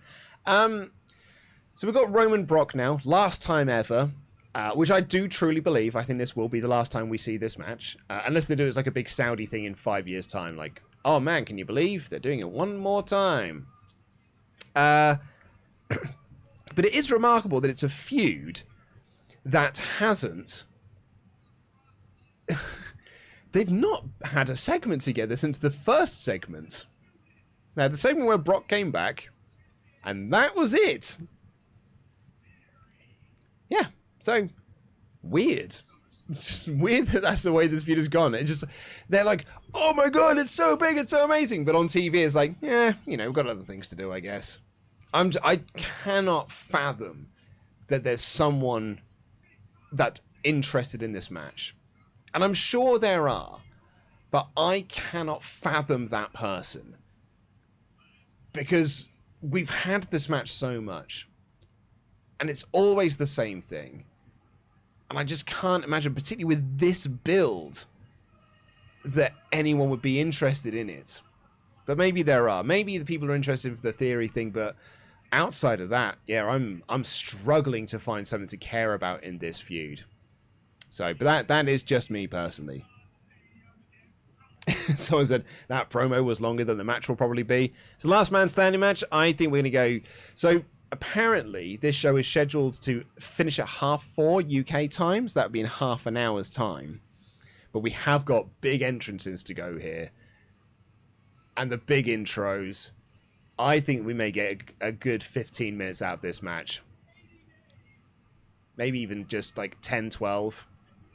But I think we're going straight to the near falls in this. Callum says, hey guys, I just heard you talk about a meetup for Clash in Castle. I'm going to the show, but would love to meet before. Can I get some details of where you'll be? Luke, did you see Sammy talking about his Knoxville match? He seems so proud of it. I'm sure he is. Callum, I mean, we're meeting up in London. So we're not going to be in Cardiff. We're doing the watch along in London. So unfortunately, I think it'd be very difficult for you to meet up with us beforehand and then get across to Cardiff. Because we're watching the show live, but we're doing it in London. But thank you so much for your message nonetheless. Hannah says, not a crazy person. Well, nothing of concern, I hope. Thanks for finding them. You have an amazing team. You're all wonderful, from mods to the on-screen. We're such a wonderful community, and I love and appreciate being a part of it. Hannah, we love you very, very much. And you're right. We do have a great team here. Can we have, while we're waiting for Roman to do this long-ass entrance, can we get some love in the chat for our moderator team, please? Because we've got an amazing moderating team. We've got a wonderful lead moderator. You've seen them all. They've got the blue wrenches. They are a fabulous cornerstone of this channel. Without them, this channel would completely fall apart, as you've seen earlier when we had our audio issues. So show some love for the Blue Wrench Order, because they are awesome, awesome people. So yeah, that's great. Now now you're all caught up with me. Love them mods. Let's see which I've noticed some of the mods now. I know Landon's in. There's Andy. There he is. There's Landon. Who else we got? Who else is coming up? There's Jay. Yeah. What a good bunch of people. Just love them all. I love all of you as well, by the way, all of you watching. You're just tremendous. And Brandon said, "Oh, I'm so sorry. I completely read that wrong. I went over to add a donation earlier. Didn't mean to excite you over nothing. Hope we can make it. It's quite all right." That's quite all right, Brandon. These things happen, dude. Like, I've done it a few times as well. I wonder if it was a case of you see the dollar amount first, and then that sort of like, it makes it look like we passed the 106. I'll be stunned if we do pass the 106 at this point. I'd love if we did, though. Hey, there's Chris as well. I'd love it if we did pass over to get the 6 episodes done, because that would be incredible. Also, I hope I can be on one this time. In fairness, I was supposed to be on the last ones that we did, but I took the week off to help my kid instead. I opted to be a dad instead, which I know is a really stupid decision because I could have played Clock Tower in person. But no, I made the very silly decision to be a father. Ugh, what a dickhead. But no, I really do hope that I can be on the next ones. Maybe. You never know. Maybe I'll be invited on an episode of Board Game Club at some point. Stranger things have happened. Well, Roman is still making his entrance. That is now, I believe, 5 minutes, and he has just got to the ring steps.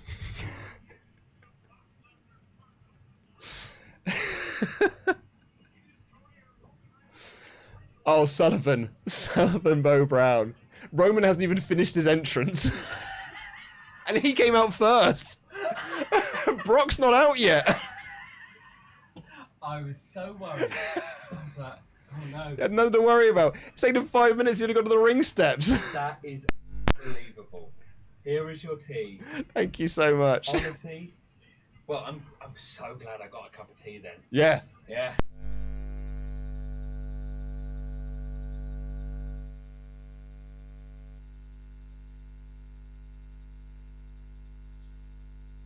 End at 4:30. So, well, maybe we might get a bit of a long match out of this. I was like, oh no, have you seen this entrance? Yep. Absolutely not. Nope. Well, if the entrance is part of the match, right? Surely. I mean, that's it's look at that. Look at those fireworks. Nice fireworks. Lovely. Very good. Nice to see that they saved all the fireworks for this last match. Yep. And not the end. Just for the entrance. Which makes me feel like if you're not going to save it for the end, then it's not going to be any kind of new champion, is it? I mean, I don't know. Maybe they're just maybe they do spaffing a lot of money on those fireworks. Yeah. I do still. I think Pete's video essay on Roman Reigns not working as not working at the moment was really, really, really interesting. Oh, Paul's going to cut a promo. Oh, gee, I wonder what he's going to talk about. You know what? I bet he might be talking about him being a tribal chief. Because I don't know if he's reiterated. Oh, no, he's given it to Roman. Well, no, Roman's going to ask to acknowledge me first, and then we'll hand it back to the special counsel. Yeah, that makes sense.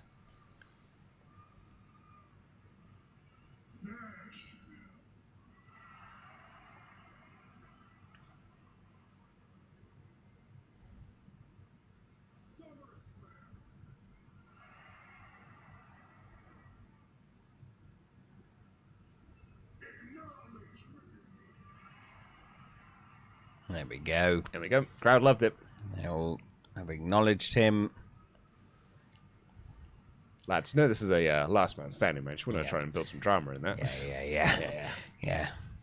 Come on, guys. Clocks are ticking here. Yeah, here we go. Some of us have very far to go home on the in a cab, and if you could get to the match, that'd be really good. If anything, Brock's going to make a very quick entrance. Yeah, I mean, surely. Yeah.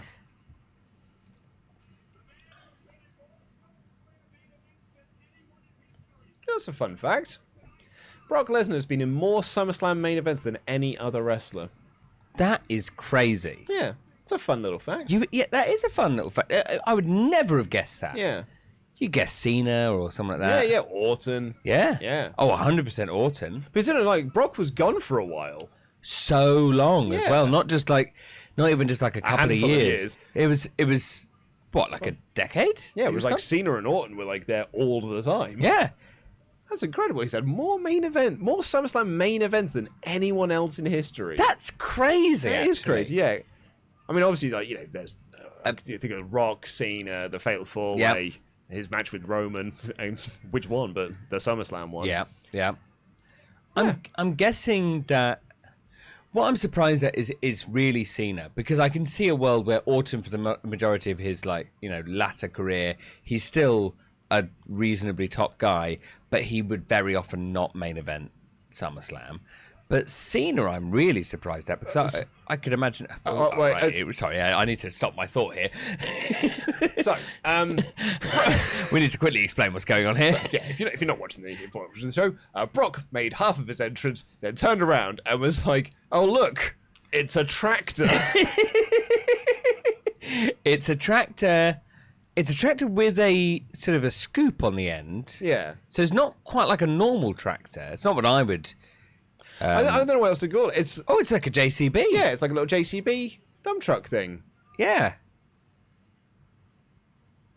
I'm Luke, I'm 5, and my dad's Bruce Lee, driving around in my JCB, which is probably what's going through Brock Lesnar's head right now. It's probably what he's always singing when he's down on the farm. It's one of his favourite songs. I'm Luke, I'm 5, and my dad's Bruce Lee, driving around in my JCB. But like Roman's there, like, what is this? He's not going to run you over. Well, he's not going to kill you. He's not going to kill you. It's a bizarre little entrance, isn't it? I mean, how are they going to... Sorry, shout out to Nicholas, Brock the Builder. There it is. There we go. That's the one. You've got it. And it really should have been I'm Brock, I'm 5. My dad's Bruce Lee. But now, what is this going to be used in the Last Man Standing match? I hope so. I really hope so. In what way would it be used? I have no idea. You cannot get that scoop to hit someone. Unless you do with the finish to Rock Mankind during the halftime heat. Yeah. When you had the pallet thing and you put it down on the Rock so that he couldn't get up. Yes. Maybe that's how you're going to end this, is that he's going to get Roman underneath the dump truck bit of this bulldozer, and that's what's going to end the match. Yep. But not before Theory cashes in at the last second. It's in the ring, essentially. not the whole thing, but the little container bit it's hanging over the ropes. Yeah. Oh, and he's jumped onto the top bit, onto the scoop. He's on the scoop. He's in the scoop. But Brock's having a whale of a time. He's having a lovely old time here. Having a great Is he old going to time. jump from up there? Because I feel like I think so. What about his knees? Oh, his poor knees. His poor little knees. I just don't see how you can jump from up there and actually not have your knees be a little bit, quite hurt. Yeah. Unless he's going to jump onto Roman, which would make more sense. Yeah. Get down from there. Get down. Absolutely get down. I'd be fuming if someone started a match like this. Mm-hmm. Oh. Thankfully, he had a mic in there. Yep.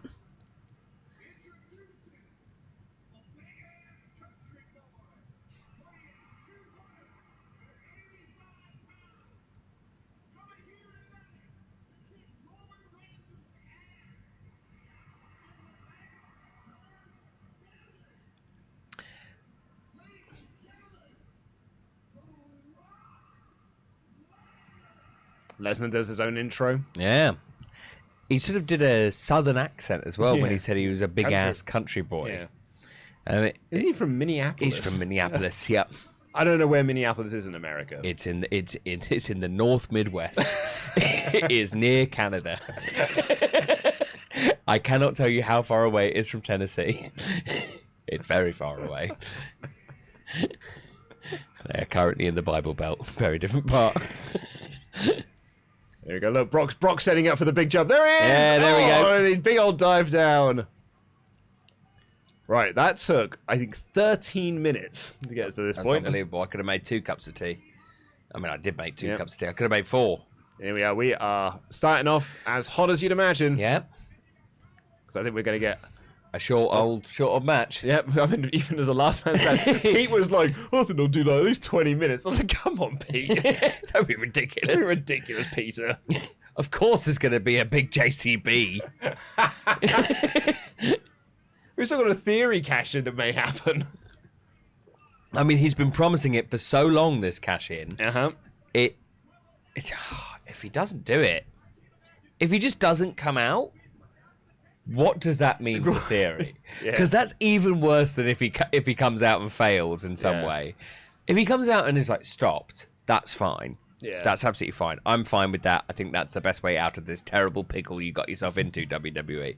But if he just doesn't come out because he forgot or... Oh, wait, the match is finished? Oh, man. Oh, no. Nuts, I was in the shower. Oh, no. Stupid. My network Wi-Fi kept cutting out. Did Ronda turn heel? Ask her, Austin. Ask her. She's right there. What do you mean about ask? I'm not talking about ask her. Right, here we go. We're heading into the WWE universe. There we are. There's Roman's big red pants. Oh, yeah. And the Nike pants. Oh, are they? Apparently so. It's got the Nike tick on it. So... This is all Brock thus far. He has done quite a few suplexes, but like around the ring, no less. And some of them have been brutal landings for poor Roman. He's having a terrible out time of it. Yeah. Oh, they're counting. Sorry. All right. Oh. 6. We're up to 6. But Roman's up. There we go. F5. But Roman's raking the eyes. Throws him into a big crane. Big crane. Watch out, Roman. He'll drive that in a minute. Start building a building that you don't like. He's going for a power bomb, but oh, he also Roman got hit into spear. the crane. It's sort of like Brock even picks him up, drives him back in. Oh, Roman got thrown into the cameraman. Yeah.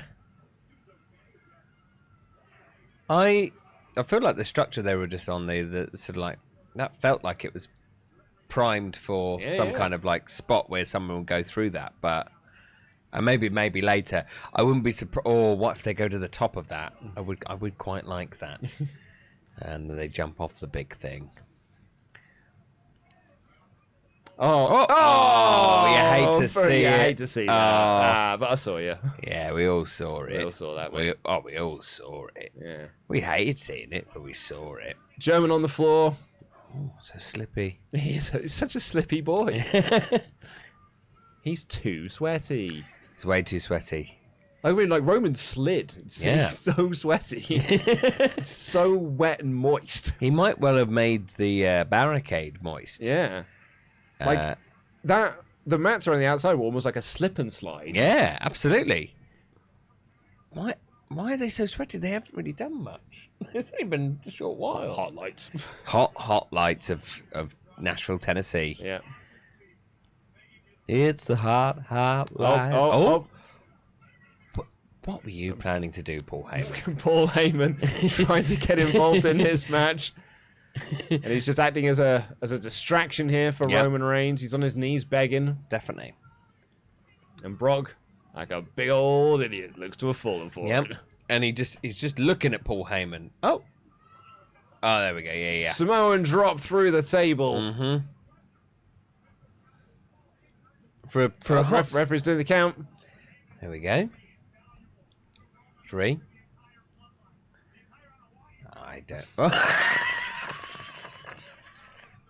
That's a great Paul face right there. Paul Heyman's face was unbelievable. We're up to 7. 8. Oh, no. Yeah. That's the referee call of like, he's up. He's up. He's up. you could tell fairly quickly that Brock was going to get up there because he seemed. Oh, here we go. Oh no, this is why last man standing matches. Do you know, like I've never loved last man standing matches. I don't hate them, but like, yeah, I think you do. You need. It should not be a. I suppose this isn't like. I don't think they're trying to sell the idea that Brock is going to lose here, but you really need to have like only a few moments where the count is actually being taken because, and it be taken like seriously because. Oh, Yes. Brock through another table, and then the referee's up to. Yep. One. 2. Oh, Brock's busted open hardware on the back there. by the looks of things. Oh my God. A few times, in fact. Oh my. Yeah, He's horrible. got some. That's Splinter City right there. Oh. TV14. Oh yeah, absolutely. Yeah. Attitude Era's They back. they planned that. Put razor blades in the tables. Yeah, bloody hell. Outlaw Mud Show. Here we go. Superman punch. Yeah. There's a guy I just saw then who was rocking a sweet mullet and stash. Here we go. Here comes the big Brock goofy sell of the punches. Mm-hmm. And Reigns can't believe he's not knocked down. It's like, dude, this happens in all of your matches. You've Not knock him down. You've had so many matches with this guy where you've done these punches and Brock Lesnar's sort of not really sold them. Then when we get a spear here, lads. I don't know what to make of this match. Spear! I can tell you exactly what to make of it. Mm-hmm. Every one of the matches they've ever had. Yeah. But with a couple of table breaks. It's weird. It's one of those where there's a lot of things going on, but I don't feel connected to the match. You know what I mean? Well, I was saying this while you were making the cup of tea. Yeah. It is remarkable that the build for this match was they did one angle on SmackDown where they announced the match, and that's it. Yeah. That was like 4 weeks ago. The pair of them have not had another segment on TV together. Mm-hmm. That's very, very, very true. Like, it's trying to be sold. Like, the build has just been sold on, oh, this is a big match. Mm-hmm. Because there's always been a big match, but I think because they did it at WrestleMania, it doesn't feel as big as it once did. Yeah, absolutely. Absolutely. And it's happened many times over the years, this match. So, like, it's... Like, we were watching them feud since SummerSlam last year. Yeah, exactly. I think that, yeah, it's just... I'm totally... And what's Roman... Like, Roman in between hasn't done anything else. Mm-hmm. And like, the mini thing with Riddle. Yeah. And that's it, I think. It, pretty much. Yeah, because all of this year's been Brock and Roman. Yeah. Since the Rumble. And it was then, like, between SummerSlam towards the Saudi show. Mm-hmm. And he had the Survivor Series match against Big E, but it's not exactly a feud. Yeah. So, yeah, this is, like, a year-long thing. Yeah. I don't...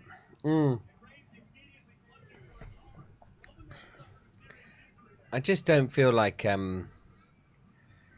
Where's Brock off to? I'm not sure.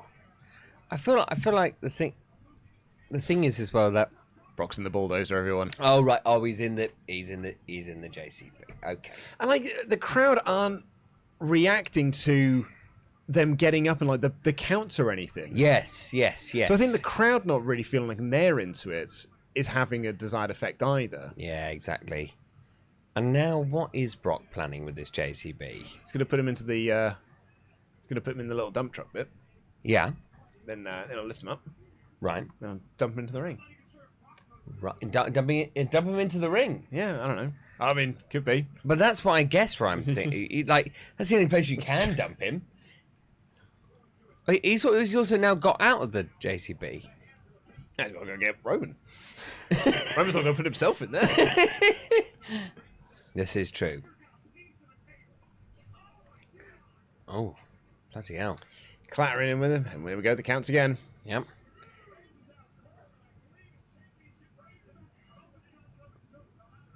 Oh, dear. I don't think this is how you're going to win, Brock. No. Definitely don't taunt. Like, at least look at the person that you're trying to... And also, why wouldn't you, in this situation, continue to wail on the person? Because I think, well, they have to be Right. Oh, you have to be left alone. Yeah, at some point. incapacitated. You Right. can't just sort of like keep doing it, keep doing stuff to them. Yeah, I mean, I was wondering if like Brock was taunting because in the old SmackDown versus Raw games, you doing that builds up your special meter. Yes. And so he's getting closer to an F5 any minute. Exactly. now. Yeah. Just do it. Put yourself as a couple of defaults and really quick taunts. Yep. Easy way to get yourself right up get there. you some specials right there. And look at this. I think your premonition is coming true. Roman is in the JCB scoop. Yep. And he's being held aloft over the ring. And he's been dumped out from a small height.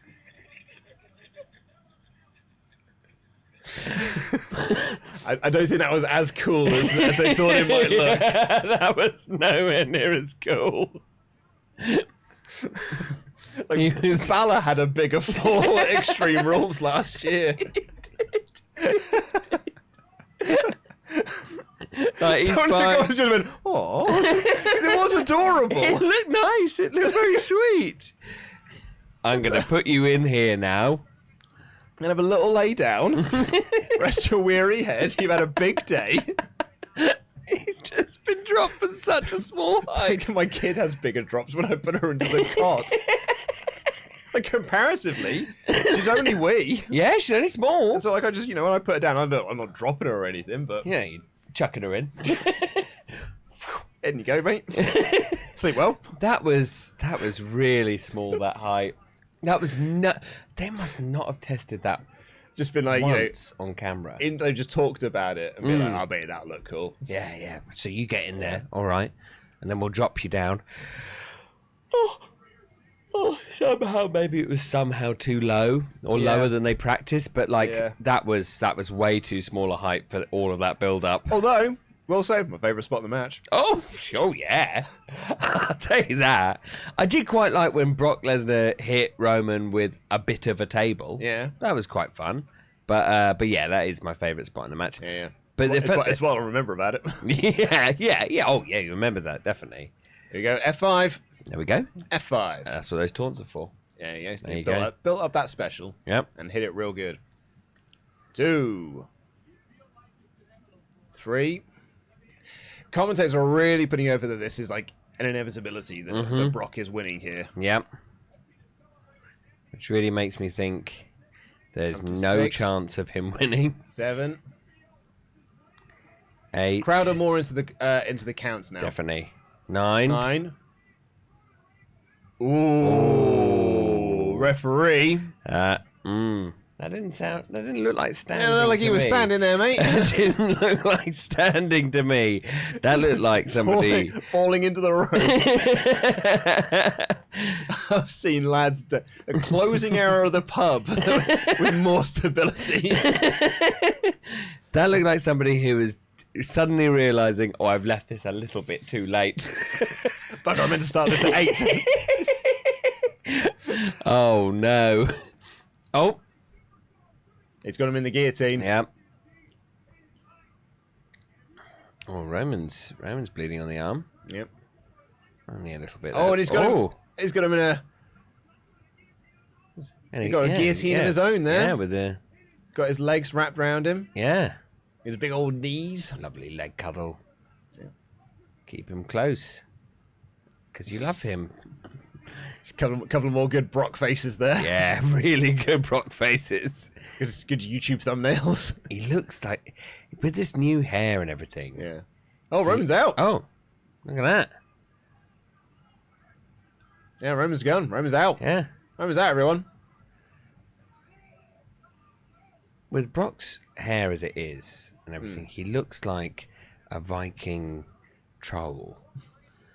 And like he didn't before look anywhere near as much like a troll. But now he really does. 6. 7. Roman has regained consciousness. 8. 9. 9. There you go, Roman. That's how you do it. You do it. That was a much better... Much better. I mean, you still are relying on the ropes very heavily. Yeah. But That was much better in terms of getting up before 10. Yeah. Making it feel more convincing that time. Yes. If I were you, I would try and hit a spear, mate. Because your current tactic is not working. Not at all. Not at all. I'm glad that this show wasn't scheduled for, like, it clearly is not finishing at past. No, definitely not. Oh, okay. Where's Brock going now with his bulldozer? Is he gonna tip the ring up? What is he going to do? I think he is going to tip the ring up. Is he gonna tip the ring? Oh my God! He's moving the ring! He's actually moving the ring! Moving the ring! Oh my God! Look, can you predict the future? This is unbelievable. Is he trying to get? Yeah, Is he trying to get purchase? underneath? Yeah, he's trying to get purchase. He is as well. Oh my God! He's tipping the ring! He's tipping the ring! Incredible! Incredible! I've never seen anything like that. Amazing! Oh, I love it. That was awesome. That was absolutely brilliant. That was rad. Oh, that made this whole match worth it. That's it. I don't care about all the rest, but that was great. That's so good. That was awesome. That is a great visual. Look at that. It's mad. I mean, Theory can't cash in now. There's no ring for him to pin him in. Exactly. You can't pin him in a ring that looks like it's in Alice in Wonderland. Look at it. It looks like it's been drawn by Salvador Dali. It's a ridiculous ring. That looks like a drawing in Quizlemania. I haven't got enough time to draw the ring. I've tried to draw it in 3D and it's come out all wrong. This is delightful. Yeah. All of a sudden. Here come the Usos. There we go. Where you lads been? Where the hell have you been? You could have been here the whole time, Yeah. and you are the tag team champions. It's not like you're useless. Yeah. You won. You already won tonight. Oh, Okay, a couple of suplexes.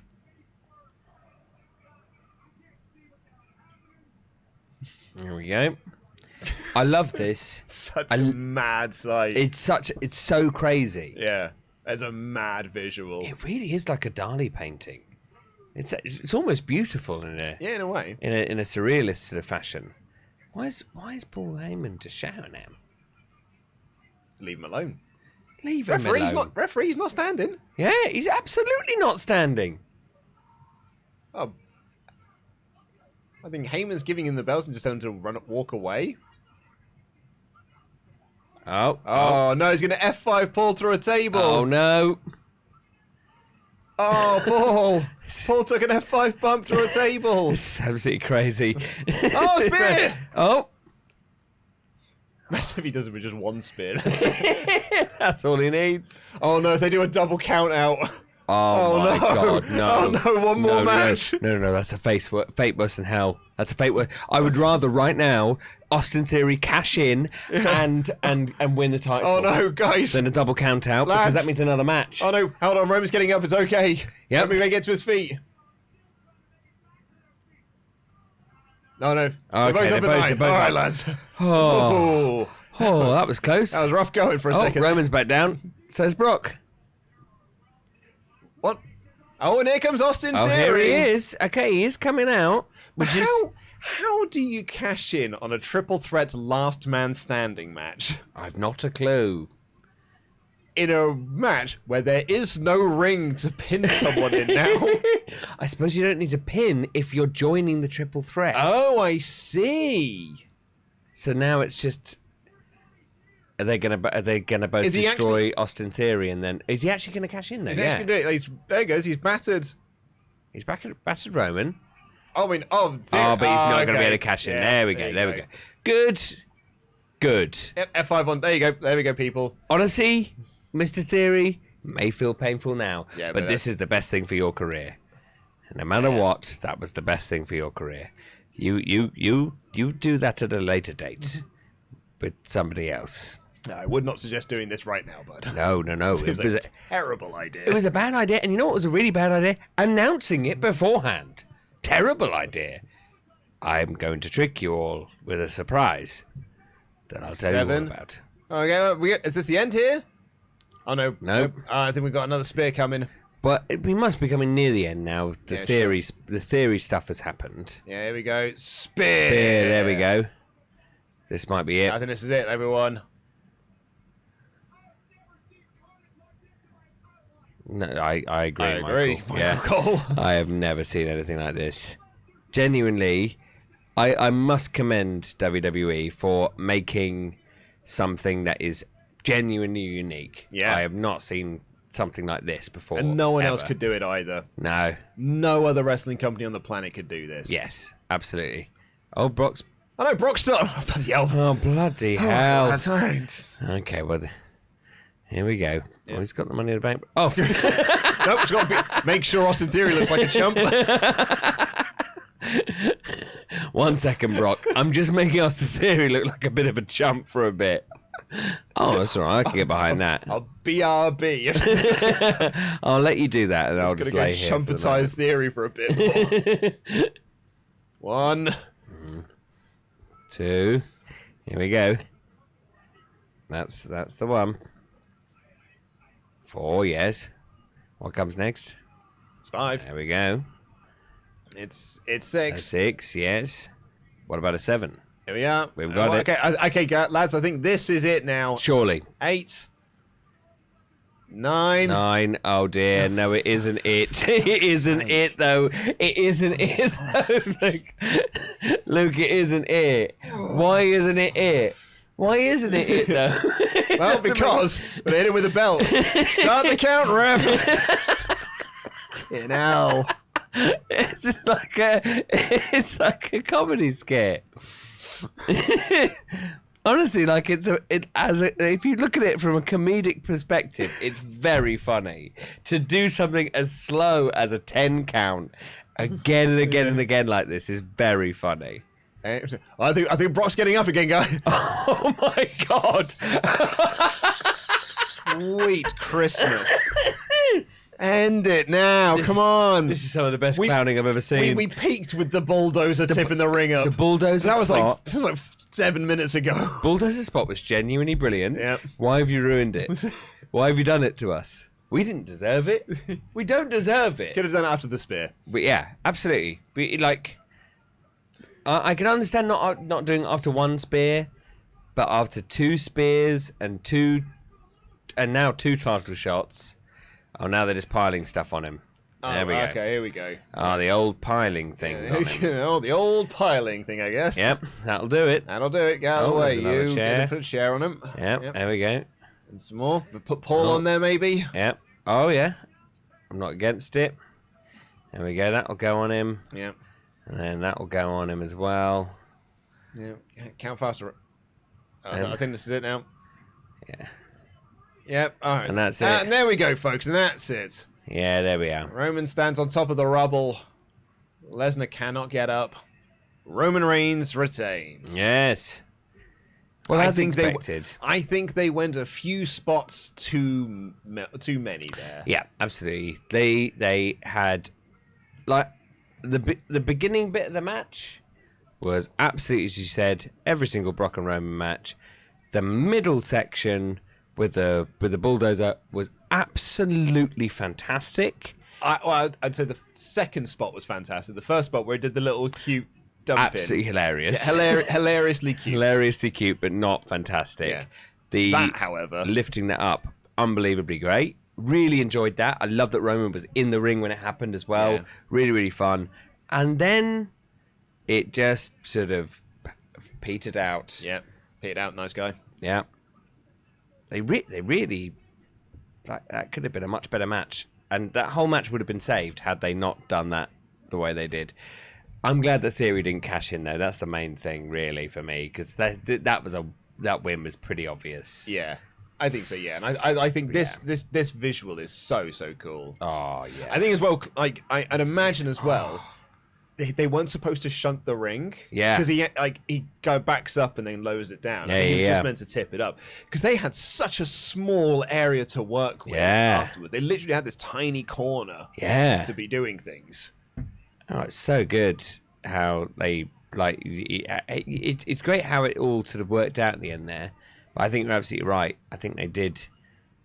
One spot of this too many. Like it's a difference when it's a 3 count, a 2 count near fall. Yeah. But when you got the referee going 1, 2, and you do that 4 times over. Yeah. It's long, and it's quite laborious. Genuinely, like, it was like, if you looked at it from a comedic clowning perspective, it was a masterclass. But from a wrestling perspective, it was not. It was because by the 4th time, you're just like, wow, I cannot do this. No way. But well done, Roman. There's another good retention there for you, bud. Getting a lovely little cuddle. So we have got now Roman versus Drew at Clash of the Castle. Mm-hmm. That'd be good. Exciting. Genuinely think Drew could win that. Do you know what I mean? Like, I've been so like hard on the Roman Rock match. Yeah. And I still feel like that is the direction. But yeah, Drew to me feels like the first guy that really feels like he could take the belt off of him. Yeah. If it wasn't him, it would have been Cody. Yes. That of course, really feel like they may actually take the belts off him. Yeah. No one else has made me think that. No. Well, I mean, no. I don't think anyone thought that Riddle was going to do it. No. Cesaro. No. Danielson in his last match. Like, none of this. Like, Edge maybe at WrestleMania last year. Mm-hmm. Maybe. But even then, not really. Yeah. Like, it was like, feasibly that could happen. And it wouldn't be like, that wouldn't be the craziest thing in the world. Yeah. But I don't think anyone would have said it was odds on.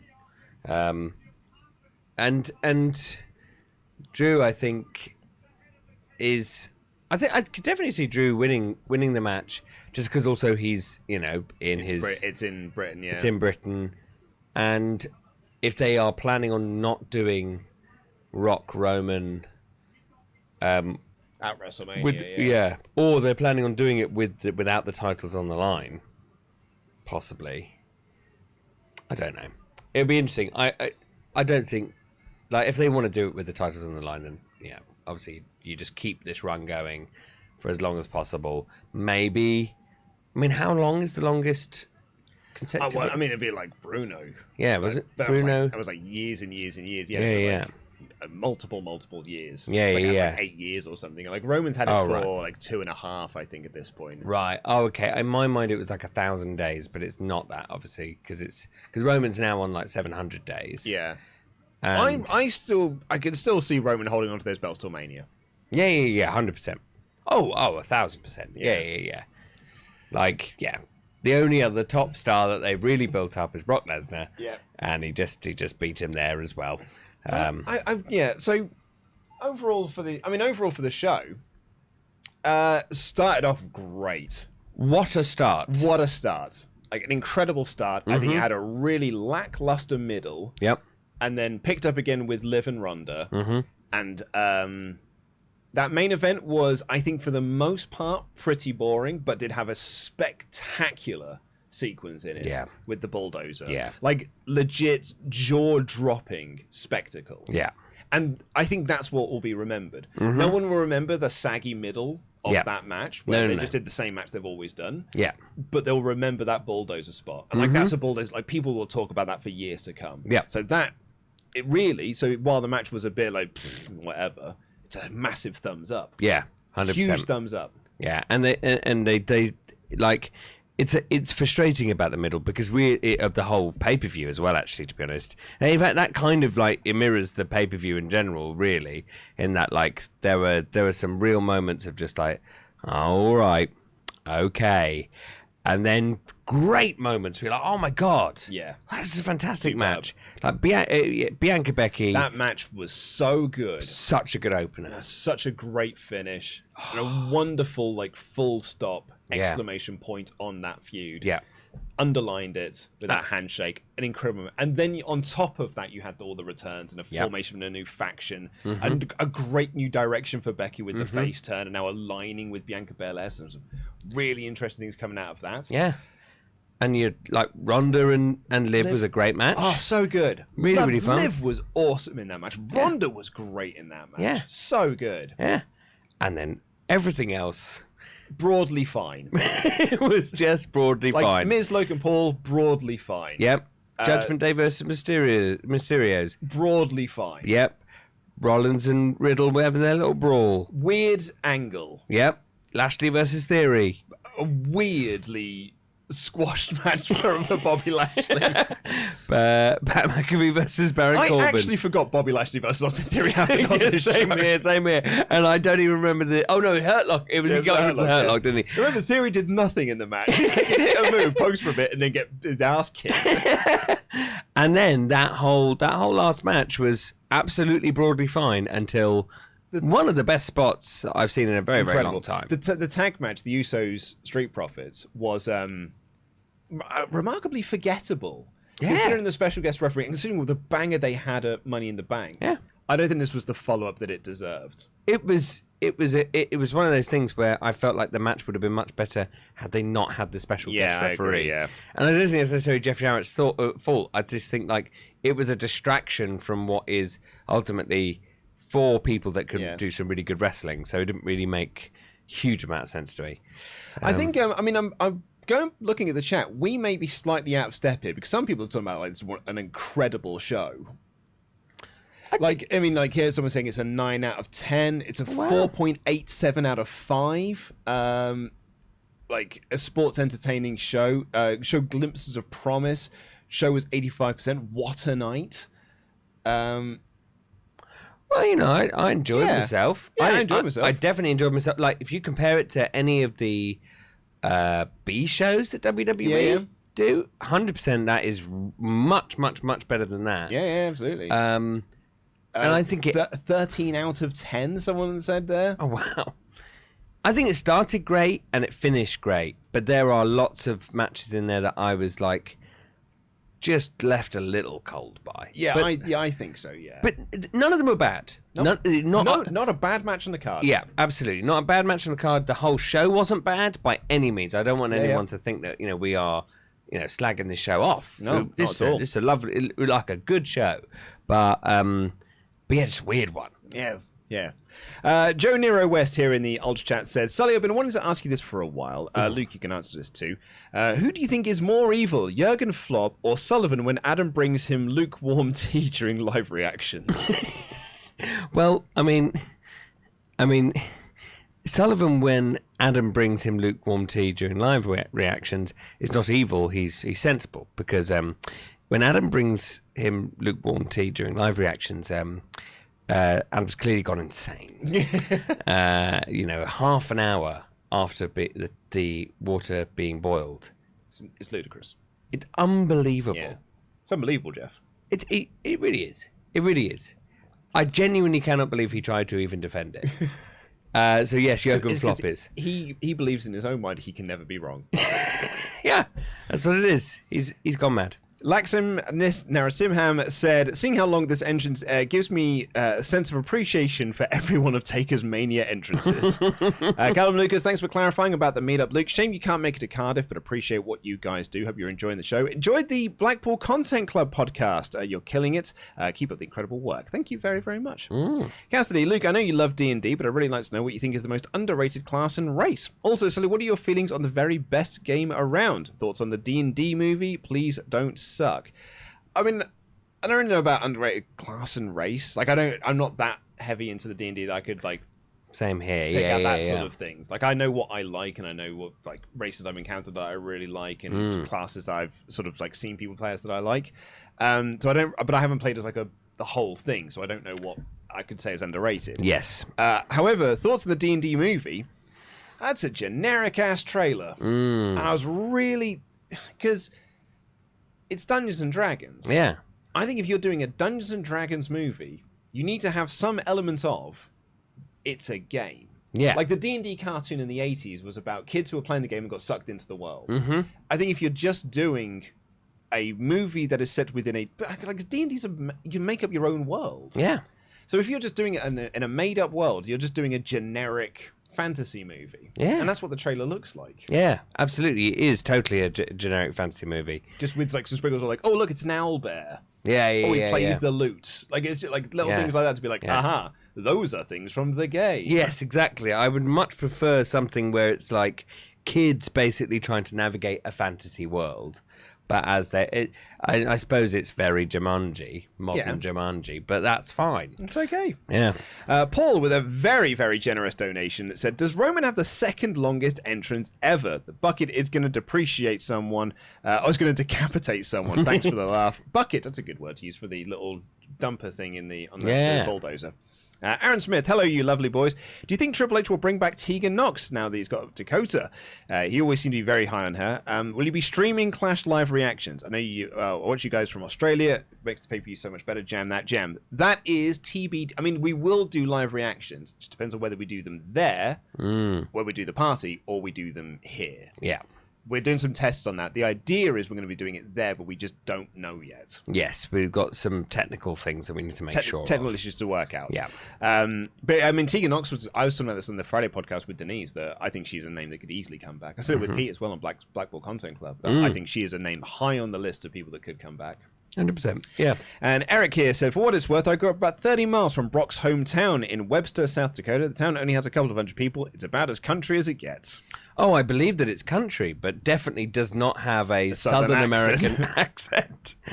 I don't think they sound like that in the North. That was very much a Texas accent that Brock was doing. Well, that is going to wrap it up for these live stream reactions. Thank you all so much for joining us. Thank you so much to our wonderful moderating team for keeping you lot in check. Thank you to everyone who has bought tickets for our live show that we're going to be doing for Clash at the Castle. We have currently got sold 41 tickets for amazing. Very exciting. Really happy with this. So yeah, we're really looking forward to seeing you. That's our next live stream. Will be a Clash at the Castle on September 3rd. None of them no pay-per-views in August. That's crazy. That's why everyone is taking holiday in August. Well, they're all coming to the Edinburgh Fringe. Yeah, you got the whole time off. Basically, then like WWE and AEW was like, well, the Edinburgh Fringe is on. We can't compete against that. Have you heard about Grabby Little Mitts? It's on at Assembly George Square at 2:15 p.m. every single day except for the 15th. Anyway, I don't know where that came from. Sorry. Actually, I had something in my ear. I couldn't quite make out what you said. What was it again? It was just the Grabby Little Mitts is on at Assembly George Square every single day, 2:15 p.m. except for the 15th. And that's the Edinburgh Fringe. That's at the Edinburgh Fringe. Yeah, throughout the whole month of August. The whole month of August from the 3rd to the 29th, except for the 15th, of course. Yeah, well, except for the 15th. Yeah. Oh man, I mean, we're like, if only you could get a sponsorship spot on this show, so you could actually tell people where it is. Yeah, well, exactly. Yeah, I'd be able to tell them that it's at Assembly George Square at 2:15 p.m. every single day from the 3rd to the 29th, except for the 15th. But unfortunately, I just can't afford it. Can't. Yeah. Well, I mean, yeah. Them's the breaks. Let's go do it, everyone. Take care. Jam that jam. Jam that jam.